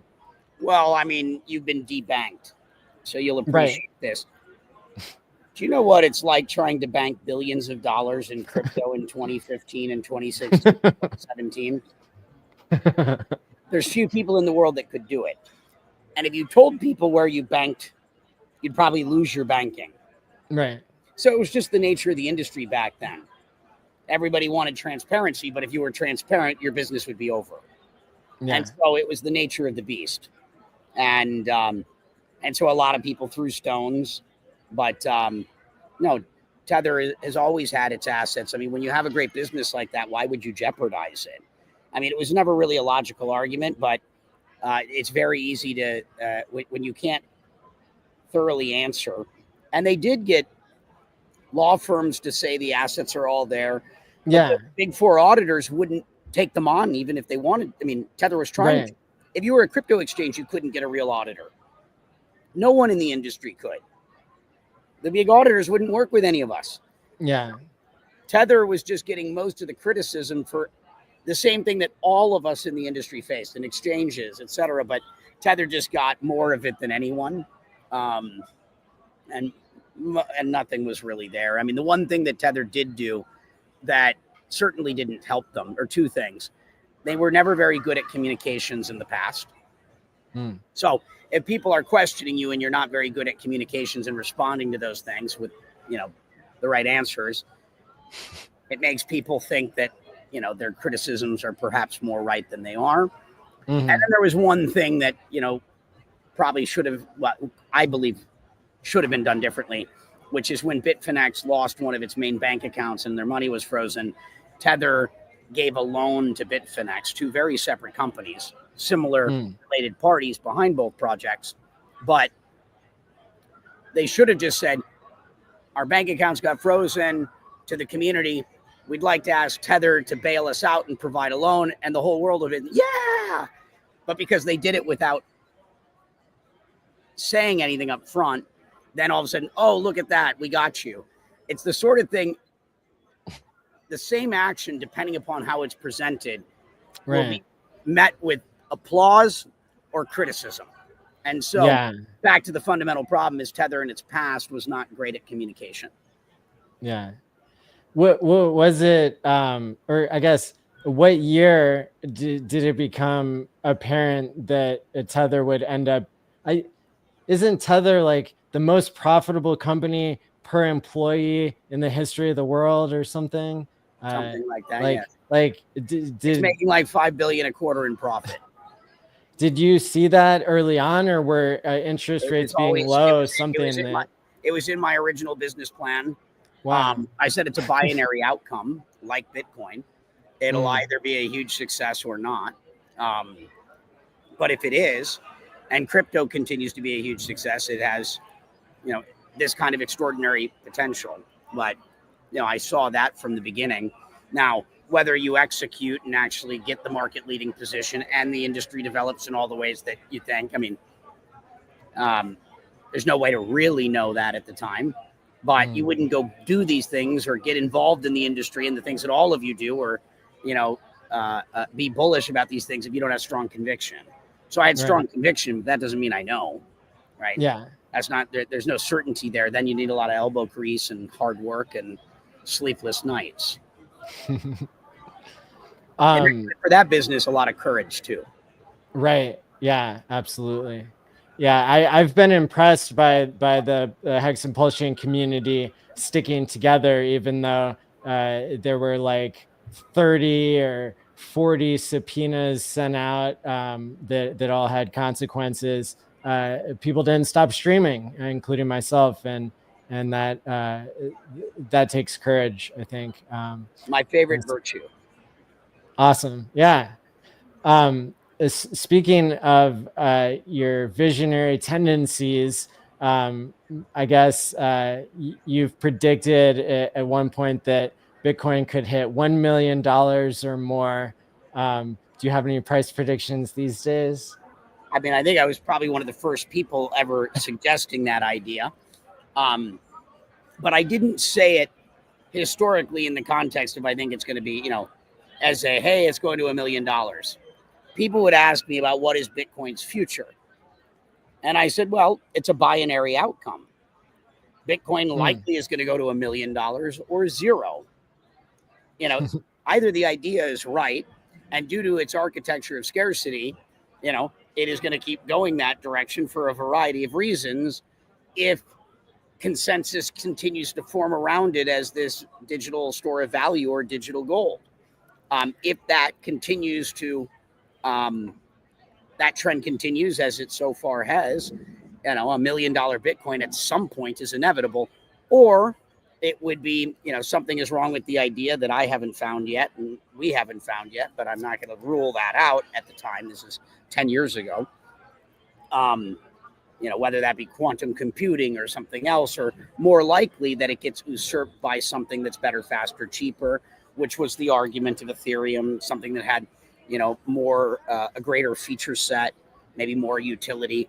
But, you know, that would be the only thing that would do that, right? There must be some fundamental flaw with the system that causes it to fail. Demand for it might change too if governments became very responsible and accountable, right? Bitcoin, you know, the demand for Bitcoin is as a result of the things Ron Paul talks about. Right. If our governments were incredibly fiscally responsible and doing all the right things, there wouldn't be a need for Bitcoin, at least not a meaningful one, right? Right.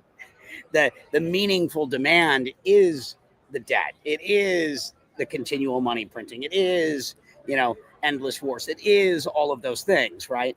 That's why philosophically, those that have studied this stuff are like, okay, I believe this has an important role to play in our collective future, right? So I view Bitcoin really more as a system of accountability. Right. It's a system that is bringing accountability back to those who governs the governors, right? It's a system that is forcing accountability because it's creating alternative systems that force us to act more responsibly, though we're not seeing that much of it yet. But, you know, I think that's one of the main functions of Bitcoin. And I'm glad to see as someone that, you know, is a Bitcoin first person, but not a Bitcoin maximalist. I view maximalism very similar to religious fundamentalism. It's where you so believe in a single thing that you've closed your mind to other ideas, including innovation. And as someone that works endlessly on innovation, I would never close my mind to new ideas. I would never say this is the end all be all and nothing else can ever exist, which is why I spend time, you know, working so broadly across the industry, and why I'm, you know, happy to always connect with the Hex and Pulse Chain community.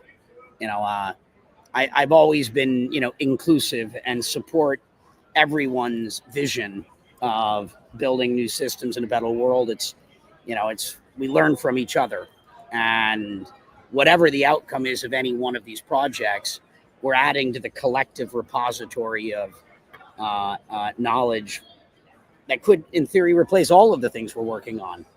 You know, we may ultimately come together around something even better or greater than all the things that we've worked on today. You know, I don't know what that is, but I never close my mind to other future potentials.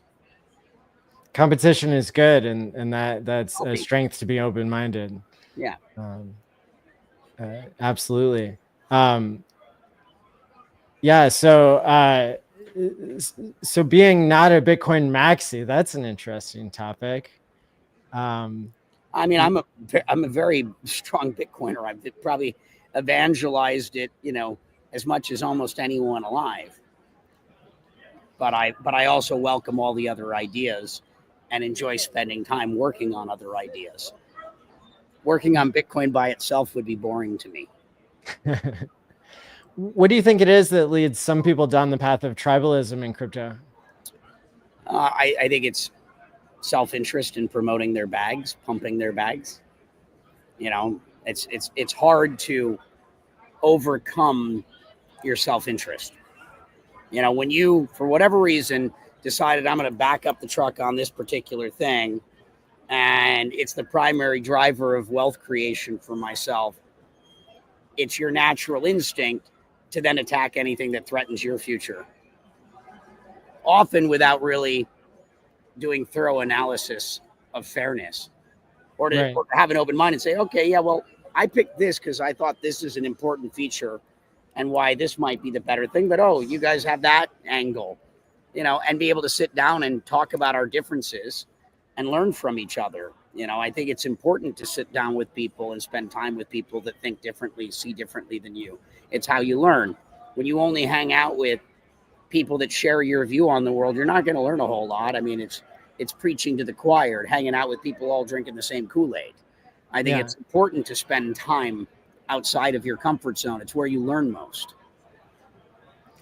Yeah, it's interesting to me that in some ways everybody in crypto is working towards the same goals of monetary freedom and keeping the centralized systems accountable and doing better. And more transparency and more trustworthy systems and inclusion. And there's so many principles behind what we do that is fundamentally amazing and beautiful and noteworthy.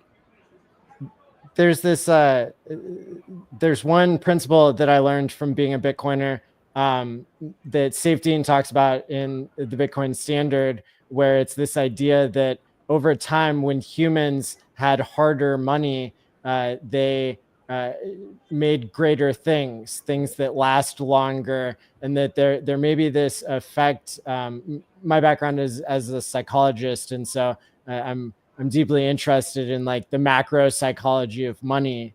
Do you have any thoughts about like hard money and the psychology of that in terms of like, you know, maybe people would cooperate better and build longer lasting things if they had access to money that wasn't being inflated to zero?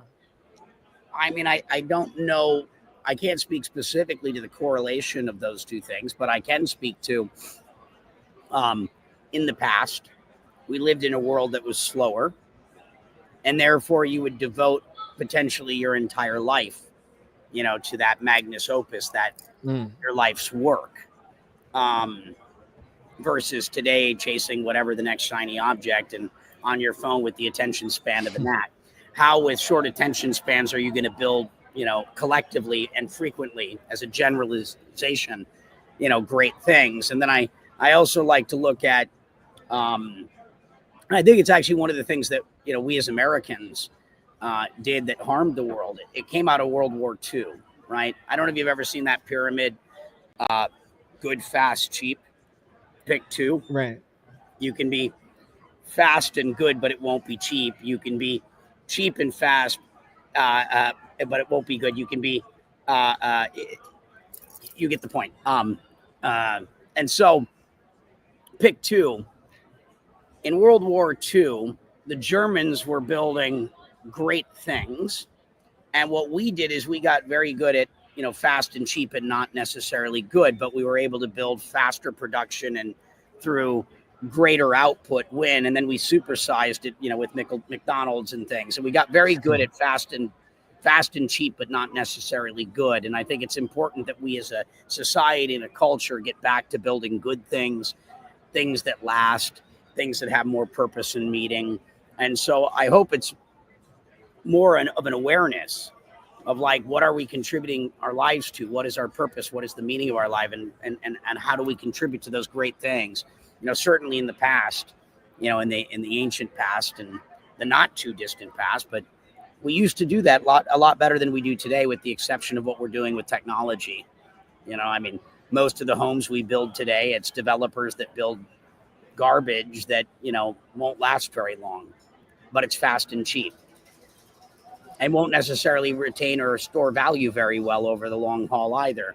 You know, I think society perhaps reflects the money system in that sense, right? Maybe it's all a mirror, and what we're seeing is a reflection of our societal systems.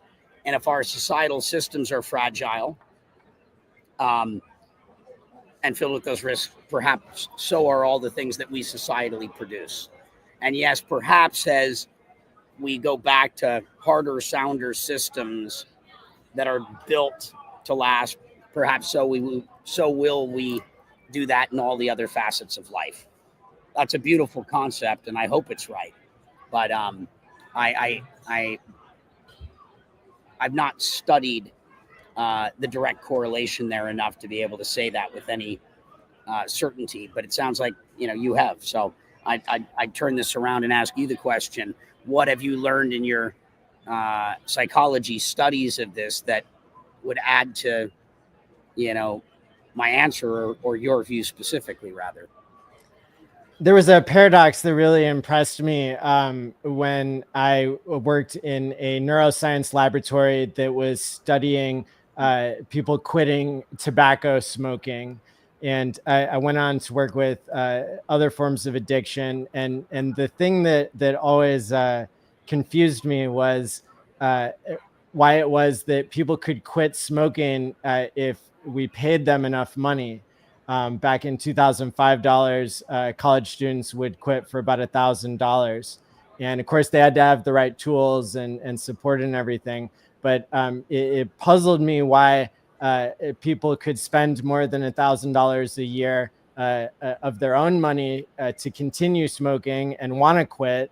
But it wasn't until somebody else was paying them to quit. And that's something called contingency management in psychology. It's a branch of behavior psychology.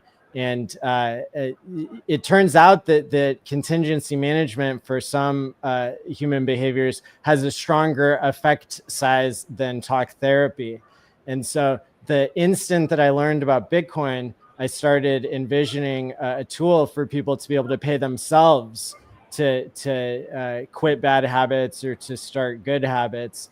And that led me to build a DeFi tool that has failed to get any traction, but is still, like audited and in the wild and works, called Time Pays Me, that allows people on Ethereum or Pulse Chain to do either a time lock or a behavior lock, where they use, of course, you have the Oracle problem of how do you know somebody's changed their behavior?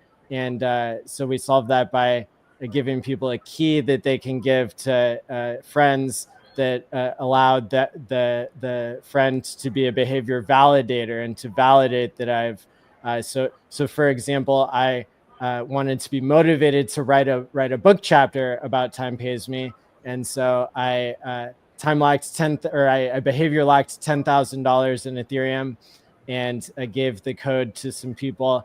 If I cheated, that would have been okay, because then I'm right back where I started if I kept the code. But until I delivered the book chapter, I wasn't given back the code, and that would be an example there of trying to use crypto to No, I'm doing an interview.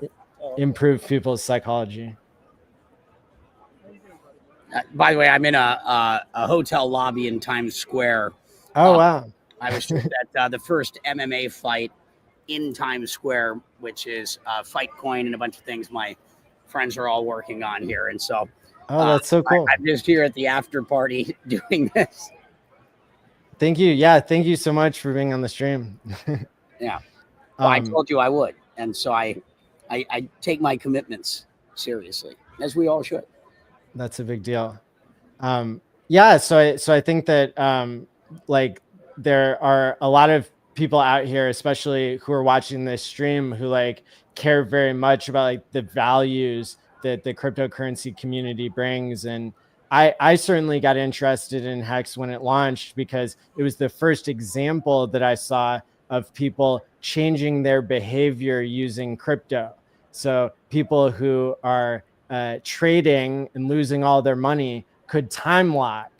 And that is an example of a behavior change where you pay your future self. And that's why I bought the DeLorean with some of my Hex gains, is as a symbol of paying your future self. And of course, Hex went through a huge bubble and is 100x up from its low and 100x down from its high. But part of the reason why the community has stayed strong, even with all the gatekeeping, is because people time locked for 15 years and did what they said that they were going to do by sticking around. So another area that I've studied and wanted to know more about, that I've spoken on, is sudden wealth syndrome. And I think your view that we spoke about the last time we talked was extremely interesting. This idea that handling sudden fortunes in crypto it can be better handled psychologically through the view of stewardship. Would you be able to share some of your views on that? Well, I think I said some of it kind of earlier, but to bring it back to that specific sort of question is, whether you win the lottery, whether you just, came into wealth for the first time, whether you just inherited it, whether you became crypto rich, the first time someone comes into a substantial amount of wealth, or rather abundance, it's a very common process for people to make a number of very large mistakes that often harm them. I think that you can skip over some of those lessons with that thought that I said, which is stop thinking about it as yours. Right. When you start thinking about it as, I've been blessed with abundance and I have a responsibility to make use of those resources, as a good steward of capital, which is what any fund manager or any asset manager has to do, right? But to think of that in the removing yourself as, this is mine, my precious. I have a duty to my family, to future generations, to society, to God, to country, to the needy, whatever your motivation is, and start realizing that you're here for something greater than yourself. And when you start looking at what you have as a responsibility and an opportunity to do greatness, which doesn't take away, you've had this big win, get yourself a DeLorean, or a watch, something that is a way of celebrating an achievement, right? Gamification, right? The achievement of a major milestone in your life. And it's important that you have those experiences as well, but that doesn't mean just start being, fuck you money and right. Make it rain. Right. That's disrespectful to money and that's to disrespectful others. to the incredible power, that you've been given. With great power comes great responsibility, right? And it is your responsibility to, behave responsibly with the things that you have. And if you do so, the likelihood of you having it and continuing to grow it and be able to do more with it is substantially enhanced if you operate with the right mindset. Right.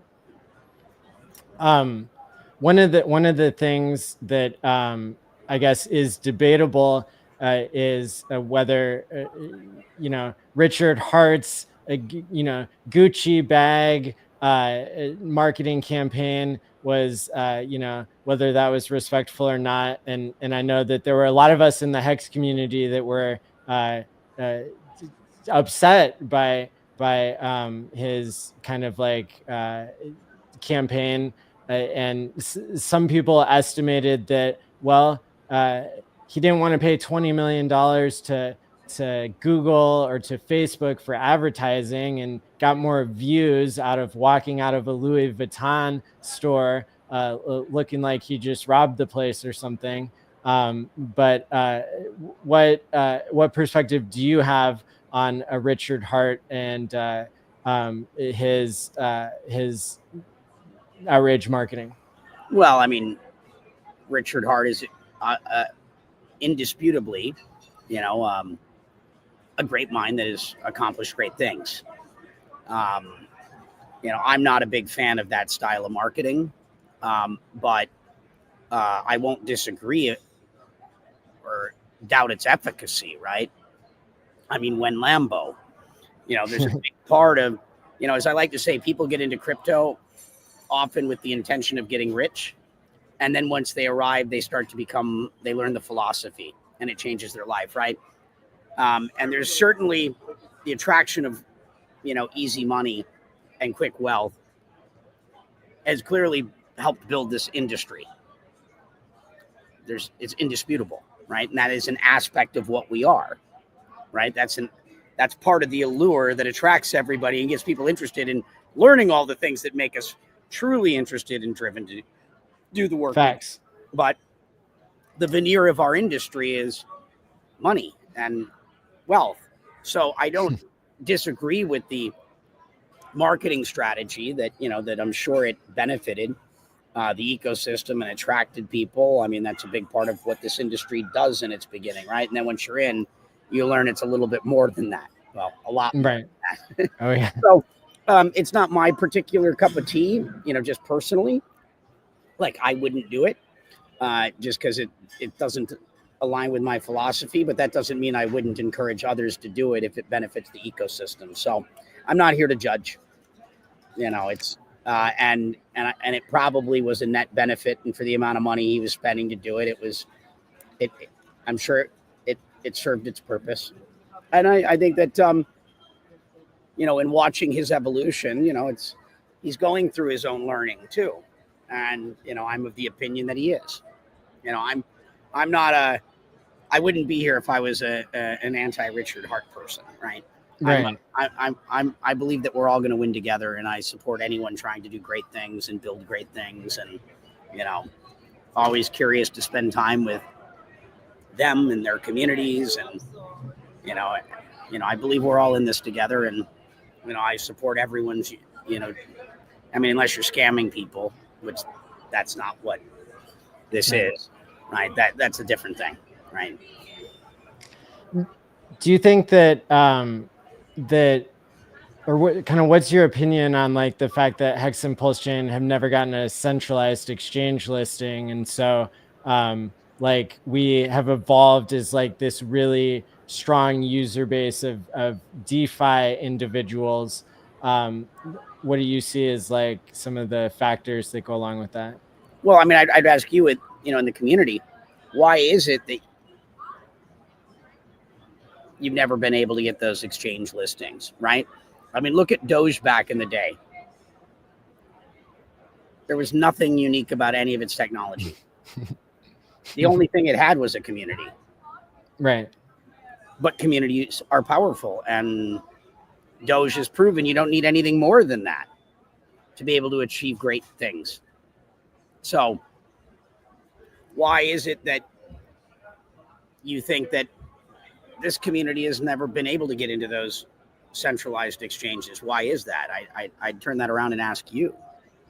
Well, I think the SEC case before it was won was a major factor, and I think that Richard Hart, quote unquote, vampire attacking the Bitcoin community by being a major figurehead, is speaking and speaking well about Bitcoin, and then pivoting to his own coin, like created certain enemies in the industry. But maybe you can offer more insight into like into some of that. Well, I don't run the exchange listings of any of those organizations, though I was an investor in Coinbase and Kraken and this and that. I mean, but I've never been involved in those decisions, never sat in a room where a collective decision or individual decisions were made. No, certainly an SEC action will, pause most people, right? Certainly historically, and everybody, had to be, quite careful when our industry was specifically being targeted and under attack. Yeah, I like that. There's still an outstanding Interpol issue that kind of like affects the image of Richard Hart, but I think that like the community continues to be super strong, and so I wouldn't be surprised if we keep working together if we were to get a maybe a Kraken listing or something like that. But I think it's well deserved, and I think that there are certain advantages to not being listed on centralized exchanges, and certainly this community has like strong values of holding their own keys, and so maybe that's part of the reason why we haven't been listed, is because we're so principled when it comes to DeFi.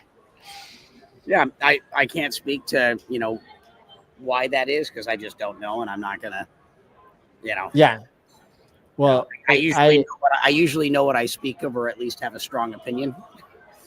Well, yeah, I certainly appreciate your openness and everything. Now, I know we only have like not that many minutes left, and so I also wanted to ask, like, is it true that you onboarded John McAfee to Bitcoin? Yes, John was an old friend. John ran for president, as some of you may know, and we're old buddies. And he asked me to run be his running mate for Secretary of Treasury. I said, John, I love you, but no, thank you. I have aspirations, and I don't think that would help me. But I applaud your efforts, and I supported him through that process, and I really enjoyed my relationship with John over the years. Yeah. There's a movie being made on him right now, and wow. I've given the filmmakers some unique information about aspects of John's life and his time in crypto that I think are pretty just the sort of things that you'd be like, he was a wild man, a brilliant man, but he's just an extraordinary man. Well, I'll be looking forward to seeing that movie. Have you by chance seen the Richard Hart movie, the Highest of Stakes? I have not seen it yet, but if you text it to me, I'll try to watch it one of these nights. Yeah, I've watched it 14 times. It's the only thing that feels like a documentary action movie or something. So yeah, if you're interested, I grew up starring in movies as a kid, as we acknowledged in the beginning. I have a new movie that came out with John Voight. It's you can go watch it. The Last Gunfight came out like a month ago, and I've got a new television series that you can watch on Amazon that came out not too long ago called Crypto Nights. Okay. I don't want to call it Shark Tank for crypto, but I look forward to. I tried to get pretty far away from everyone to not have that happen the whole time. And I've got a number of other films I'm making. I avoided acting since I was 16 and said no every time. It wasn't until we were bidding to buy Paramount last year, and John Voight and I would do biblical television shows together in like Jerusalem, and we were on a trip in part of our buying Paramount, CBS, MTV, Nickelodeon, all that sort of stuff. Oracle, Larry Ellison and his son David Skydance got it. It just got approved by the government. We were the other approved bidder. But we were on that trip, and John, really pushed hard for me to make some movies with him, and I couldn't say no. Well, yeah, that'll be a treat for me to check those out. And it's spelled Crypto Nights, as in like Knights of the Round Table. Yeah, Knights of the Round Table. Okay, awesome. Yeah, that's exciting. Not Crypto Nights like the nightclub, Crypto After Dark kind of thing. No, it's more like a Shark Tank, and yes, Nights like KNIGHTS. Awesome. Well, I guess one of my last questions would be like, what advice do you have for people who are no coiners, and what advice do you have for people who are already in a crypto community? Well, I mean, if you're already in a crypto community, there's not much advice to give, because you're already well on your way in your journey of learning. You have an open mind, you're forward looking, and you've been doing your work. If you go back and watch every interview of me since I began in the industry publicly, I've never encouraged people to buy Bitcoin or crypto. I've said it's an important technology and it has a lot of merit for a number of reasons. These are its values and principles and things. But I would never encourage you to invest your money. I encourage you to invest in yourself, in your own knowing. Go buy $100 worth of Bitcoin, 50, 20, 10, 5, whatever you don't mind losing. And that will begin your journey. Because I don't encourage people to make financial investments. I encourage them to invest in their own knowing so they can make informed decisions for themselves. Because what we're doing here has enough merit. You don't have to sell it, right? You just have to teach it. And so I tend to operate more as a teacher than a salesman. And I'm proud of that. I learned in my youth when I would make people ask for like stock tips in the market. When you encourage people to make financial investments and it works out, maybe they thank you. Maybe. And when it doesn't, they blame you. And so I learned a long time ago, it's just best not to advise people what to do with their money. Show them, teach them, let them learn, but best not advise them unless that is your core business. Yeah, sticking to values and principles has greater impact anyway. Yeah, well, because that's, I think, what we're really trying to do here. You know, we have an opportunity to change the world in a meaningful way. And that starts with, you know, everyone changing themselves individually. Well, this interview has been outstanding, and it gives me great joy that we were able to cover these topics on what really matters in crypto. So thank you so much for being on the conference. I'm glad to be here. Sorry for the background noise. You know, got to do it where I got to do it. I've done it in closets. It's like green eggs and ham. I've done it, you know, pretty much everywhere. And I hope no one with the Times Square strobing lights that you see has had any epileptic sort of problems. But thank you so much. You know, keep up your work as a community.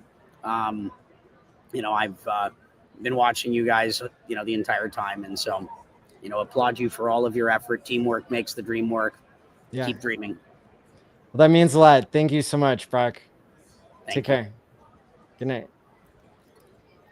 And awesome. Well, what an amazing interview here. And StreamYard is telling me we have 9,700 people who have at least watched part of the stream. So shout out to all of you. Hit the like and subscribe button. Share this. The Twitter account for Pulse Chain Conf will be sharing clips of each talk in the coming days. And of course, we have more to our program tonight and even more in the next 2 coming days. So up next, I will actually be representing Pateas and giving some nerdy facts about why they have been the #1 aggregator on Pulse Chain and facilitated millions and millions of trades. And so that's one of the tools that everybody needs to know about when they're wanting to get the best decentralized exchange swap rate on Pulse Chain. And you know, I would have sang their praises even if they weren't helping to sponsor and make the conference possible. So I will do the transition music for myself, I guess, and be able to do a 10 to 20 minute talk for Pateas. And then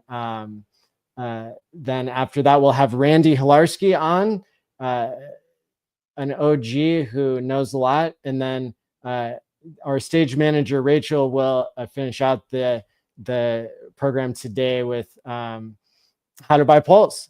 And yeah, going great. So stick around. And we're live. Hey, yo, Trace, you ready?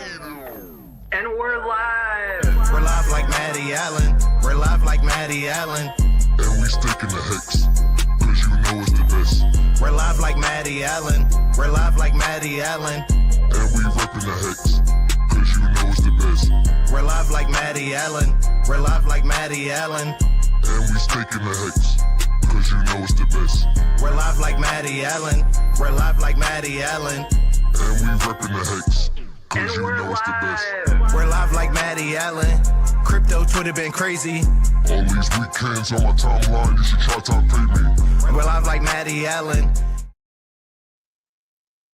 Hey, I'm Maddie Allen, and I want to talk to you about Pateus.io because they are the #1 tool, part of the decentralized exchange that happens on Pulse Chain when you buy a Pulse Chain.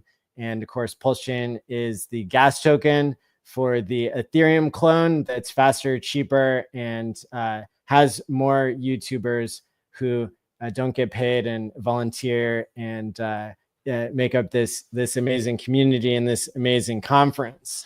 So we'll do some more giveaways here during this 20-minute segment. But I want to talk to you about why it's so important that Pulse Chain has this tool, Pateus, to facilitate the decentralized exchange of tokens. And it really comes down to the fact that centralized exchanges are not real crypto. There's this concept of not your keys, not your coins. And what that means is if you don't have the cryptographic password for your finances, then you're just dealing with a number in a centralized exchange, that's what the legacy banking system is, and that's something that's centralized and can be abused and manipulated, and it can be no good. And so the fact that Pulse Chain exists as a more decentralized and a more DeFi, decentralized finance chain, is a really big deal. And Pateus is probably the best aggregator of the liquidity pools on Pulse Chain.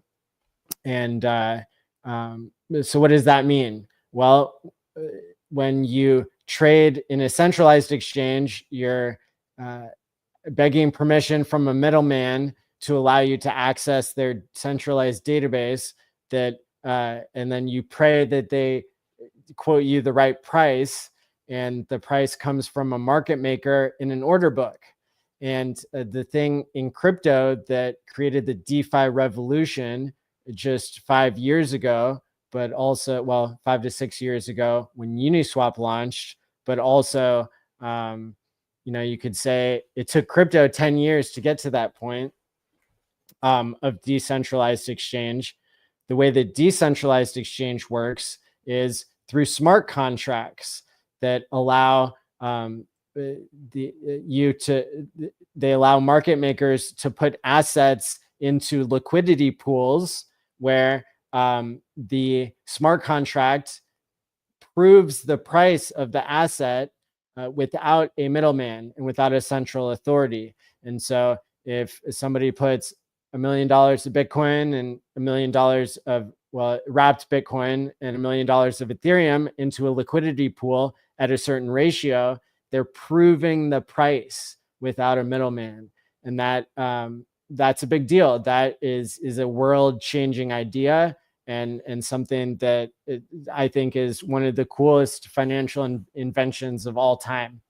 And so what a decentralized exchange or DEX aggregator does is it looks out through all the smart contracts on the chain, and it finds you the best price because liquidity can be found in lots of different platforms and lots of different locations. And so Pateus is the best aggregator to find you the best price on Pulse Chain. And that's why I'm so pleased that they're helping to sponsor the conference. So let's go through some facts about Pateus that have been given to me by their dev team, and then we'll do a giveaway of some Pateus tokens. So Pateus has routed nearly 2.6 million swaps to date, and directed over $5 billion in cumulative volume, making it the #1 protocol feeding traffic and transactions on PulseX, which is the Uniswap fork on PulseChain. Proteus is also the top contributor to PLS and PLSX burns outside of PulseX itself. Each transaction path usually includes 6 to 7 swaps on average, most of which go through PulseX, causing direct PulseX burns. Remember, Uniswap, they don't take advantage of their own magic. And that's why PulseX is a better version of Uniswap, is because there's a built-in buy and burn mechanism with every swap. And I believe like at least 4% of the total supply of tokens have already been burned in 2.5 years. So like half a cycle. And that's with a volume of being a new chain. And so imagine how brilliant that'll be as volume continues to increase and more people learn about PulseChain. Every swap means more PLS burned too, right? So PLS is also burned using the Ethereum protocols that burn for Ethereum, except the PulseChain burns a little bit more than Ethereum does. And so that's another advantage to PulseChain, right? And, PulseChain isn't bigger than Ethereum yet, but because of these DeFi mechanics, it certainly has advantages that speak to a better use case. Despite all this user activity, Proteus had 0 major security issues thanks to a top-tier user approval isolation and dual verification systems. It's not 100% bulletproof, but about as close as it gets. Roughly 80% of clean or non-botted volume on automated market makers like 9mm, PHUX, 9inch, and PDEX is routed through Proteus. That means effortless flow for market makers across the ecosystem, more output for users, more fees for LPs, and more utility for protocol owners. As for the Proteus token, PTS, it's still trading well above the sacrifice price, and the protocol treasury has been continuously buying it back for over 2 years. They've repurchased over 11.7% of the total supply so far. It's an insanely sustainable economic model. Imagine if Uniswap or 1inch used their revenue to buy their own token. That would create permanent buy pressure. That's exactly what Proteus is doing. There's always a buyer for the token, and the more revenue they generate, the stronger that demand becomes. When the big volume days return, PTS will fly. Over 65% of Internet Money users route through Proteus. Of course, Internet Money is a PulseChain native wallet created by the community that's available on the app and Google Play Store. Every Liberty Swap trade, and Liberty Swap is like a newcomer for on-ramping into PulseChain using fiat, I believe. Every Liberty Swap trade is executed via Proteus. Same goes for Pulse Swap, another tool that allows people to buy in. On top of that, Proteus is already integrated into protocols like 0x Coast and Ramp Now. Even more ways to get money into PulseChain. Projects like Hex Scout, Rubik, Liquid Loans, and Power City also use Proteus reliably under the hood. Bottom line, there's no PulseChain product out there that isn't somehow tied to Proteus. That's what their team says. Cool. They maintain the most forked and widely integrated token list repo on GitHub, actively listing all key tokens. There's even a dedicated mono repo for API integration that gets heavy usage. The Proteus Pathfinder architecture is currently fielding 10 million plus requests per day, running like a high performance Lamborghini engine. It keeps getting better and stronger. You guys hear me okay? 357 comments. Wow. I haven't been keeping up since I was totally focused on the Brock Pierce part of the show. Let's see. Pateas has answered nearly every question thrown at them and constantly kick off new discussions to support the ecosystem. They've provided real incentives to bring external devs to PulseChain. It's tough work, but it's worth it for PulseChain and for Richard.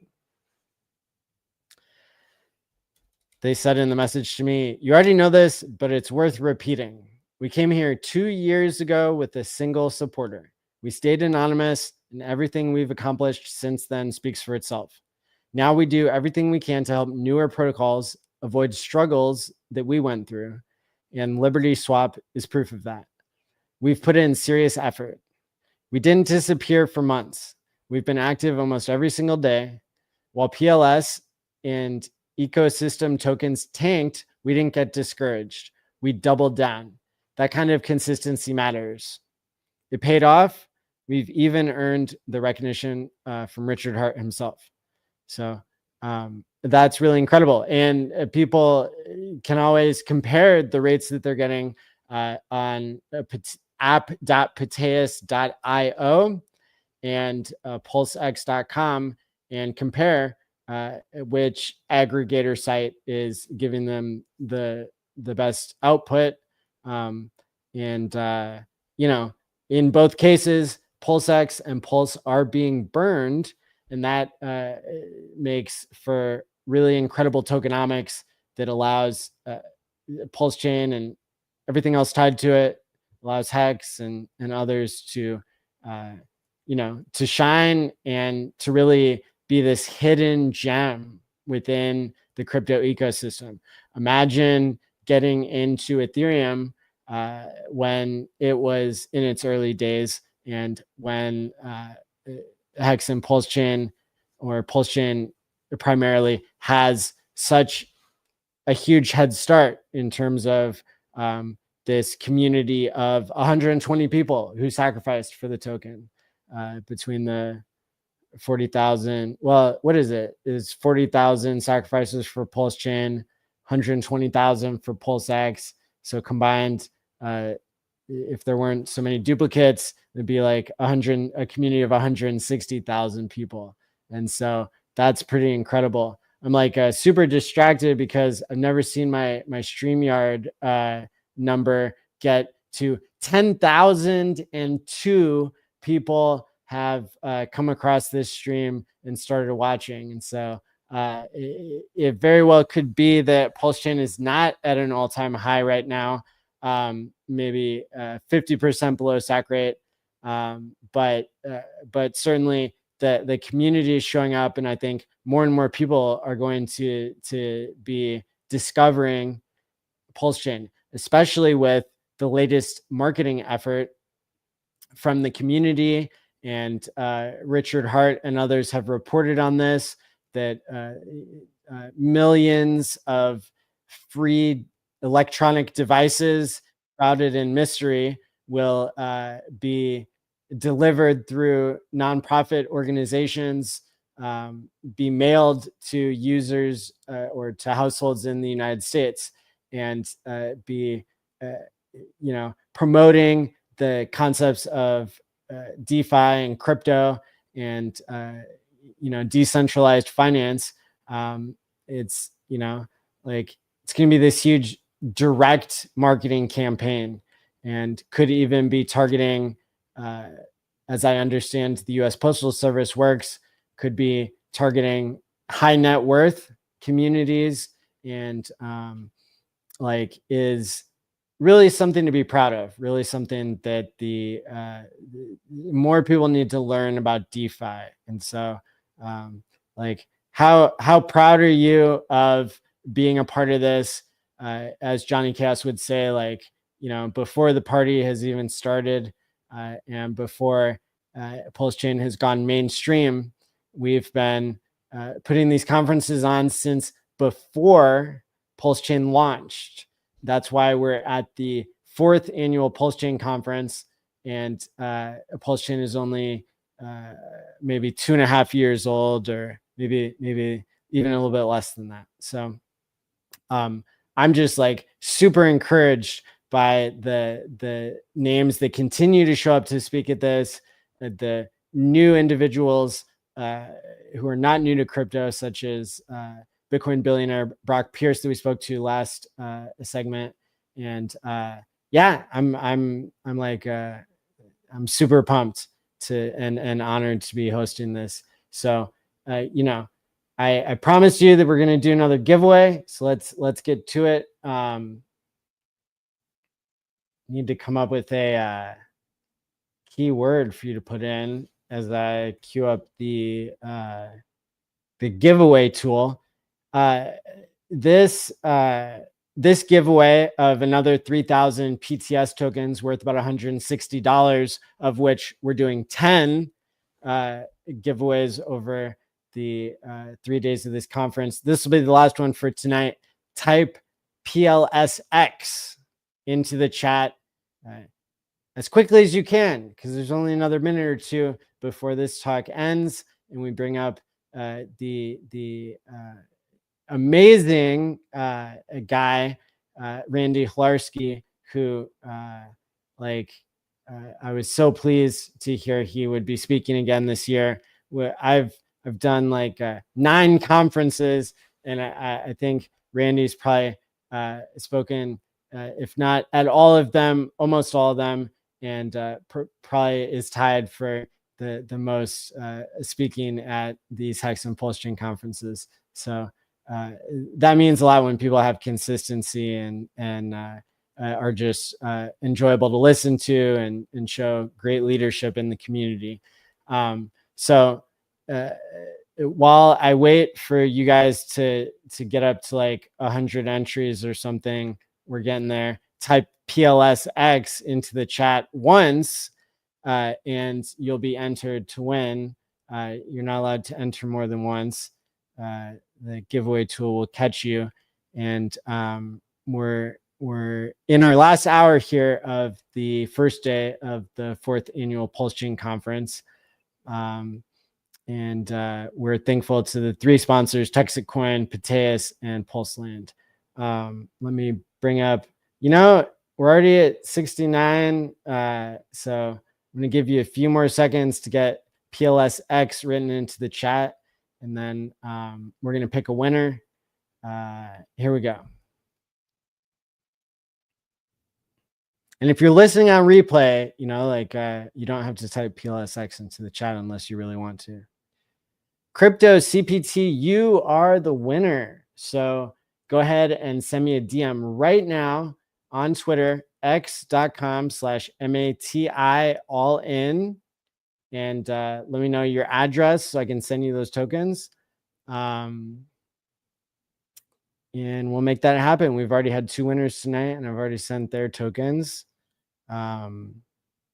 And I'm going to go ahead and play a transition song, and then we'll have Randy Hlarski on screen. Thanks for listening. The only one that ain't prepared. Oh yes, I'ma be a millionaire. 5, 5, 5, 5, a couple trillion shares. That's a Hex flex. Making money, yeah, we going by the X's. Yeah, Hex, all we know about is excess. Turn a fiat on ramp to an expressway. That's a Hex flex. Hey, that's a Hex flex. Making money, yeah, we going by the X's. Yeah, Hex, all we know about is excess. Turn a fiat on ramp to an expressway. That's a Hex flex. Hey, yeah, we up next. Shut up with that scam mess, cause we up in Hex. They showed a lot of disrespect, now they can cut the check. They had a lot to say, well now they can't say nothing else. They had some gains, things changed, now it's nothing left. Hey, money went into some means, ended up and left. Hex is up and to the right, they up and to the left. Hey, Randy. Good evening, sir. You got me at my bedtime. Well, thanks so much for joining. You may have heard me say kind things already, and I meant them all. So thank you, sir. I will leave it to you to speak for the next 20 minutes on anything Pulse Chain related or anything crypto related that you want to touch on. All right. Well, hey, everybody. It's good to be back. Tonight, actually, the slot was about shilling. So I took an old presentation of mine that I have actually presented probably 5 times in my my sales career and crypto. I've actually have the on video recorded that you can go watch on my channel if you want with the slide deck. But you know, I've always been a big fan of the shill. I've been in this game a long time. I got into crypto in 2014. I was my first big successes were on platforms like Steemit, and I would go on there and I'd write articles about projects, and then projects started coming to me and asking me if I would promote their stuff for them, and I did, and it helped me perfect my skills. And I used a lot of the sales tactics that I had used over the years, not just in regular sales, but if you guys don't know, I was also a psych nurse and mental health counselor. Maddie and I have the mental health stuff in common.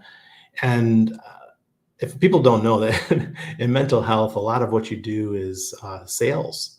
And it helped me perfect my skills over the year, my bedside manner, you know, how to talk to people and how to control emotions and don't get bent out of shape as much. And one of the books that I read back in the day, this is even before I went on my entrepreneurial ride. It's called Sales Dogs, and it's by Robert Kiyosaki's team.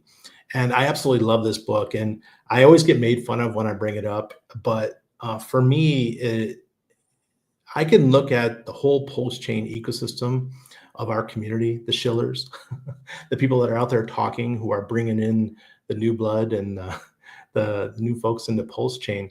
And I can put them into different categories and what types of dogs they are, if you want to relate them to dogs. And I think it's really cute, and it's something that I've taught many people. So I'm going to go through this really quick. I can actually see the slide deck. You guys can't, but if you want to see the full thing, you can go look at my channel and find it on there.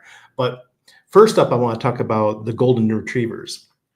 Now, the golden retrievers in our community, these are the people that have excellent customer service. They're extra friendly. They kill people with kindness. They're helpful by nature. And I want you to think about the people in the community who you think are like this and who you would think as a golden retriever. And I could think of a few right off the bat. But first, I'm going to give you their strengths and what I see as their advantages. First, their strengths. They build strong relationships and they create a subconscious obligation. So when you get to know these people, you feel obligated to help them. You feel obligated to do the best you can. And the first person that comes to my mind is RG3. RG3, going back to 2019, was one of the first people I followed in the Hex ecosystem. And he started off with his late night show with DCC. And those guys, you know, because RG3 was a military veteran like myself, kind of jived. And he's so friendly and just, you don't ever want to disappoint RG3. He's just that type of guy. And I considered him a golden retriever, as well as SJ, who helps to run his conference. And the two of those guys together, as well as Black Hexagon all together, they run an amazing conference. If you guys want to see me in Vegas, make sure you come this year or next year. I will be there. I will always support RG3 and SJ just because they're so friendly and they're so easy to get along with. And the other person that I think of as a golden retriever is my co-founder of SolidX, and that's the Firewhale. I should say he is the founder of SolidX. I am the co-founder, and he is the most lovable person that you always want to do the best for him and support him in every way you can. He's been a great asset to our community. And I think anybody who has this type of personality, you just don't ever want to upset them or hurt them in any way. You want to support them as much as you can, just because they're so amazing as people. Now, the next one is our pit bulls. Now, you guys know we have pit bulls in this community. These are people that get shit done. They're aggressive, they're fearless, they're bold, strong, and they don't take no for an answer. Think about a couple people in the community that would fit the mold of the pit bull. They're very self-confident. They're all their actions lead to a shill. Everything they do, turn left, turn right, they're shilling something. And they do their job. And these people, a lot of them are the ones who bring a lot of eyeballs to Pulse Chain. And they help turn all of our objections, all the things that we say aren't going to work about Pulse Chain, they turn it into an opportunity to bring you closer and bring more people into Pulse Chain. Now, the advantage is they have a high volume. They have their following, they shill, and they even get pushy at times. And I'm going to name a couple people here, and I'm sure you guys will agree with me. B Roots for sure. B Roots is our pit bull of our community. He has been for a long time. I love the guy. During the bear market, he was there. He didn't sink into the bushes like a lot of other influencers. So thank you, B Roots, as well as Maddie. I think Maddie's a pit bull. If you ever met Maddie in person, he definitely he has something to say, and he's going to tell you. He's not going to mess around. He's not going to mince words. And he's been doing this now for many years and just keeps going. And he will get your attention one way or the other. That's Maddie. And the other one is a newcomer to our ecosystem. And I really like this guy, Tiger Guy. He's definitely a pit bull. Man, this guy is on his phone nonstop, follow his TikTok, follow his Instagram. The guy is creating content. He's getting eyeballs. He's relentless. These are the kind of people that I admire, just because they persevere, and they don't take no for an answer. All right, the next one is our Chihuahuas. Think about who in our ecosystem fits the whole personality of the Chihuahuas. Now, when I think of a Chihuahua, I'm not thinking of just a small dog. Okay, don't look at them as this thing as just a small dog. No, this is their personality type, right? They're technical wizards. They're extremely bright. They're passionate about the product. These people just get it. If you have a question, who are the people that you're going to go to get an answer? If you want the correct answer, you can contact me, but I might not have the correct answer. All right. They know the products. They know what we have on Pulse Chain. They know the ecosystem. They're good at planning. They could talk to anybody, and they could answer any question. All right. Their advantage is that they're always ahead of the game. They value accuracy, and they can put up detailed presentations.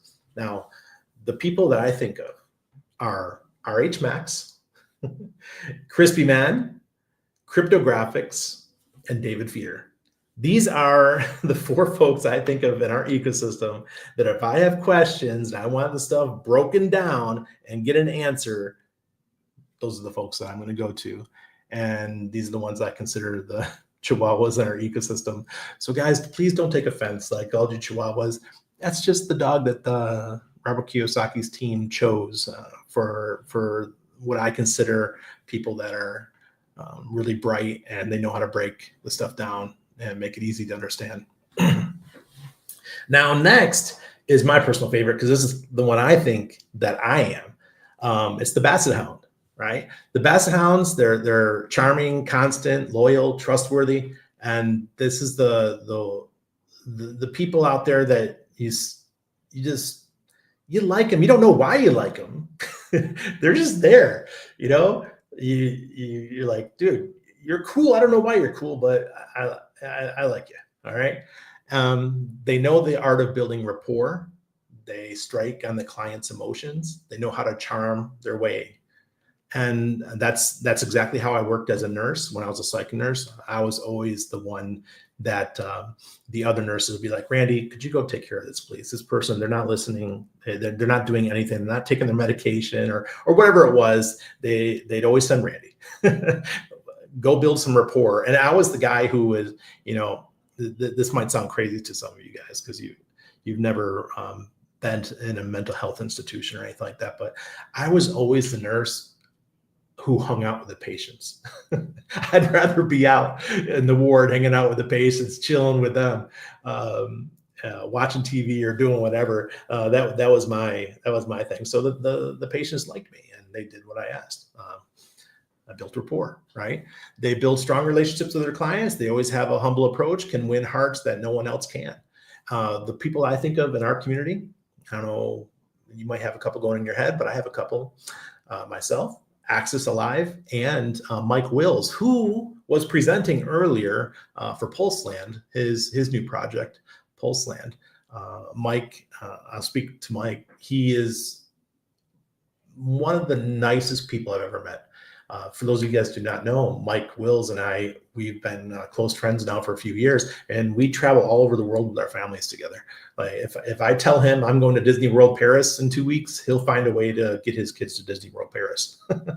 That's just how it is with us. And building the relationships, I think, in our ecosystem is so important. And the other thing about the Basset Hounds too is that we tend to be the ones that other folks go to get for connections, right? So people will mess with me all the time. Hey, Randy, can you talk to so and so, and put me in connect with them or connect me so we can do business, that type of thing. And it's been working great, and I've been doing this for years. I'm a natural at it. Growing up around the table, it's tough, right? And I was the one who didn't like silence. So I was, they call you Chatty Cathy, right? I was one of those. All right. Now, the last one I want to talk about is the poodle. Now, the poodle is, they're luxurious. They're extremely well connected. They're elite, center of attention, vain and self-conscious. I know you guys know a few of these in the ecosystem. I'm not the ones I'm going to say. I'm not going to say they're self-conscious. I would not put them in that way at all. Not self-conscious, but definitely the other parts. Their strengths. They're power dressers. They have at any moment they can call huge people. People, really powerful people, get stuff done, and they know everything about the product that they're shilling. Know everything. Now, there's two here. One I'm going to start with that is one of my favorite people in Pulse Chain, and I've been following him for a long time since probably 2020 on TikTok and on Instagram. It's Super Hexwin. Super Hexwin. That is the man. I consider him a poodle, right? Nothing against the guy for being a poodle, but he gets it done. He gets eyeballs. People are checking out him on his Ducati. They're checking out his Lamborghinis, his, I don't know if it's a G-Wagon that's lifted. I think maybe it's a Brabus or something. My God, the guy gets eyeballs. And the other person I think of, and I think everyone here is going to agree with me, is our fearless leader, Richard Hart. Richard Hart is a poodle. He brings attention all different ways. And, you watch his old videos with the long hair and the top hat. He would go to events wearing top hats, wearing his Louis Vuitton, all that kind of stuff. It's great. Poodles bring attention and they're well connected. And we know Richard's well connected. We've seen the interviews that he's done in the past and where the people he's talked to. Just think it's cool. All right. So going forward in the future as influencers, as shillers, because we are all responsible for shilling our own product, and our own product is something anything that we care about, and that's whether it's Pulse Chain, PulseX, Inc., Hex, within our ecosystem. All right. You want to go out there and stick with what you know. Be nice to people. Be kind. There's some things that do disappoint me within our ecosystem. I see people, who are really aggressive and they say mean things about other people, and they don't need to do that, guys. be friendly. If you don't have anything nice to say, don't say it at all, right? That's a saying that we've heard for a long time throughout our lives. And I wish people would start to abide by that again. I think it's really important. X, when you get on X, or some of you, whoever still uses Facebook, I don't. When you get on X, pretend that you're sitting at the table with the people. And I bet if you pretended that you were across from them, you wouldn't say a lot of things that are being said.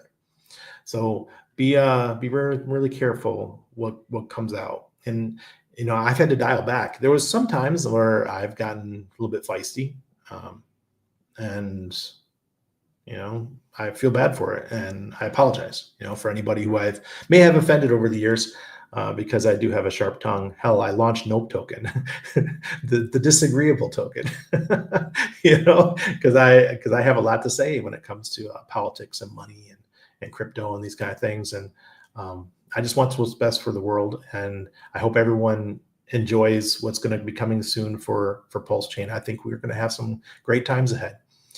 It's going to be, I hope 2021 on steroids. 2021 was fun. Let's see what happens going into the future. So, Maddie, that's all I have to say. If anybody wants to come to my conference, we have our conference in January, the last week of the year here in Panama. It'll be our second one. Folks like RG3 are coming, the Fire Whale's coming, Axis, who else? It's just so many folks that I'm sure that you guys will love to see, shake hands with, and some pretty knowledgeable people here in Panama that will spread some great knowledge to. We're doing it in Old Town, so it'll be a beautiful place, and at the oldest hotel in Panama. So really, really elegant.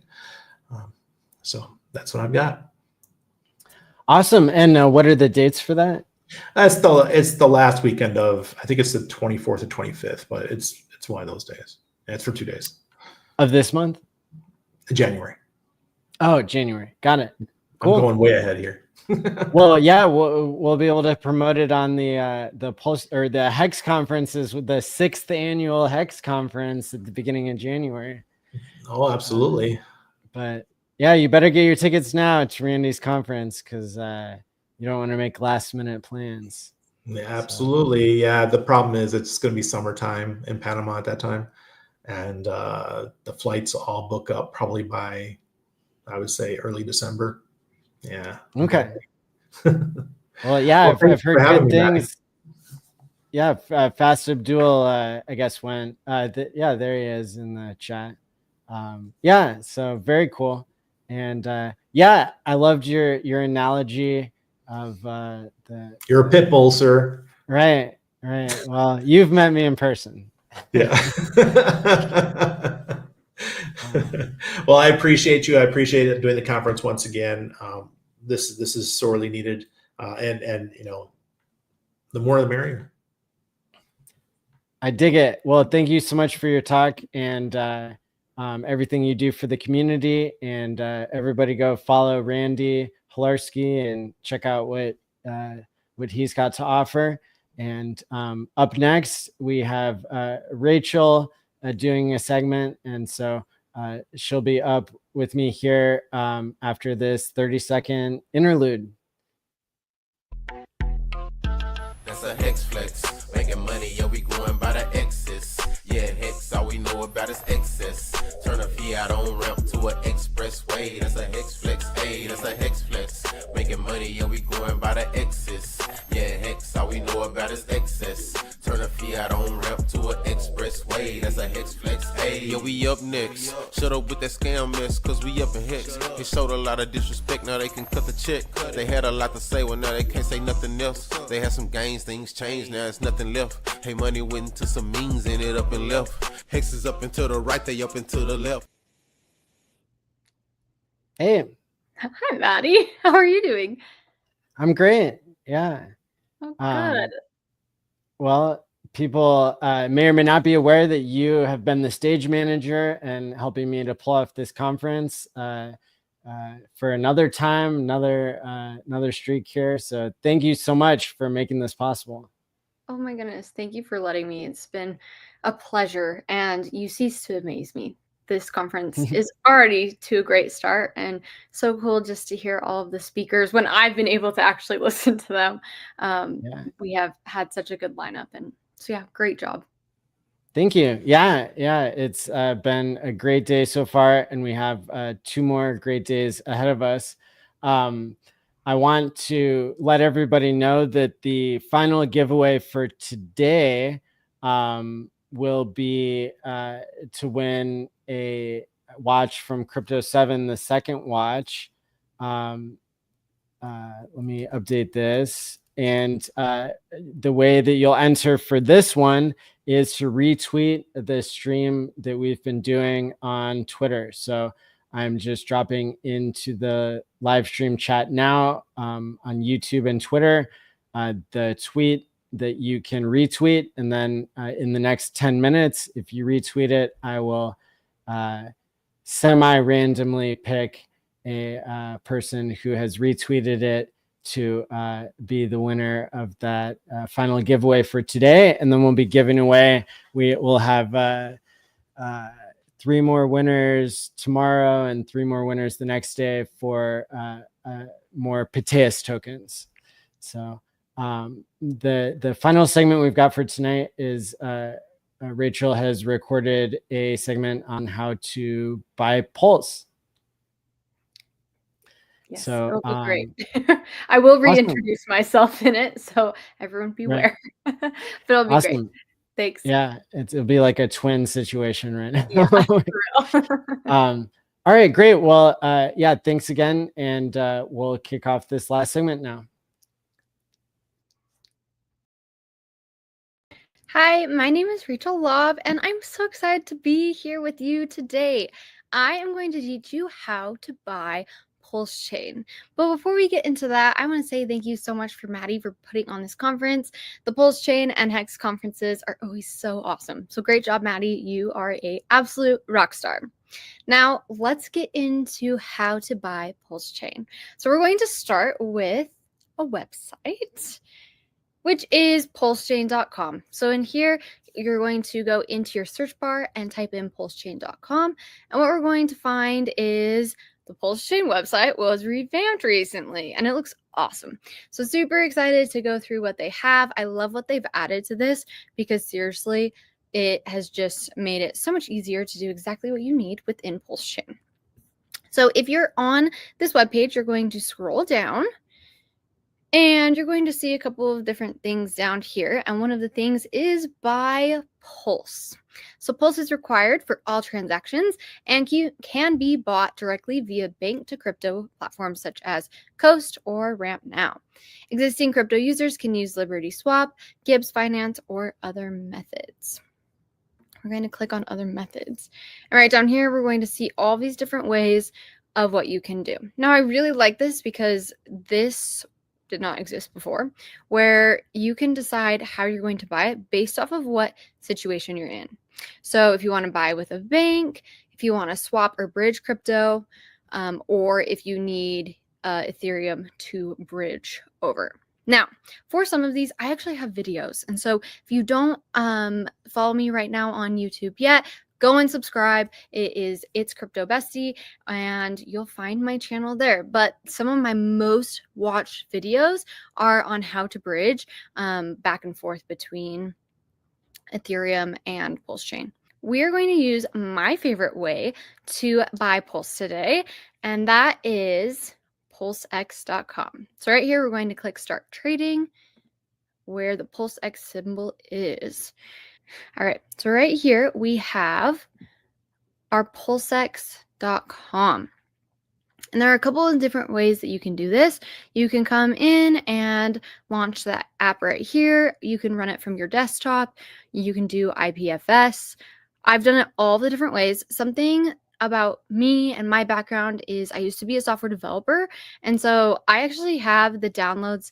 Right now I have a Mac OS. And so I have this downloaded on my computer just in case, because I want to have it in case, you know, something went down on the internet or whatever that is. You can actually still use it as a download on your desktop. But for today's sake, we are going to come in here and launch PulseX. Right here, we are now in PulseX. What you're going to do in the corner is you're going to connect to a wallet. And my personal choice right now is actually MetaMask. And so I have my MetaMask tied to this at the moment.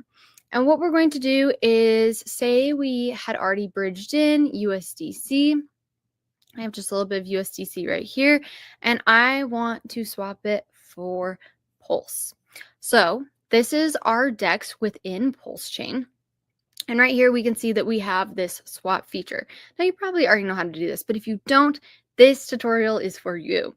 So right here, we're going to take whatever coin you're trying to swap. So maybe you bridged in Ethereum. Maybe you did, I don't even know if you can do USDT. Usually I do USDC. So I have my USDC right here. I make sure that I have the right one clicked. So I click that right there. You can also paste the address here if you are interested in doing that. And then you can decide the balance that you're going to use. So I'm going to use the max. I have $2.50 basically right here. And I want to swap it for some Pulse. Disclaimer on this. You have to have Pulse to already be able to do this. And so if you're going to go in and come into this, there are a couple different ways that you can get Pulse if you need it. So, and I'll show you that here in a second. But what we're going to do is we're swapping my USDC for Pulse. And you can see that I already have a balance of Pulse right here. And by swapping the 250, I'm going to get the 49,000 Pulse. And if you want to come in and check the fees, if you're interested in that, you can come in here and look at that as well. So we're going to click swap, confirm swap.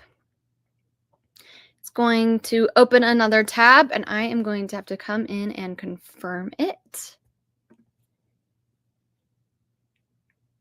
And then we wait for the approval. And this is pretty quick, so we won't have to wait for super long.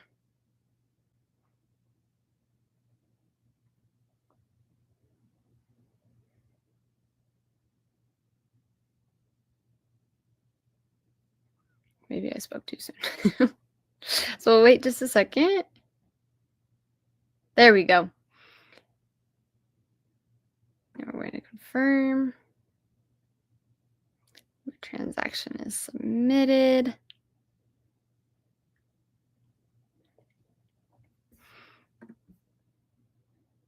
And then we'll wait just a second.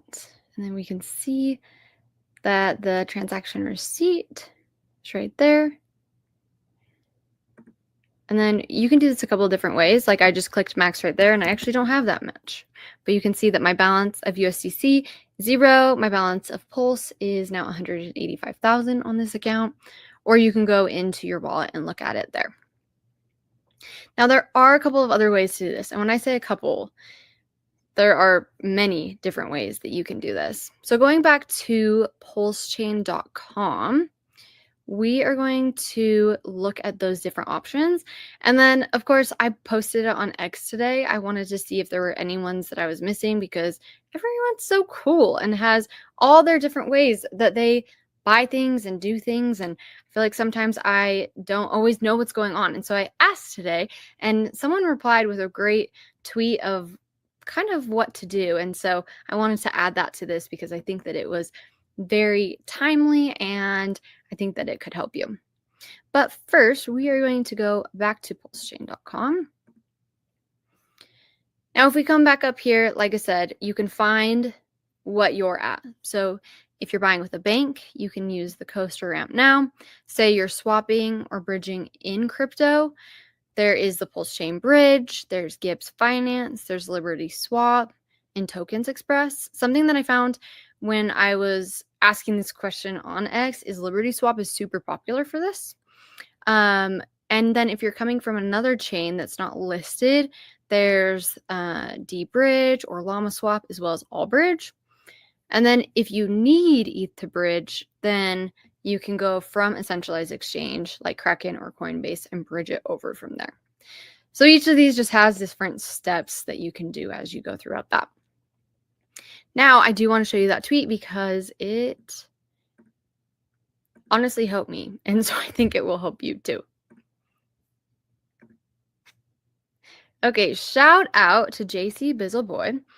He put this together on the tweet. If you want to find it, my username is It's Crypto Bestie. But right here, you can see all the different ways that you can buy Pulse depending on where you're at. So if you're crypto to crypto, fiat to crypto, the aggregators of DEXs, I thought that this was super interesting. So that there is that as well. So take a screenshot, take a picture of this just so you have that in case you are wanting to look for another way of how to do this. As always, this is not financial advice. And this is something that you get to choose to do. So if you want to buy Pulse, that's awesome. There are many different ways that you can do it depending on what situation you're in. And it is always good to go in with caution as you're using different tools that maybe aren't always as native to the product. So it's great to be able to use different smart contracts that let you do different things and different softwares that let you do different things, but make sure that you're doing your due diligence of going in and making sure that you trust the software, that you're okay to connect your bank account or your wallet to it. There is so much caution that needs to happen when you're going about this. And also another thing that you should think about safety-wise is having a hardware wallet and what that looks like for you. Because hardware wallets are, in my opinion, very, very important because we want to protect our crypto. We don't want anyone stealing our crypto. So we want to protect our crypto. And I think that that's something important to keep in mind. So as you're going to go buy Pulse, I wish you the best of luck. I hope that this video helped you to be able to go and buy Pulse as you move forward in your crypto journey. And I'm so grateful to be here. And I just want to say thank you so much to Maddie once again and to the Pulse Chain community. And I hope you guys have a great night. Bye. Awesome. Well, another great segment and much needed because of the, the fact that a lot of people, they're going to want to buy Pulse. And so thankful to Rachel for Hi, my name is Rachel Law. doing that. Oh, sorry. I thought she was back in person, but okay. Oh, wait. Hi. There we go. Thank you. Yes, and I absolutely agree. It's good to have tutorials on how to do things like that. One of the things that I said I would do before we close out the conference tonight is I want to thank the organization that helped bring Brock Pierce to the Pulse Chain conference, which is called Free and Equal. And it helps with the politics of the libertarian movement and like all the things that Brock Pierce is involved with. And particularly Christina Tobin was the person who helped facilitate this. And so I'm sharing the Twitter links for both Free and Equal and Christina Tobin on X. And so if you guys want to follow, oops, maybe I need to put a space in there. x.com/ for all of you listening, audio only, Free and Equal, just how it sounds. And then also CHRISTINA Tobin, TOBIN. Oops, it's getting late.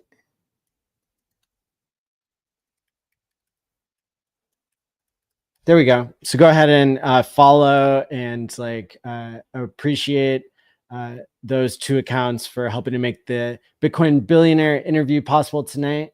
And I also want to thank our sponsors, texitcoin.org. You'll hear from founder Bobby Gray tomorrow night. Pateus.io. If you rewind to the beginning of this hour, I give a rundown for them. And pulseland.io did the first 20 minutes of their sponsored talk today and will give us a 10-minute update on Sunday. We have an amazing schedule lined up for tomorrow, starting at the same time we did tonight, kicking off with like 11 speakers in the first hour, including Crypto Bella 0x, Eric Zachman, Crypto Story 77, The Chain Temple, Alex Solian, Zach Ripto, Okeechobee, Alpha Baller, Hex Ninja, KR, The Ghost, and Panos will all speak in the first hour, rapid round testimonials, and then we'll have a panel with Corey Geary, Fast Abdul, Saint Wolf, and Whitney Magic. Then 20 minutes with Bobby Gray, 20 minutes with Nerd Girl 007, 10-minute talk from Pulse Coin List, 10-minute talk from Freddie Quotes, then an hour with Longevity founder Aubrey de Grey, and we will finish off with a 5-person panel between Zenith Crypto, CC from Liquid Loans, Solid Hex, the Solid X Whale, Adam Stokes, and Just Ask Jesse. So lots to look forward to tomorrow. And thanks again, Rachel, for helping me hold it down tonight. Of course, thank you too. This was great. Yep. And we will leave you all with a little bit more Hex and Pulse Chain music and see you again tomorrow. Thanks again. Peace out. Oh, until next time, stake wisely, my friends, and peace out. Sacrificing all this bread like I'm Richard Hart. Got paid on big payday and I had a hairy start. Now I'm checking on my pulse just to check my heart. Checking my MetaMask moving. Look at the Hex, he is mooning. Looking at why they be choosing. Peter is why they be losing. Pull chains out and they'll get me a check. He's gas up and it got me a mess. Remember the times he died collect. Hex, I been eating, I'm dying in the best. Getting this back like a year ago. Getting this post, I ain't letting go. Swerving the ring like a Lambo. Getting this back like a year ago. Getting this post, I ain't letting go. Swerving the ring like a Lambo.